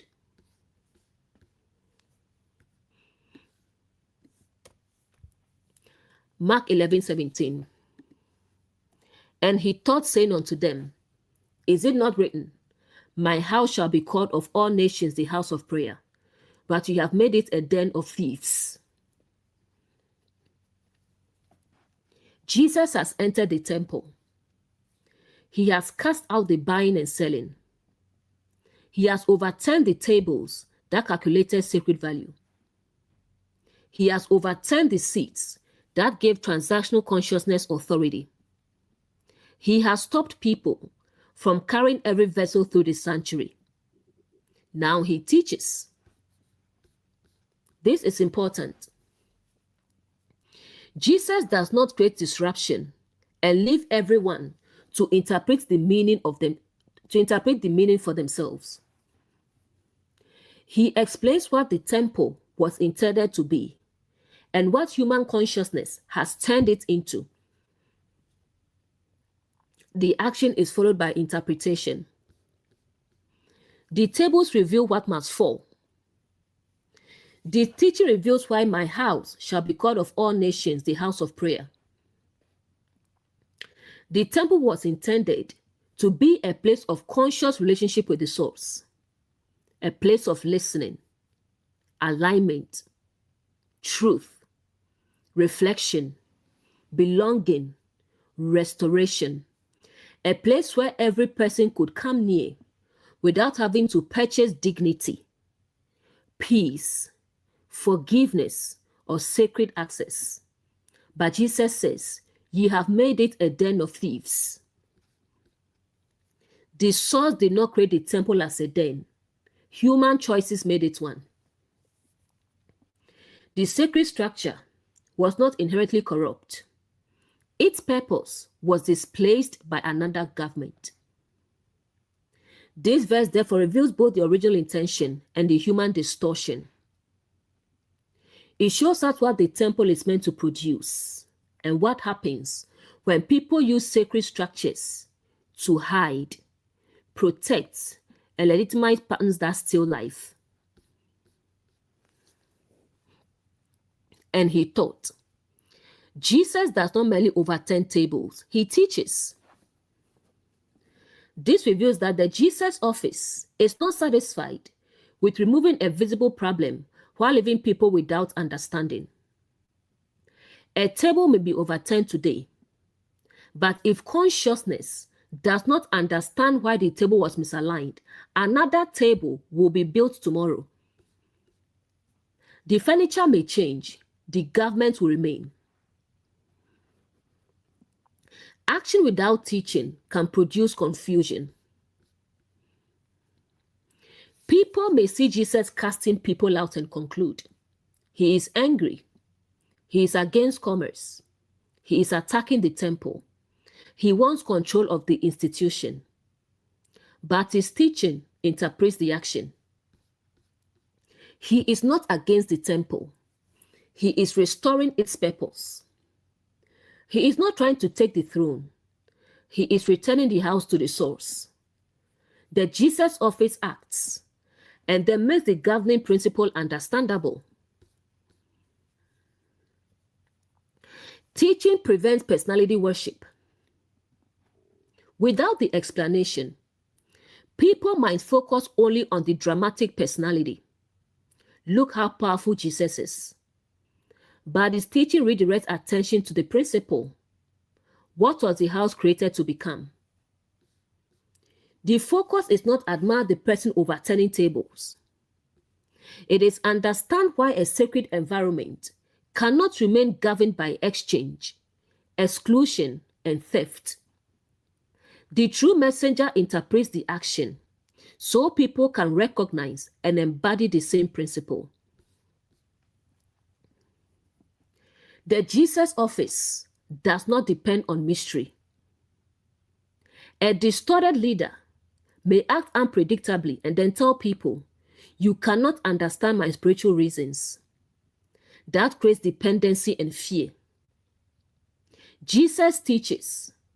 He connects his action to a principle already present in Scripture.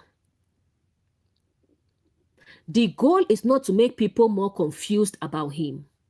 It is to help them understand the temple. This is Gabriel operating within the Jesus office. Revelation becomes interpretation. Action becomes understandable. The people are given the ability to examine what they have witnessed. Next, saying unto them, the teaching is directed toward the people participating in or witnessing the temple's condition. Jesus does not speak only to the temple, only to the tables. He speaks to human consciousness. Structures do not operate by themselves. People authorize them, participate in them, benefit from them, protect them, carry their vessels, repeat their language, occupy their seats. The temple became what it became through human participation. Therefore, restoration also requires human understanding and responsibility. The tables were visible, but the deeper problem was the consciousness that normalized them. Removing objects is not enough. The people must understand, why did we allow this? What need was the system exploiting? What belief made this marketplace appear sacred? Who benefited? Who was burdened? What must we embody differently? The Jesus office teaches the participant because restoration requires more than rearranging the environment. Is it not written? Jesus begins with a question. Is it not written? He is not inventing a new sacred purpose for the temple. The principle was already present. The problem was not lack of written instruction. The problem was failure to embody what had been written. The leaves existed. The words existed. The sacred text existed. The fruit was absent. Written truth can be present while its government is ignored. A family may have scripture displayed throughout the home, yet fear may govern every conversation. A workplace may have ethical policies, yet employees may be punished for accurate reporting. A community may have a statement about dignity and inclusion, yet vulnerable people may still be silenced.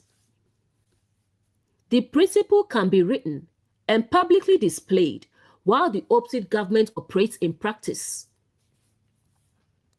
Jesus asked, "Is it not written?" In other words, do you not already possess the leaf? Why has the written word not become fruit? Scripture is not proven by display, but by embodiment.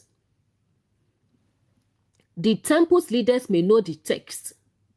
They may quote it, read it publicly, teach it ceremonially.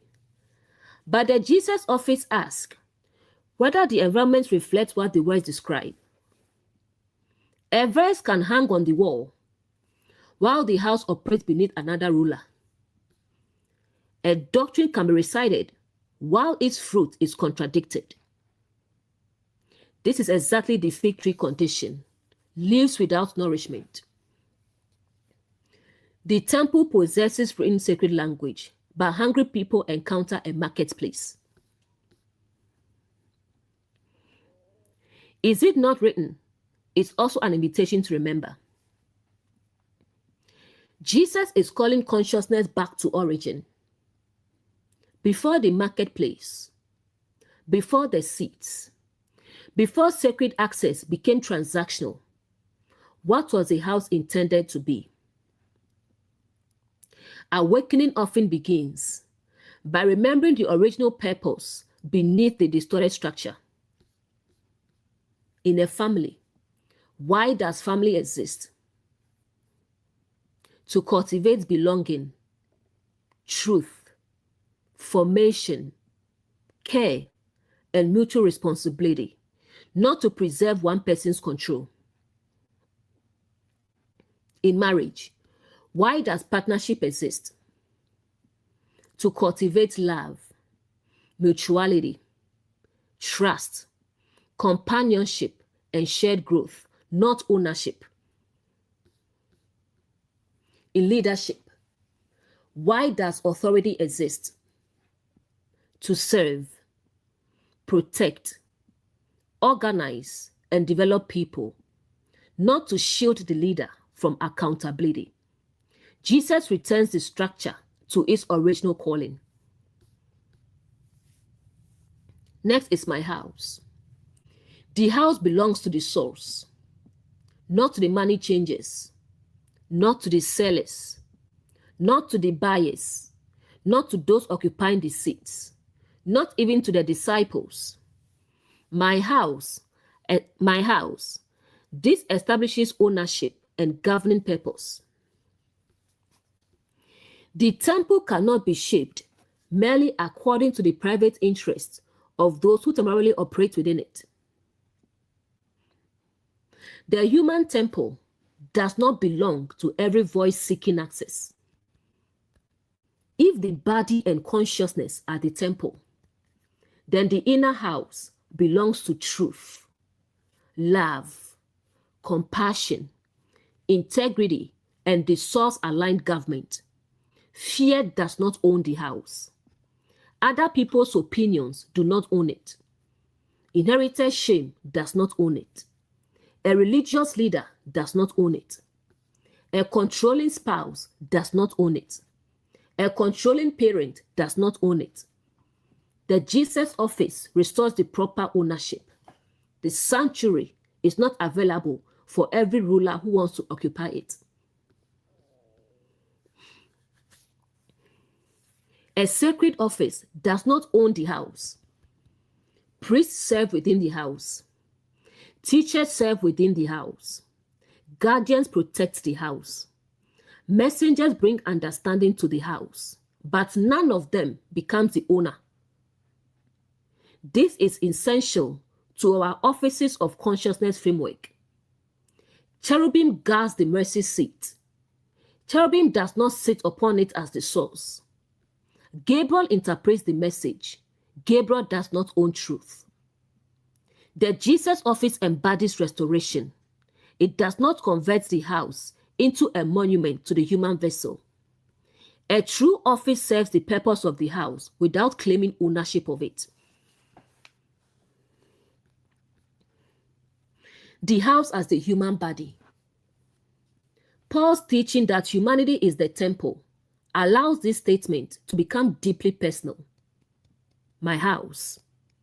The body is intended to become a dwelling place through which the character of the source becomes visible. Through the body, truth speaks, compassion touches, integrity acts, love becomes practical, courage establishes boundaries, restoration enters the world. The body is not merely a container for survival. It is a house through which invisible principles become visible. The house as consciousness. The house also represents the organized inner environment.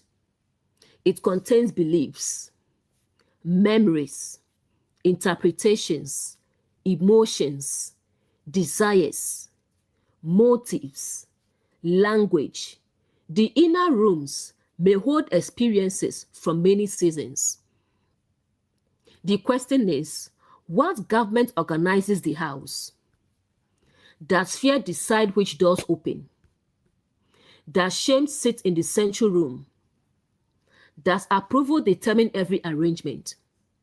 The Jesus office enters and declares that the house has a source-aligned purpose. It is meant to become a place of prayer. Next shall be called. To be called is to be known, recognized, and identified according to a function. The house should be known by what occurs within it, not merely by the name written outside. A building may be called a temple publicly, but Jesus asked, what is it functionally called by the fruit? A structure is called by what people experience there. A family may call itself loving, but the children may experience it as a house of fear. A workplace may call itself transparent, but employees may experience it as a place of concealment. A religious community may call itself a house of prayer, but the vulnerable may experience it as a marketplace or den. The true name is revealed by the governing experience. Calling is connected to fruit. The fig tree was called fruitful by its appearance. Its leaves announced readiness, but the fruit did not confirm the name. Likewise, a sacred structure should not be called according to its public title alone. It must be called according to what it produces. Does it produce prayer, communion, clarity, restoration, agency, or does it produce fear, debt, dependency, exploitation? The fruit interprets the name. Next, of all nations. This is one of the most powerful phrases in the verse. The house was not intended to serve only one selected group. It was to be a house of prayer for all nations.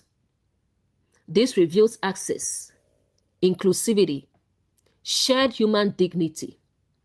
The source cannot be monopolized by one institution, ethnicity, gender, class, title, or spiritual hierarchy. All nations means the house must not be built around exclusion. The temple cannot say, only people who look like us may come near. Only those who speak our approved language are worthy.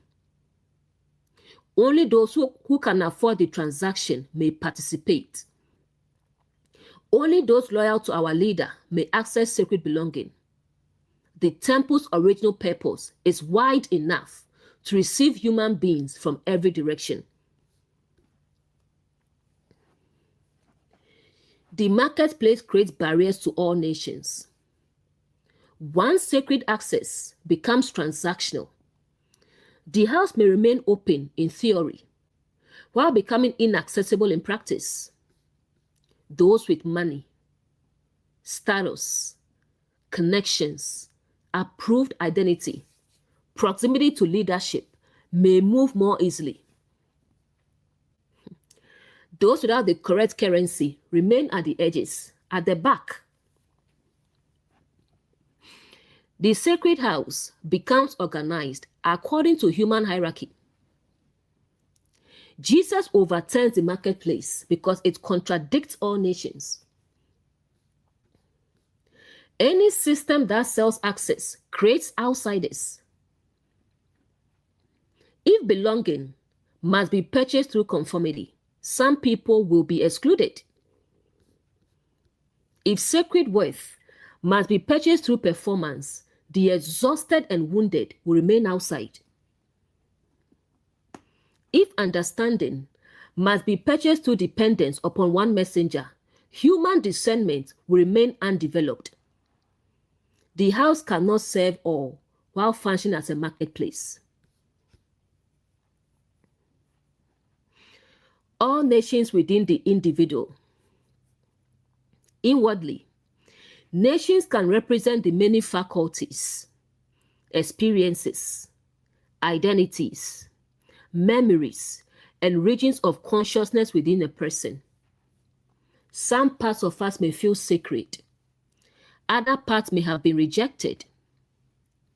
We may welcome our strength, intelligence, productivity, but exile our grief, fear, uncertainty, and need for rest. The house of prayer must become a place where all parts can come into the presence of truth for examination and alignment. The inner temple does not condemn every uncomfortable part. Fear may enter prayer and become discernment.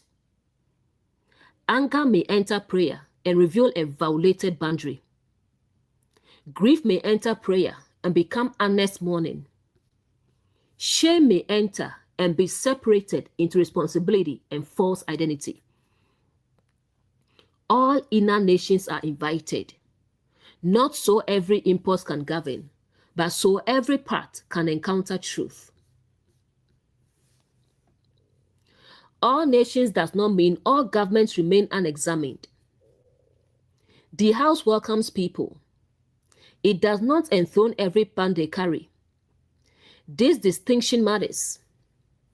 The Jesus office can welcome the person while refusing the vessel. It can restore the human being while overturning the table. All nations may come, but the marketplace does not remain. Inclusion is not the absence of discernment. It is the refusal to deny human dignity while still examining what each person carries. Next, the house of prayer. Prayer is the intended function of the house. But prayer must be understood more deeply than begging a distant deity to intervene. Within our inward framework, prayer represents conscious communion with the source, listening, alignment, honest reflection, the meeting of the inner and outer life, the surrender of false conclusions, the formation of intention, the movement through which truth becomes embodied. A house of prayer is therefore a place where consciousness becomes aligned. Prayer is relationship, not transaction. The marketplace says, give something to receive something.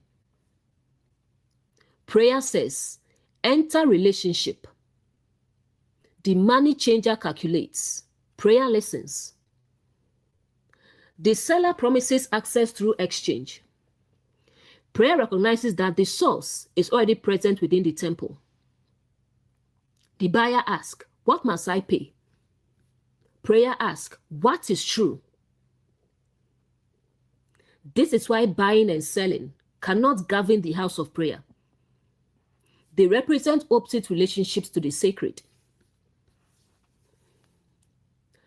Prayer is not performance. A house of prayer is not a stage where people display spirituality. It is a place of honest encounter. Prayer may sound like, I am afraid. I do not understand. I caused harm. I need courage. Show me what I'm refusing to see. Help me align my actions with truth. Prayer removes the leaves of performance and allows the actual condition to be seen. Prayer is alignment with truth. Prayer requires listening. Many people understand prayer only as speaking. But conscious communion also requires stillness, listening, observation, allowing the inner government to be examined.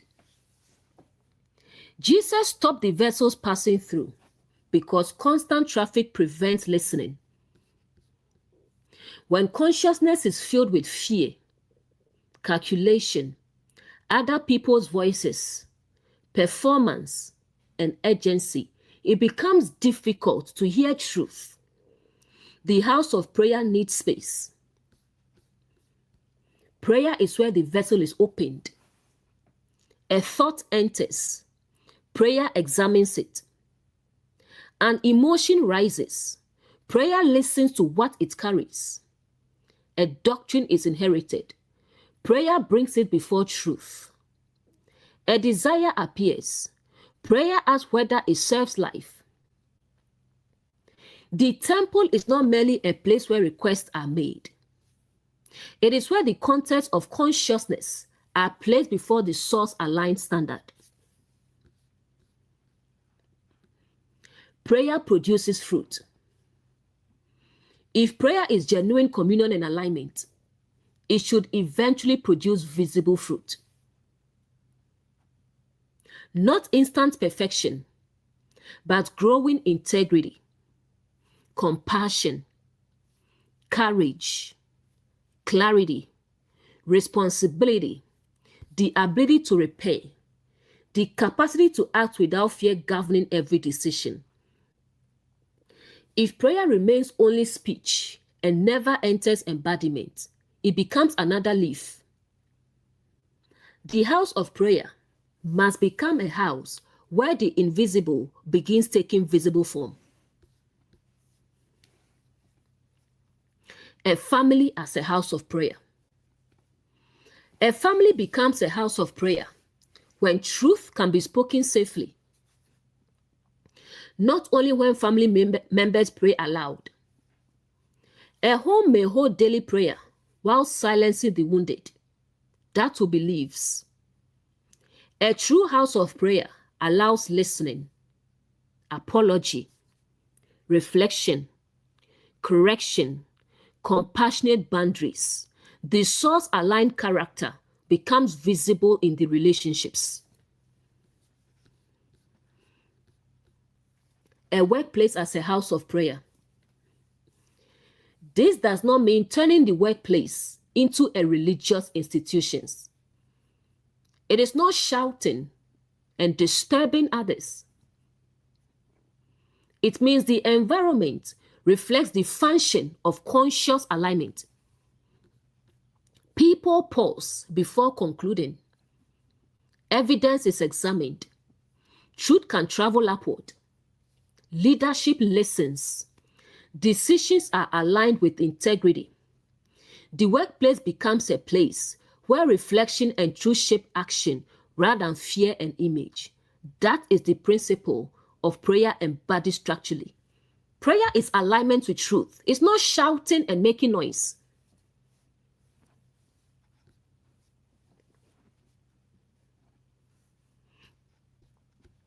A teaching community as a house of prayer.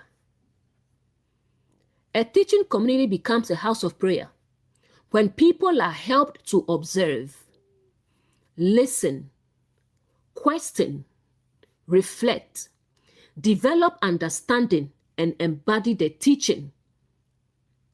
The teacher does not fill every silence with their own authority. The community is not built around permanent dependence upon one voice. People are guided back toward conscious relationship with the source. The human body as a house of prayer.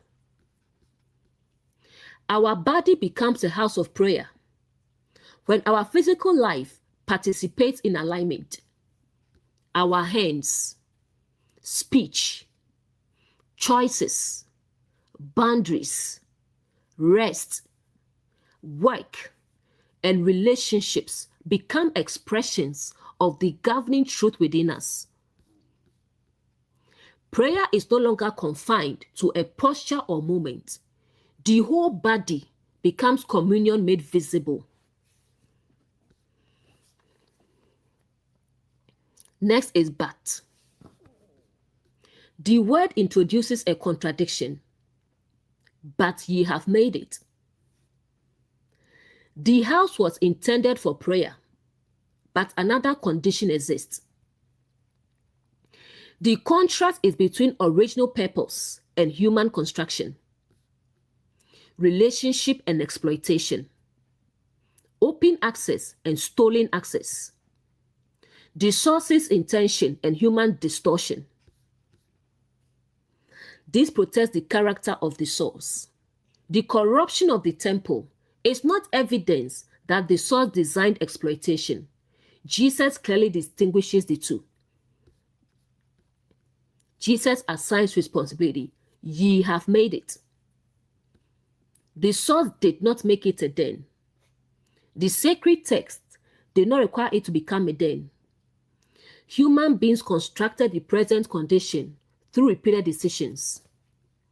This is essential.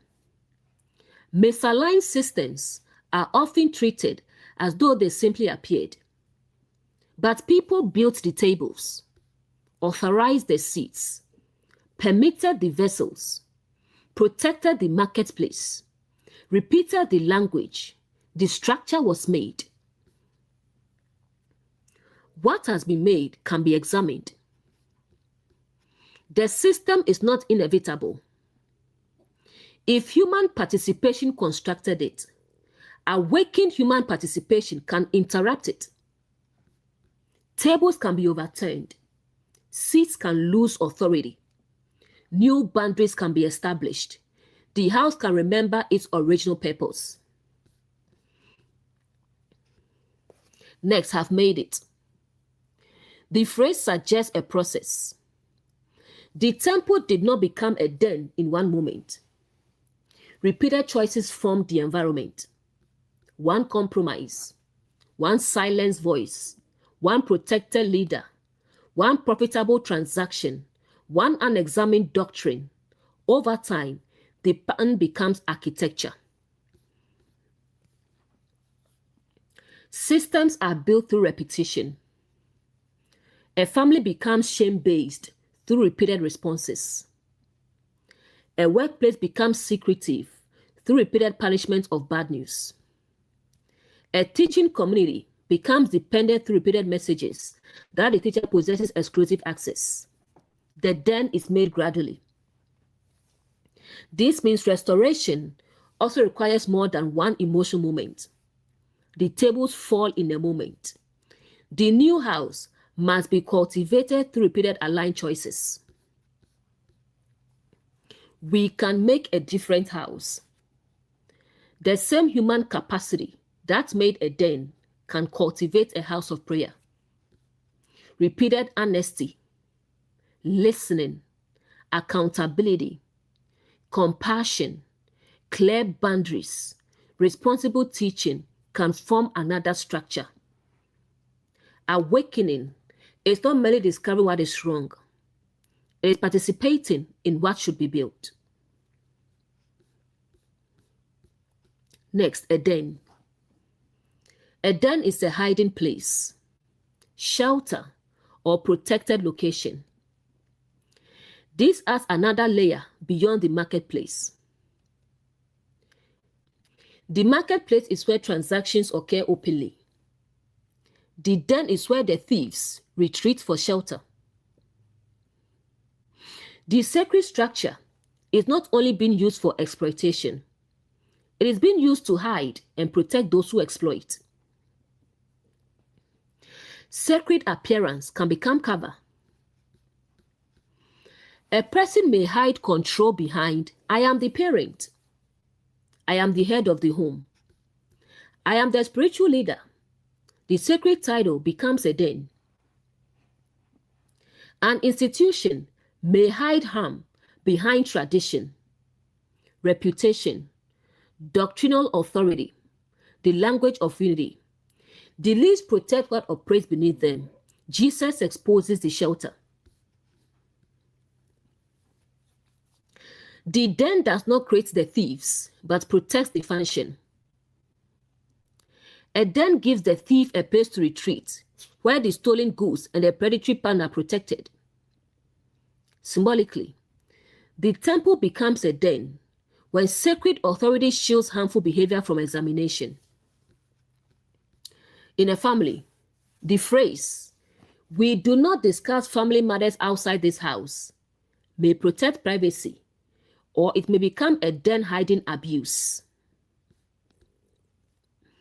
In a workplace, confidentiality may protect legitimate information, or it may become a den protecting leadership from accountability. In religion, respect for spiritual leadership may serve order, or it may become a den where exploitation is placed beyond questioning. The function is revealed by the fruit. A den is not a home. A house of prayer nurtures belonging. A den shelters predatory government. Both provide shelter, but they shelter different things. A house of prayer shelters truth, honesty, the vulnerable, reflection, and restoration. A den shelters theft, control, deception, unaccountable power. The question is not merely does the structure protect? It is what does it protect? Next, of thieves. A thief takes what belongs to another. The temple has become a place where people lose something sacred. What is being stolen? Not only money. The deeper theft may include agency, discernment, dignity, beloved identity, direct relationship with the source, voice, time, trust, the right to ask questions, the ability to stand. The thief steals the right access. The person is told, "You cannot read truth without me."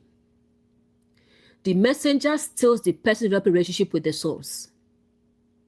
The thief steals discernment. The person is told, "Do not examine this teaching." Their ability to observe is stolen.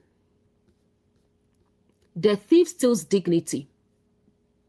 The person is told, "You are inherently unclean and must remain dependent upon our system." Their identity is converted into currency. Thieves may use sacred language. The thief does not always look openly harmful. They may carry a title, a robe, a verse, a promise, a dove, a respected seat. The sacred appearance helps the function avoid examination. This is why the Jesus office looks at fruit rather than costume. A thief may say, I am protecting you while stealing agency. I am holding you accountable while stealing dignity. I am preserving peace while stealing voice. I am teaching truth while stealing discernment. The fruit reveals the theft. Thieves can operate within us. The den is not only external. Inner beliefs can steal from us. Shame steals identity. It takes one mistake and claims the whole person. Fear steals possibility. It predicts failure before movement begins. People pleasing steals voice. It exchanges honesty for approval. Over-explanation steals peace. It keeps consciousness standing before a court that has no rightful authority. The Jesus office enters the inner temple and exposes these thieves. The inner den of self-punishment. A person may believe, if I punish myself long enough, I will prove that I am sorry. The inner temple becomes a den where shame steals the possibility of responsible restoration. The person is continually paying but never becoming free. The Jesus office overturns the transaction. Responsibility remains, repair remains, but the thief of condemnation loses its shelter. Religious theft. A sacred structure may steal from people by teaching them that their humanity is inherently disgusting. Their questions prove rebellion. Their suffering proves lack of faith. Their giving purchases favor. Their loyalty to the leader determines their safety. The theft may leave people with less confidence, agency, compassion, connection to the source.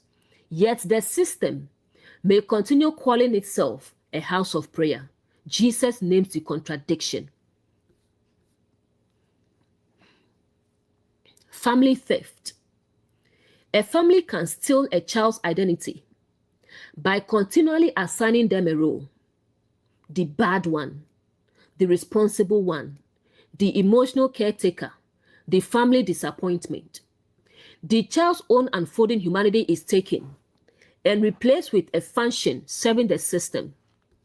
The family name becomes a den protecting the assignment. The Jesus office restores the person from the role. Relationship theft. A controlling relationship may steal privacy, friendships, decision-making, confidence, the ability to trust one's own perception. The control may hide inside the language of love. The relationship becomes a den where theft is normalized. Embodied truth exposes that love does not require the surrender of personhood.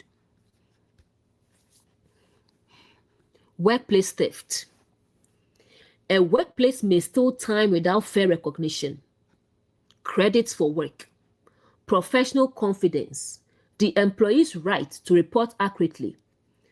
The mission statement becomes a den when it protects the system rather than the people serving within it. The Jesus office asks whether the structure's real values have become fruit. Teaching theft. A teacher may steal interpretation from the learner by implying, only I can decode the text. The listener becomes a permanent consumer. They collect more leaves. Their own capacity does not develop.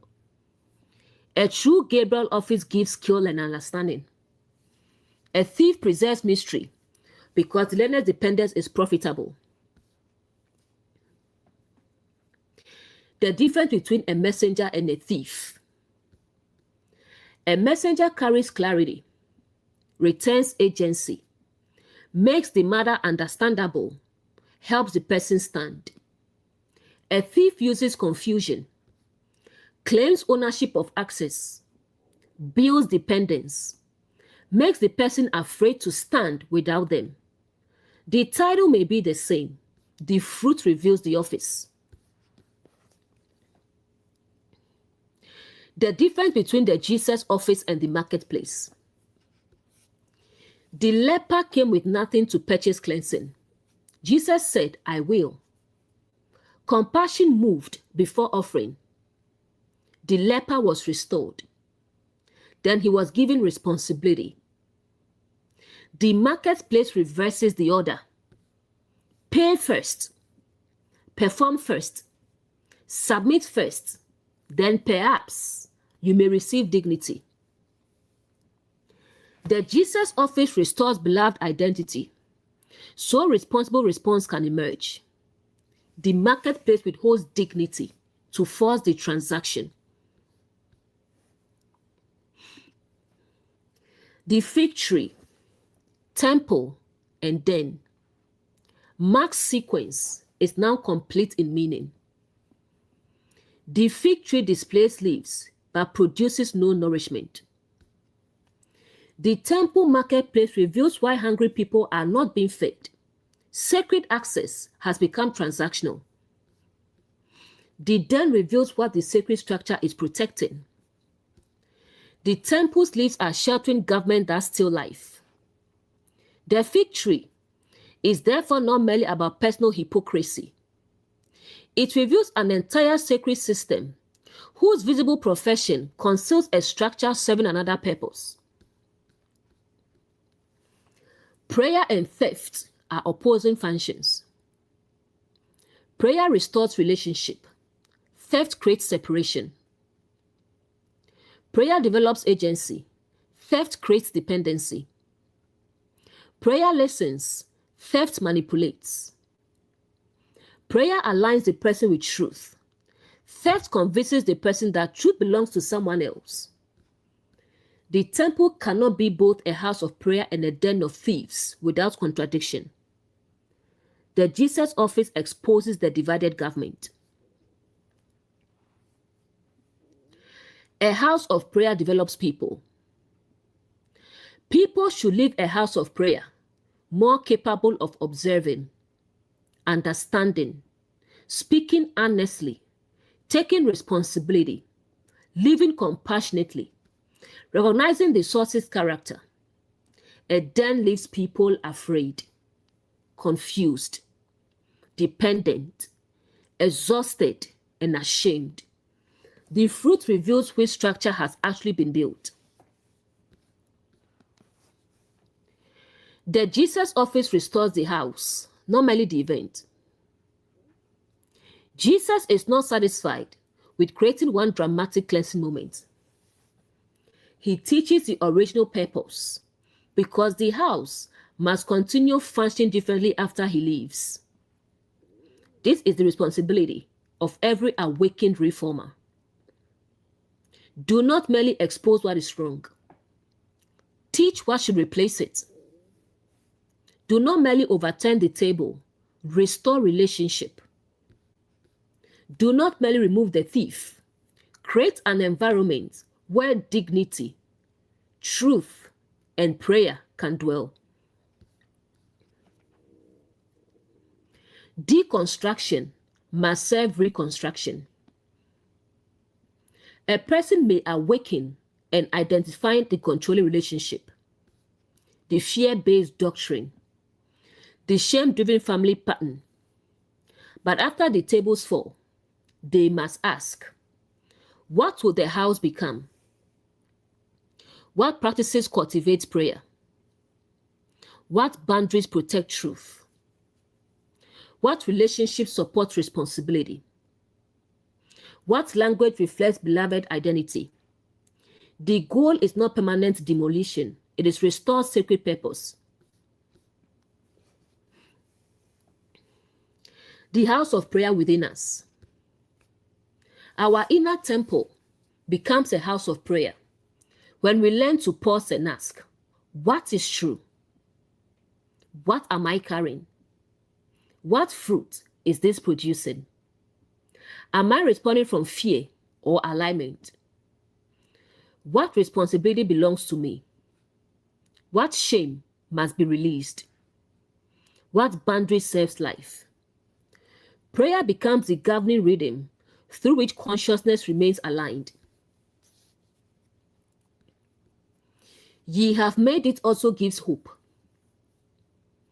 Because human participation made it then, human participation can cooperate with restoration. People can return what was stolen, rebuild trust, remove misaligned leaders from seats, correct teachings, create transparent processes, apologize, protect the vulnerable, develop discernment. The then is not the original identity of the house. Prayer is. The Jesus office remembers what the structure can become. The offices operated in Mark 11:17. The Jesus office restores the house to its purpose and confronts what steals life. Gabriel interprets the meaning of the cleansing so people understand the governing principle. The prophetic office names the contradiction between the rain calling and the present fruit. The priestly office distinguishes prayer from transaction and sacred shelter from predatory shelter. Cherubim guards the house, so thieves and harmful vessels do not regain access. Seraphim purifies the language, motives, and systems corrupting communion with the source. Michael provides the mature strength necessary to confront entrenched authority.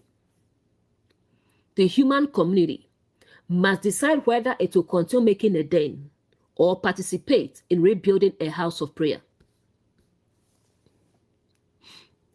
Scripture as prophecy of the awakening journey. This verse prepares us for what happens when embodied truth enters a structure whose original purpose has been distorted. The awakened person may discover that the family claiming love shelters control. The institution claiming integrity shelters deception. The religious environment claiming prayer shelters exploitation. The inner temple claiming faith shelters shame. Scripture prepares us not merely to condemn the structure, but remember its original purpose. When we discover a den, ask, what is being protected? What has been stolen? Who benefits from the shelter? What sacred language is hiding the pattern? What must be overturned? What must be restored? When we occupy the Jesus office, teach the principle. Do not create disruption without understanding. Return the house to the source. Welcome people while guarding against harmful governments. Restore prayer, listening, alignment, and agency. When we are participants in the house, ask, what have my choices helped make? Have I remained silent while the den formed? Have I benefited from the transaction? What responsibility do I carry in restoring the house? Awakening returns agency without placing permanent condemnation upon the person. Mark 11 verse 18. And the scribes and chief priests heard it, and sought how they might destroy him, for they feared him, because all the people were astonished at his doctrine. Jesus has entered the temple. He has overturned the table supporting transactional consciousness. He has removed the seats that gave those systems authority. He has stopped unexamined vessels from passing through the sanctuary. Then he taught the people why the cleansing was necessary. My house shall be called of all nations the house of prayer, but ye have made it a den of thieves. The action exposed the structure. The teaching interpreted the action. The people could now understand that the temple was not being attacked. Its original purpose was being restored. But those occupying the chief institutional offices did not respond by asking, is the teaching true? Have we displaced the purpose of the house? Have our practices produced fruit? What must we repair?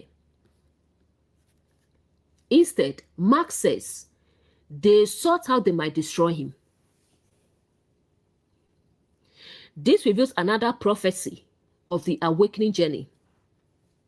When embodied truth exposes a structure that has been benefiting from confusion, transaction, fear, or dependency, the people occupying its most protected offices may attempt to silence the messenger rather than examine the fruit.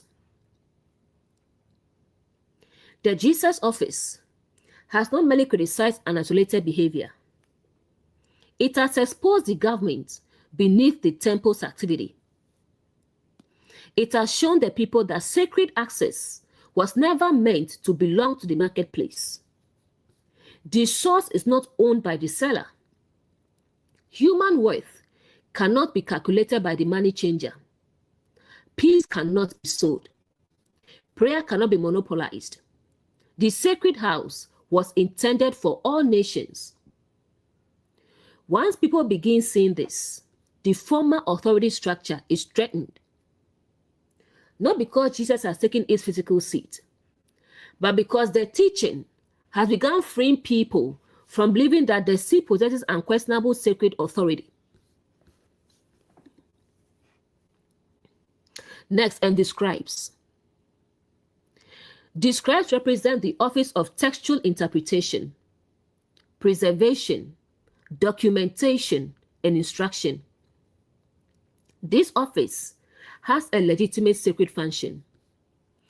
A scribe can help people read carefully, understand language, preserve wisdom, recognize context, apply principles responsibly. The problem is not the existence of the scribal office. The problem is what happens when the interpreter becomes more committed to protecting the inherited system than to serving truth. The scribe can become a guardian of leaves. The reading words may remain. The interpretations may be repeated. The traditions may be carefully preserved, but the fruit may no longer be examined. The scribe may say, this is how the passage has always been understood, even when the interpretation produces fear, shame, contradiction, dependency, the suppression of human dignity. The scribe then preserves the leaf while resisting the fruit the text was intended to produce. The scribe's authority depends upon interpretation. The scribe occupies an influential office because people rely upon the scribe to explain what has been written. If the people begin understanding for themselves, their relationship with the scribe changes. They may still value the office, but they no longer need to surrender discernment to it. This is where a healthy and unhealthy scribe separate. A healthy scribe says, let me help you understand the text so you can observe more clearly. A misaligned scribe says, you must depend upon my interpretation because you cannot understand without me. One develops the learner, the other protects monopoly. The Jesus office threatens the monopoly because it makes the governing principle understandable. Jesus uses what is written to expose the interpreters. Jesus said, is it not written? The text the scribes were meant to preserve now becomes the evidence exposing the temple's condition. The written word says, a house of prayer for all nations. The lived structure says marketplace, barriers, transactions, protected seats. The contradiction is no longer hidden. The scribes hear their own lives interpreted by fruit. They possessed the writing, but the Jesus office reveals its embodied meaning. This exposes that knowing the words and reflecting their government are not the same. A person may possess scripture and still resist the life it reveals. A teacher may preserve the text while protecting an interpretation that contradicts its restorative purpose. The Jesus office returns the reading principle to embodiment. Described as an inner office. The scribe can also represent the part of consciousness that records and interprets experience. Our inner scribe writes conclusions such as, people cannot be trusted. I am unworthy. Love must be earned. Conflict means rejection. These conclusions may have been written during painful seasons. Over time, they become inner scripture. Every new experience is interpreted through them. Then the Jesus office enters and asks, is this what truth actually says? The inner scribe may resist because the former interpretation has organized the whole city. Awakening requires the scribe to become teachable again. Next, and chief priests. The chief priests represent the highest institutional offices of sacred discernment, leadership, mediation, and authority. Again, the office itself is not the problem. The priestly function should help distinguish clean from unclean, truth from distortion, restoration from exploitation, sacred purpose from misuse. But here, the chief priestly office has become connected to the structure Jesus is cleansing. The office that should examine the fruit has become invested in protecting the tree. The examiner has become part of what needs examination. This creates a serious conflict. The people responsible for reviewing the system may benefit from the system remaining unquestioned. The authority responsible for protecting the vulnerable may be protecting the institution's reputation. The office responsible for discerning truth may be evaluating every message according to whether it preserves the existing hierarchy. The priestly seat still exists. Its function has become misaligned. The chief priest can protect position instead of purpose. The true priest serves the sanctuary. The misaligned priest treats the sanctuary as though it exists to preserve the priest's authority.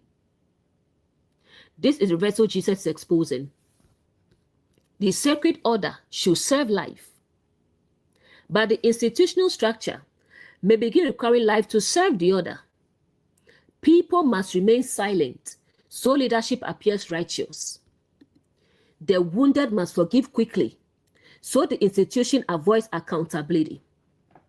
Questions must be suppressed so doctrine appears stable. The house no longer serves prayer. It becomes a den protecting the seats.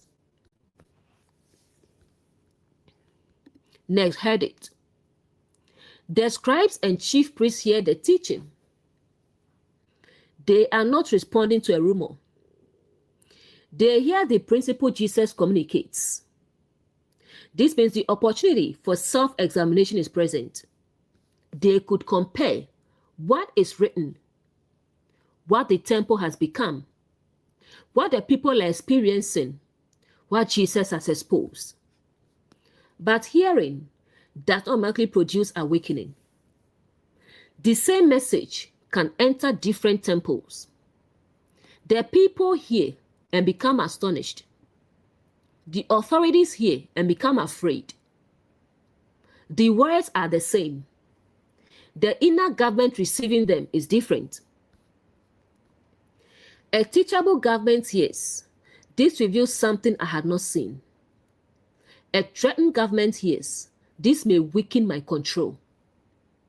The message is interpreted according to what occupies the listener's temple. Hearing is not the same as receiving.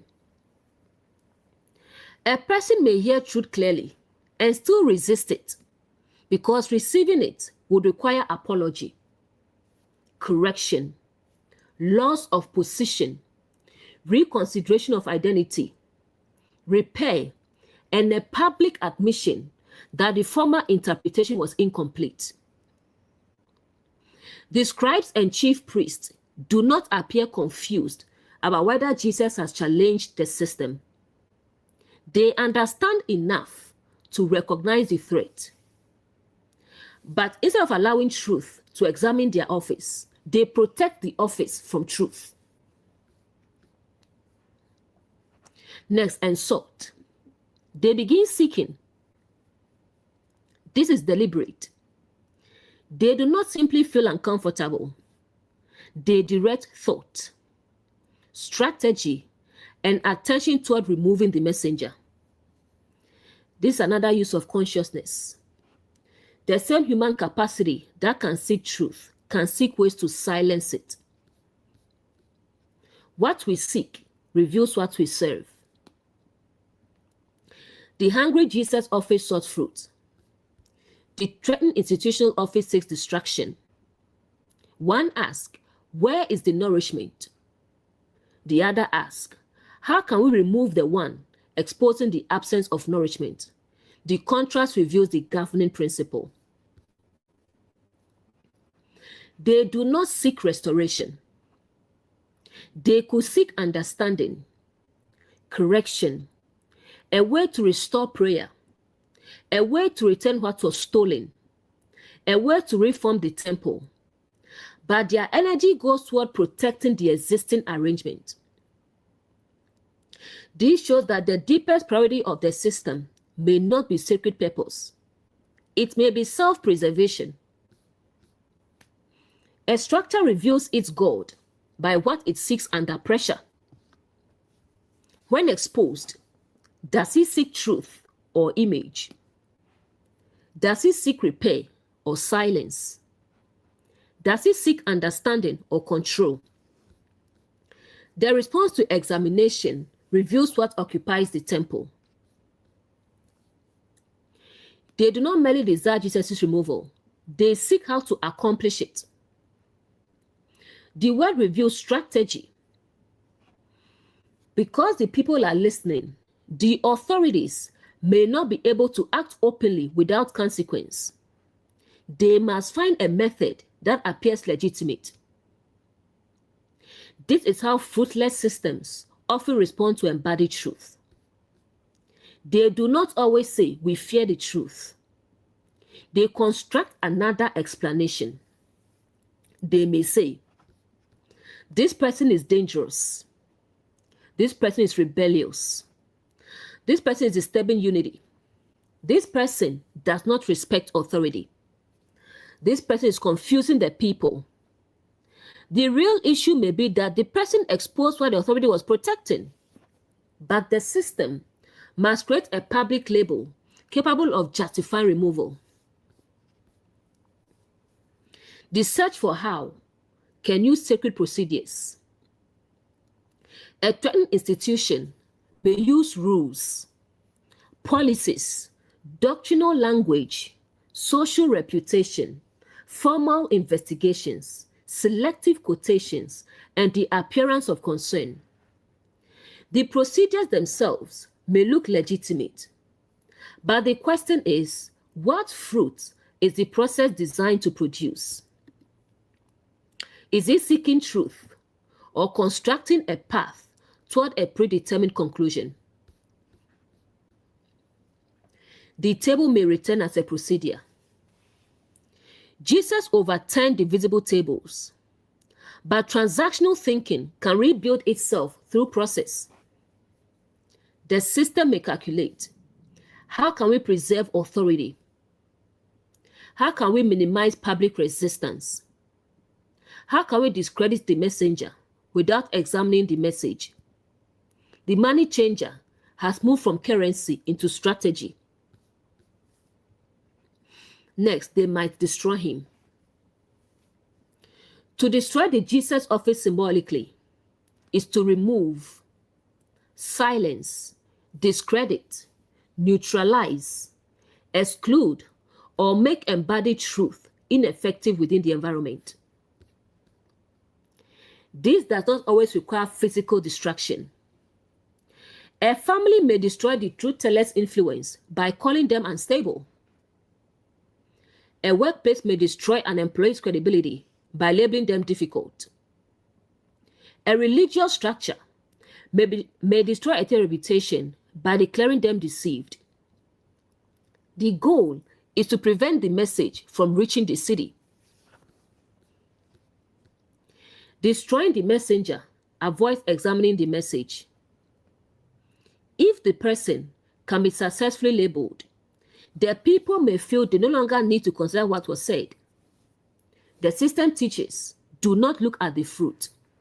Look at the accusation against the messenger.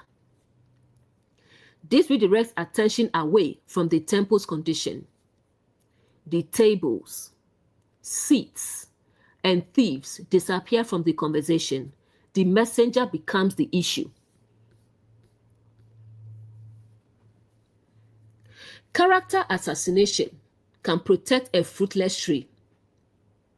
The tree has no fruit, but instead of producing fruit, the structure attacks the person who became hungry. It may say, you are too demanding, you are bitter, you are divisive, you expect perfection. This places the lack back upon the hungry person.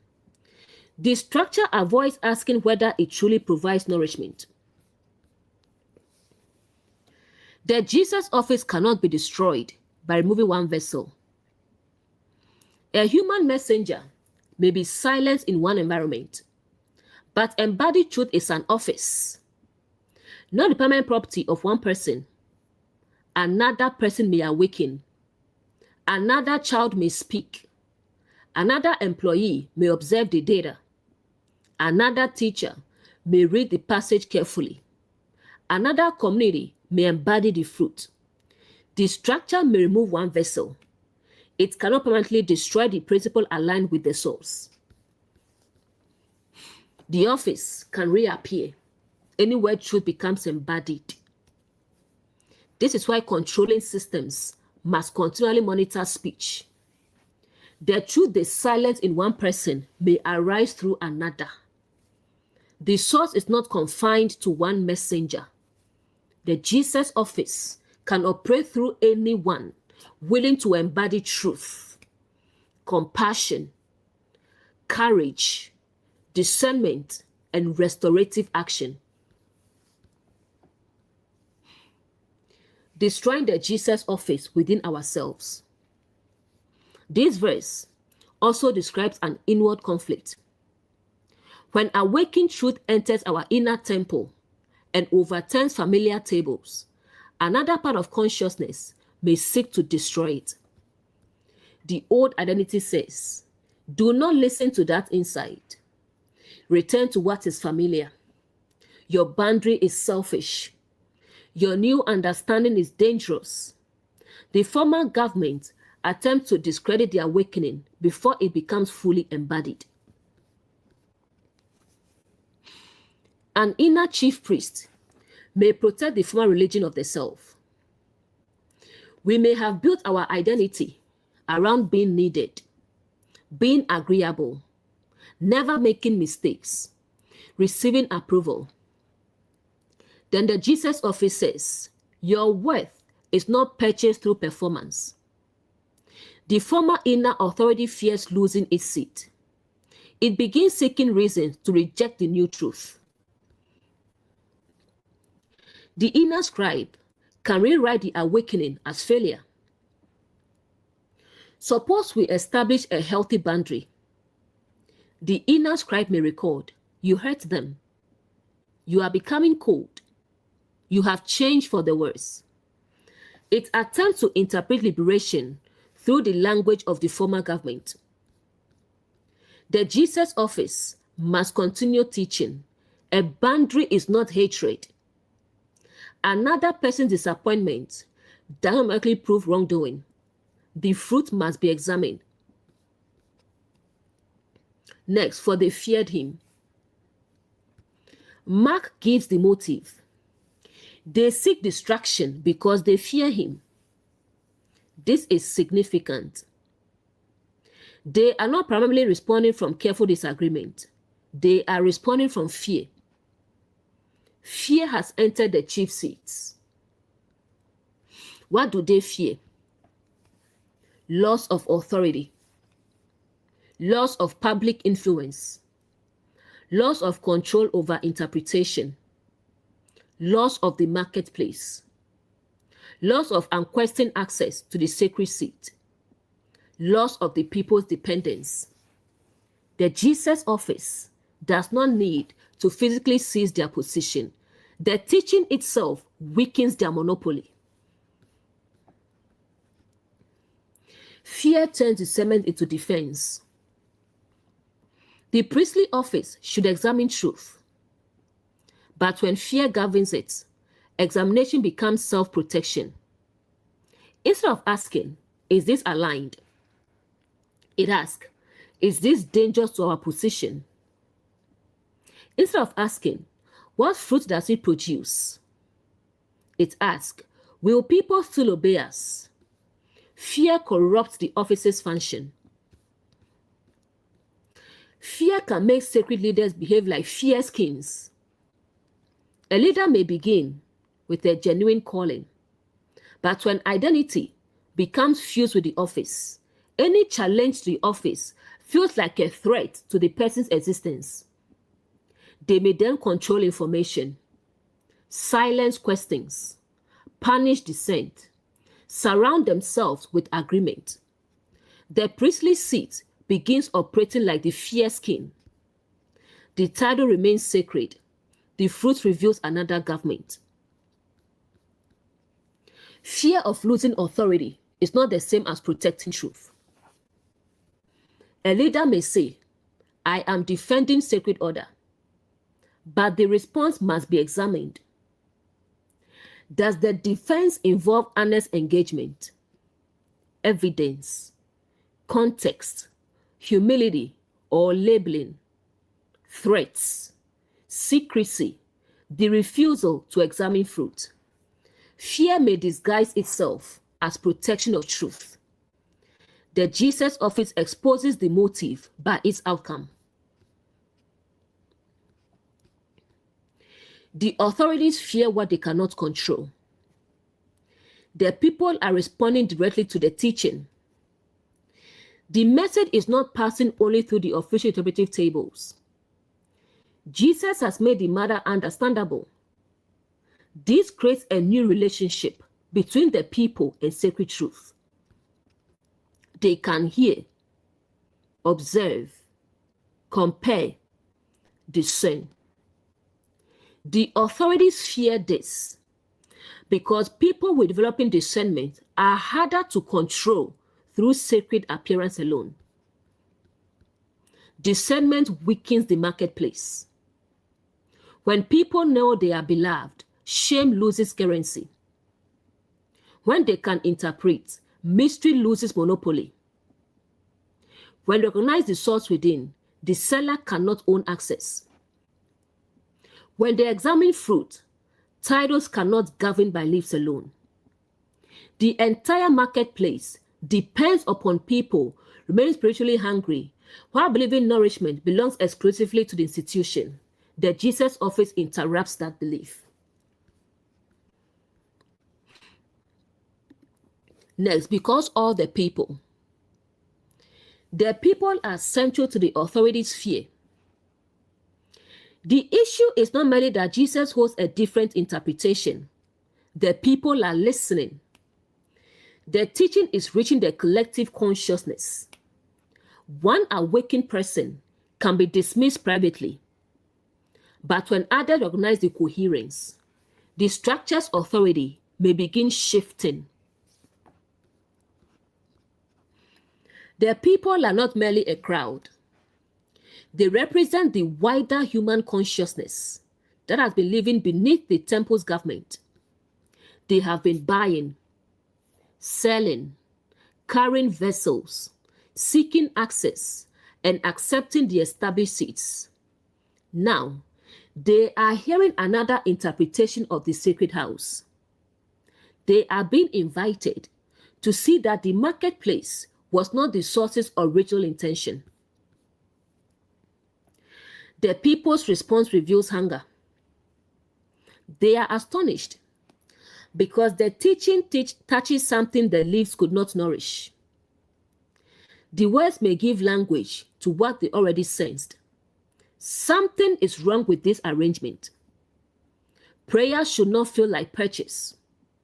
Sacred belonging should not create dependency. The house should not protect thieves. The teaching awakens recognition. Next was astonished. Astonishment represents the disruption of an inherited conclusion. The people are hearing something that opens the text differently. They may have seen the marketplace for years. It had become normal. Jesus teaches from the written purpose of the house, and suddenly, the familiar environment becomes visible in another way. Astonishment is the moment the old interpretation breaks. A person may hear, "Control is not love," and become astonished because the sentence reorganizes years of experience. A believer may hear, "You did not inherit another person's guilt," and the former doctrine begins losing authority. An employee may hear, "The reporting problem is structural, not evidence that you are incompetent," and their professional identity changes. Astonishment occurs when a simple, coherent truth reveals what complexity had hidden. Astonishment is not yet full embodiment. The people are surprised by the teaching, but surprise alone is not transformation. They must still decide, will they examine the fruit? Will they stop feeding the marketplace? Will they carry another vessel? Will they participate in rebuilding the house of prayer? Astonishment opens the door. Embodiment requires walking through it. Large audiences can be astonished and remain unchanged. This protects us from measuring teaching only by reaction. People may say, "That was powerful. I never saw it that way." But the true question remains, what would they do with what they now understand? The fruit must follow the astonishment. Next, at his doctrine. The people are astonished at the teaching. Not merely the table turning. The action attracted attention. The doctrine gave meaning. Here, doctrine means instruction or teaching, not actually a rigid system of beliefs. Jesus explains the governing principle clearly enough for people to recognize the contradiction. Their teaching is powerful because it is coherent. It connects the written word, the purpose of the temple, the present condition, the experience of the people, the action being taken. Nothing is left as disconnected spectacle. The teaching interprets the pattern. This is why people are astonished.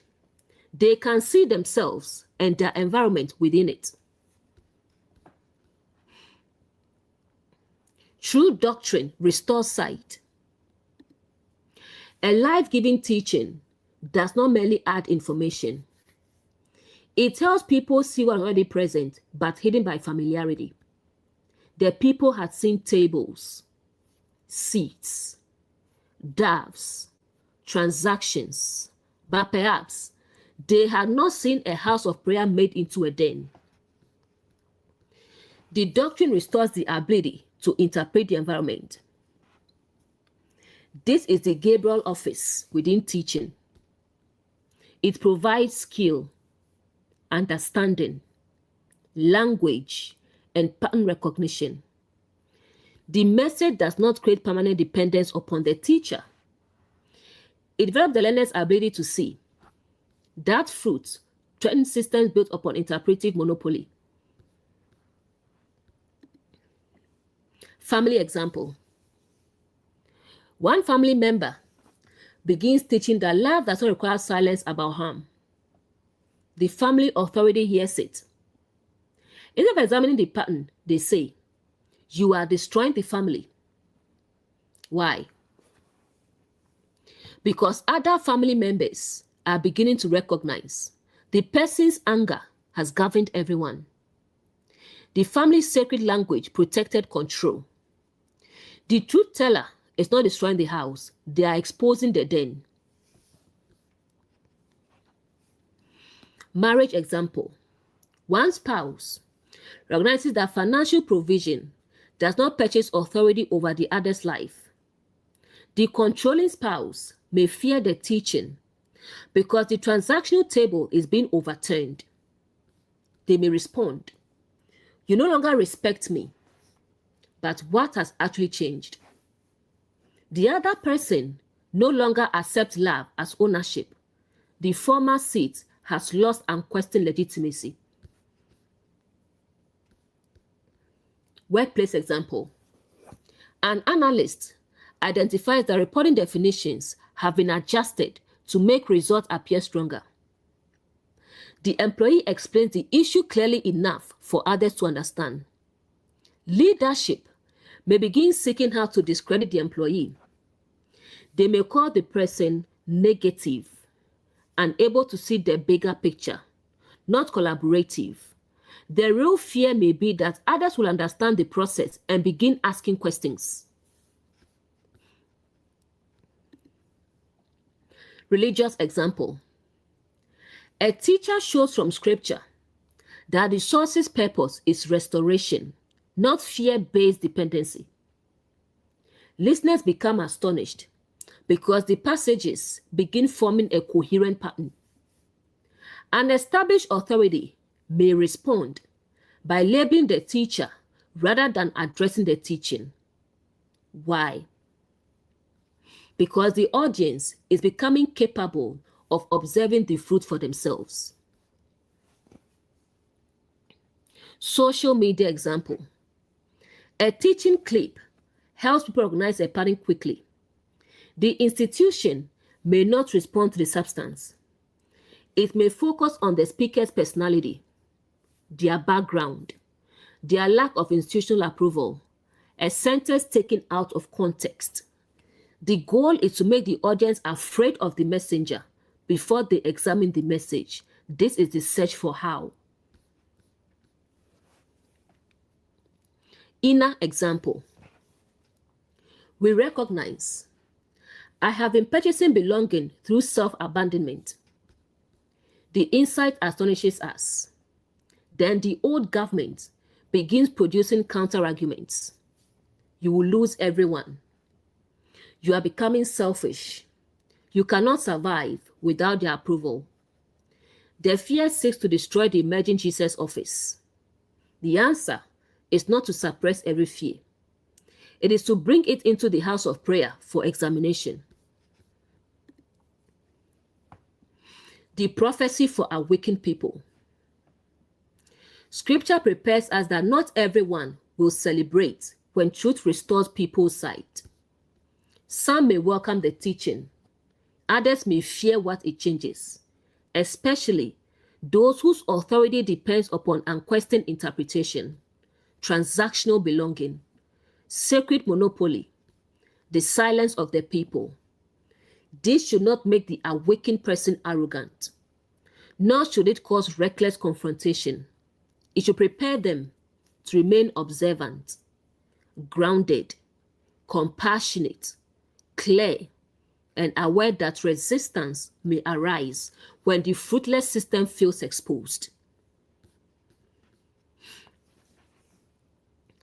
Do not assume opposition automatically proves alignment. This passage should not be used to conclude, people oppose me, therefore I occupy the Jesus office. A person may face opposition because they are genuinely harmful, careless, or mistaken. The office is recognized by fruit. We must ask, did we observe carefully? Did we address the governing plan accurately? Did we preserve human dignity? Did we explain the principle? Does the teaching restore clarity and agency? Or are we using the image of persecution to avoid correction? The Jesus office remains examinable. The Jesus office does not seek conflict for validation. Jesus entered hungry for fruit. He did not enter hoping to become an enemy of the chief priest. The conflict emerged because the temple's government resisted restoration. An awakened person should not need opposition to feel chosen. They should hunger for life, remain open to correction, hope the structure can awaken, speak firmly when necessary. The office is measured by embodiment, not by the number of enemies it creates. The prophecy for institutional leaders. When a teaching challenges the structure, pause before protecting the seat. Ask, is the concern true? What fruit has our system produced? Are people becoming more capable or more dependent? Have we confused our office with the source? Are we interpreting disagreement as rebellion because fear governs us? The chief priestly office can be restored if it returns to discernment. The scribe can be restored if interpretation returns to truth. The passage is not permanent condemnation of leaders. It is a warning about what happens when office becomes fused with ego and self-preservation. The prophecy for the people. Astonishment is not enough. Do not merely admire the teaching, examine it. Observe the fruit. Do not replace one unquestioned authority with another. The Jesus office should develop your ability to stand. The people must eventually become living houses of prayer themselves. Otherwise, they may leave one marketplace only to build another around the new messenger. The danger of building a new seat around the Jesus vessel. The people's astonishment could become another form of celebratory consciousness. They may begin treating Jesus as the only person through whom truth can operate. But the purpose of the office is to awaken the same government within others. The teaching should move from look at what Jesus says to learn to observe as embodied truth observes. The messenger does not destroy one monopoly to create another. The source remains the throne. The offices operating in Mark 11:18. The Jesus office embodies truth clearly enough to expose fruitless government and restore human discernment. The scribal office can preserve and interpret truth, but becomes misaligned when it protects inherited leaves from the examination of fruit. The chief priestly office should discern and guard the sanctuary, but becomes corrupted when fear of losing authority replaces honest examination. The fair-skin function appears when sacred leadership seeks to preserve control by removing the truth teller. Gabriel operates through doctrine That makes the pattern understandable and develops the people side. Cherubim must guard the house from strategies that attempt to restore the former marketplace. Michael represents the mature courage needed to remain steady when institutional resistance arises. The people represent collective consciousness awakening from familiarity into astonished recognition, but still needing to move from hearing into embodiment. And this brings us to the end of the teaching. Thanks for being here, and I will see you in the next teaching.